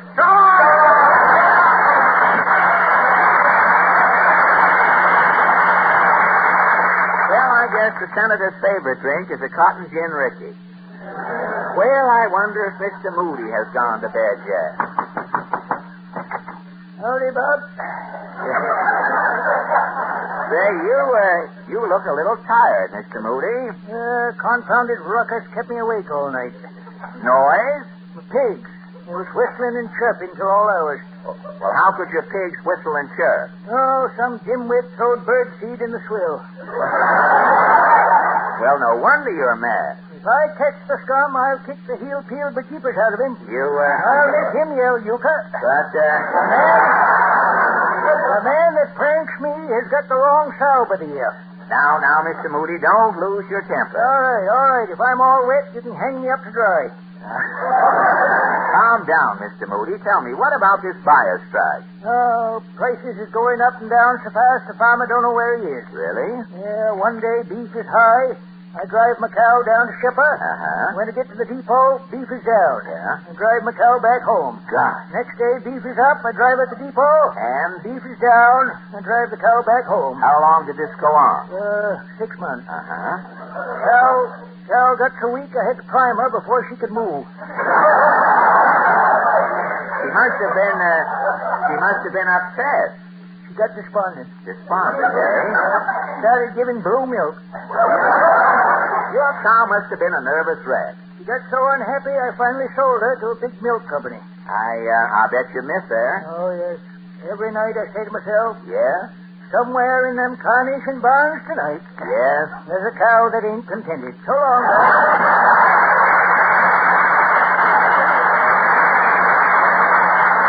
Well, poor Mr. Moody. Well, let's try this next door. Mrs. Nussbaum, what is your reaction to the buyer strike? Until prices are coming down, I am a non-consuming consumer. Why? For 2 weeks is not coming into my house of beef meat. Good. For 2 weeks is not coming into my house of vegetables. Good. For 2 weeks is not coming into my house of potatoes. Well, what has been the result of your no-food campaign? For 2 weeks is not coming into the house my husband. Say, you are really on a buyer strike. I am even making up slogans. Food slogans? Only a Schlemiel is buying veal. Very good. Don't be a snook. Leave the meat on the hook. Great. Eat all your meals with some relation. This could help to stop inflation. Excellent. Also, I'm writing a poem. Well, tell me, what is your poem called? To my butcher. To my butcher. How does it go? You couldn't cut for me a steak. You couldn't cut a mutton. You couldn't cut a liverwurst. For me, you're cutting nothing. So, butcher, holding please the cleaver. Till meat has passed the crisis, you couldn't cut a thing for me till you are cutting prices. Thank you. Very good.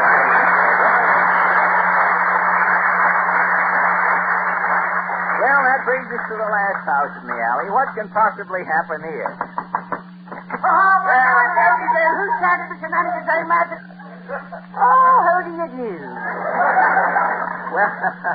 Well, Mr. Cassidy, how are you tonight? Terrible, really. I'm a sickly man. This week, 2 doctors gave me up. 2 doctors gave you up? Why? I didn't pay them. Hey, you are in bad shape. I'm not long for this work. Well, before you go, Jack, tell me about this buyer strike. Are you economizing? No, economizing is too dangerous. Well, how do you mean? Well, now, a friend of mine, Sean Drumgoole Jr., he started economizing. Yeah? He trained himself to eat less and less every day. I see. Finally, when the day come that Sean could live by eating nothing at all, yes, he dropped dead. Say, he must have been thin. He was so thin the wind kept blowing him off the pallbearer's shoulders. Well, tell me, are you on a buyer strike? Well, now, every Saturday I make just one purchase. Uh-huh. I go into Monaghan's market and I buy a pig's head. Yeah? I say to Monaghan, leave the eyes in. Well, why do you want the eyes left in the pig's head? So it can see me through the week. But why do you... Cassidy, seeing eye to eye with his meat force, and turn to the 5 DeMarco sisters, ably abetted by Maestro Al Goodman and his orchestra. The DeMarco sing, South America, Take It Away.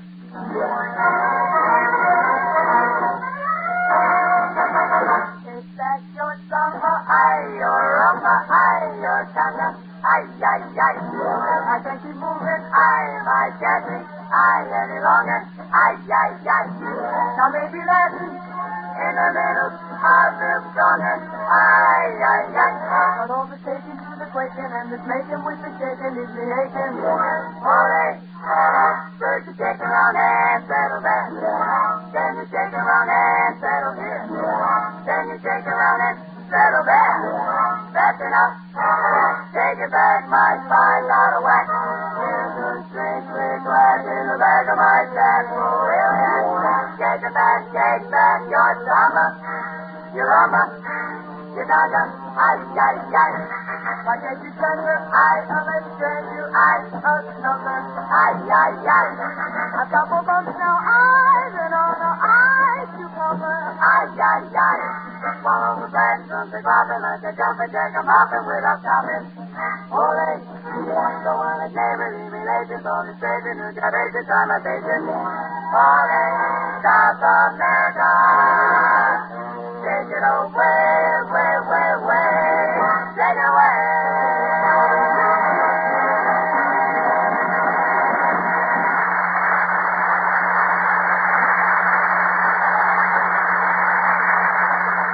And now Kenny with a beverage bulletin. Morning, noon, and night, and between time. The all-weather, all-purpose beverage is tea.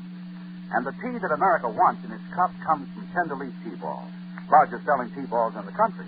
You save money on these finer tea balls now. They come 48 to the box. That adds economy, a saving in cash to all the other features that make Tenderleaf tea balls first choice of the nation. Yes, they are better in every way. From the price you pay to the last delicious swallow of tea, Tenderleaf tea balls impress you with advantages all along the line. Their convenience, cleanliness, appearance, the famous for flavor Tenderleaf brand tea, the tasteless filter paper and all. The big jumbo box is an added convenience, too. You're not forever running out. When you want a cup of quick comfort, it's there, within reach. So save money this way. Ask for the thrifty box of 48 Tenderleaf brand tea balls. If your grocery supply hasn't come in yet, it's on the way.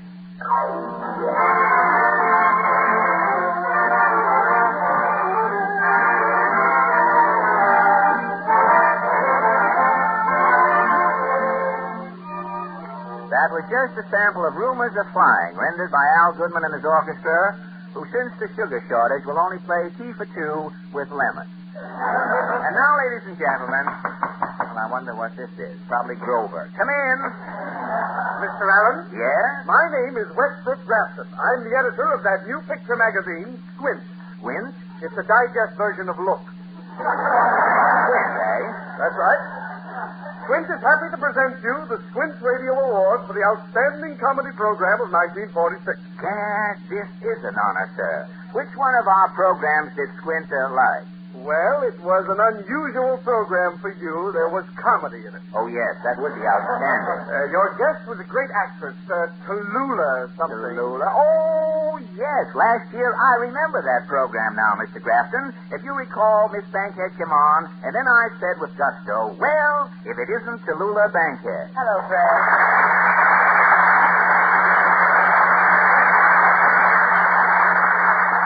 Why, Tallulah, you look wonderful. So do you, Fred. Well, thank you. I can go along with the gag. But you do look lovely, Tallulah. You reek of health. That tan, the wind-blown tresses, your weather-beaten complexion. Well, I spent most of the last 3 months out of doors playing summer theaters. Oh, well, playing summer stock must be a strenuous life. It is, Fred. I spent more time in barns than Elsie the cow. You've been with the livestock literati. Definitely. In one silo I played, there were so many cows on the stage. Yes? I thought I was starring in the Milkman Comet.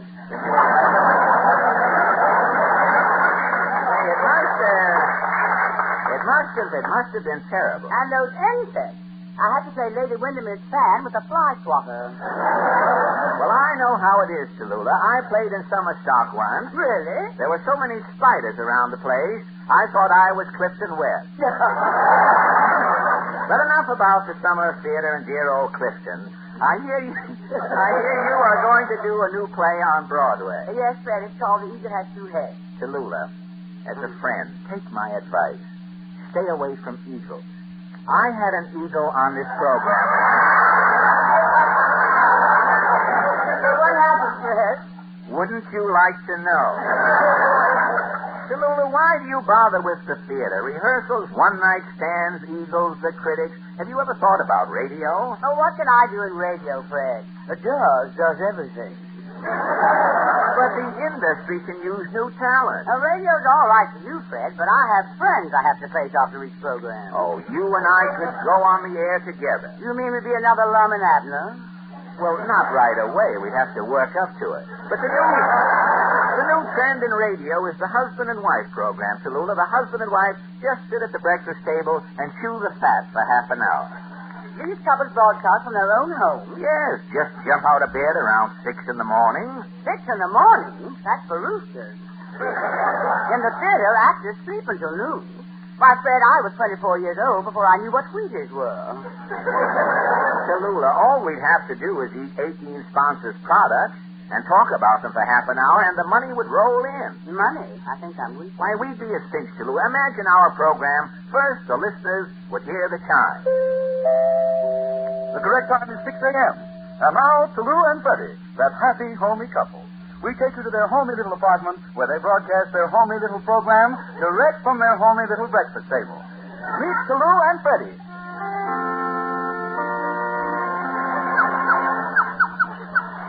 Good morning, Freddie, darling. Good morning, Tallulah, Angel. Sweetheart, I must say you look refreshingly well rested this morning. Yes, thanks to our wonderful Pasternak factory-tested Pussy Willow mattress.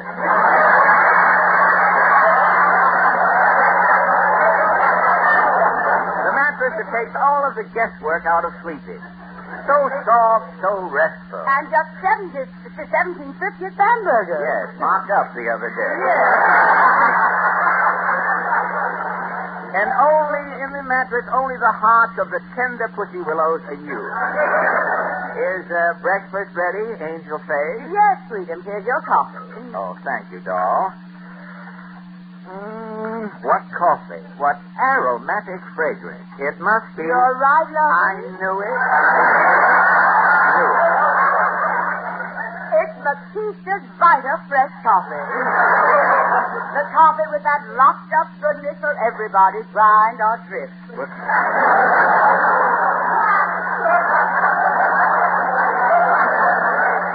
Quick, darling, I'll have another cup. Oh, you spilled some on your bed. Oh, goody. Now I can try some of that little Panther spot remover.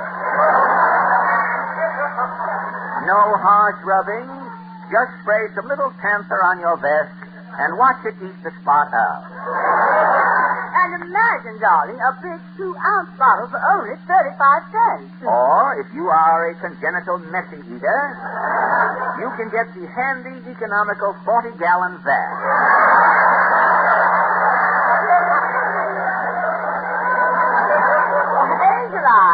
Angel Eyes, darling, I have so much juicy gossip to tell our listeners this morning. Stop! Don't you dare move, Tallulah. But, darling... What have you done to your hair? Your hair this morning is breathtaking. That sheen, that brilliance. Well, I just did what so many society women are doing these days. Yeah? I went to Madame Yvonne's Hairdo Heaven. Yeah? It's on Madison Avenue. You go to the back of the orange juice stand, rap 3 times, and just ask for Antoine. Antoine. Well, I must say it's divine. It's bunny fluff. Well, Madame Yvonne uses a sensational hairdressing. Yeah? It contains that new mystery ingredient, chicken fat. I hear it's on sale at all of the better swap shops. But go on, darling. Our canary, little Yasha. Doesn't little Yasha sound glorious this morning? Yes, and I bet I know just what he's saying, too, Tallulah. He's saying, gee willikers, Mummy and Daddy. Thanks for feeding me that swell Dr. Gruber's 3-way bird seed. It comes in 15 and 25-cent packages, tailored to fit the beach. Ah, little Yasha's so happy, so carefree, and why shouldn't he be happy? Yes, he knows that the newspaper on the bottom of his cage is New York's leading daily.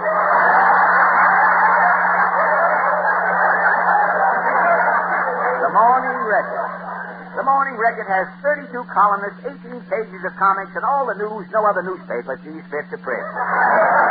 Oh, excuse me, Apple Honey, but I have a letter here from Mrs. T.X. Button of Mole Hole, Idaho. Yeah? And Mrs. Button has had a splitting headache for 40 years. Until she heard about Pepto-Bepto on our program. Yes, only Pepto-Bepto is guaranteed to fizz twice.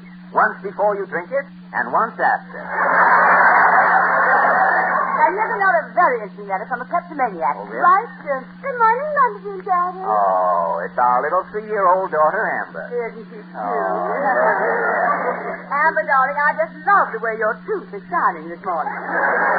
Yes, Mummy. I brushed it with Dr. Pratt's homogenized toothpaste. And what does Dr. Pratt's toothpaste do, baby? It gets into your mouth, Yeah. rolls up its sleeve, and really does a job on your dirty old teeth. Isn't she cute? So sweet. Now, you run along to school, baby. Yeah. Daddy and Mumsy have, so many things to tell our listeners. Especially about the celebrities we saw at the Stork Club last night. Wasn't you wonderful, Oh, Betty? God. Wally Winter, Todd Power, Nick Kenny, Edgar J. Hoover, the Mystery Sheriff. Yeah. All waving to us.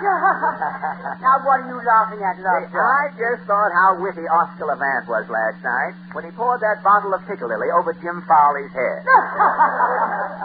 Dear Oscar, so clever. With Piccalilly especially.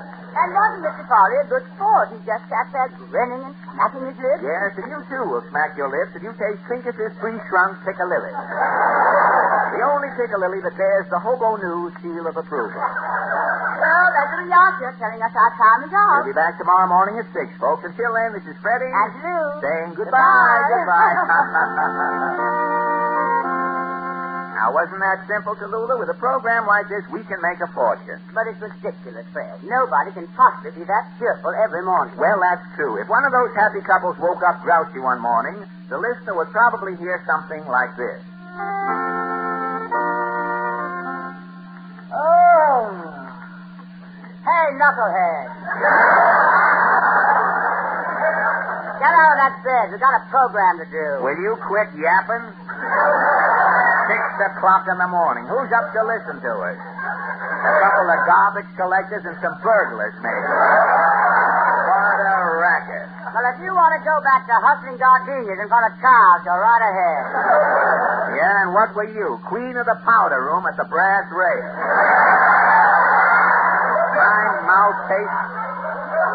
My mouth tastes like a sandhog just pulled his foot out of it. Scared, I'm sleepy. So why don't you stay home some night and try sleeping? Sleeping on that Pasternak Pussy Willow mattress?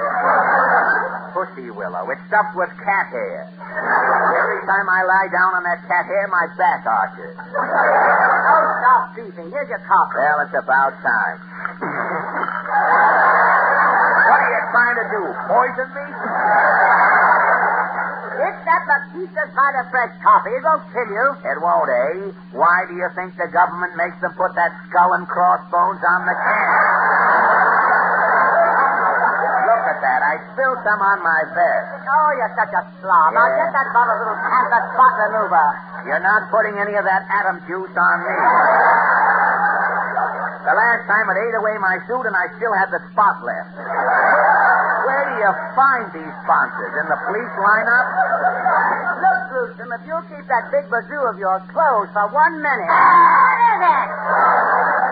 Your hair. It looks as though you just took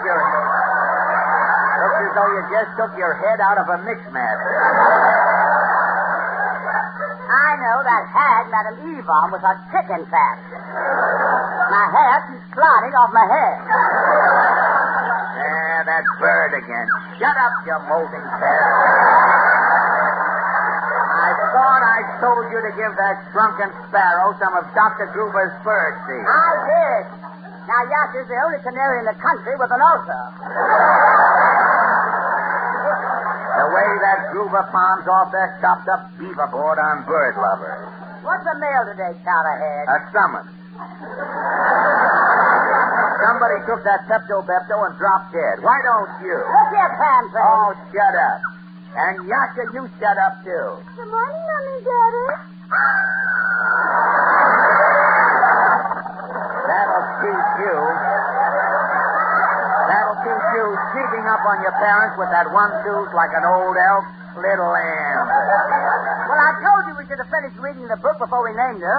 I want my breakfast. Go gum a donut. Pipe down, Tom. I want to mention the celebrities we saw last night at dinner. What celebrities? We ate at the Automat and you know it. I'm going back to bed.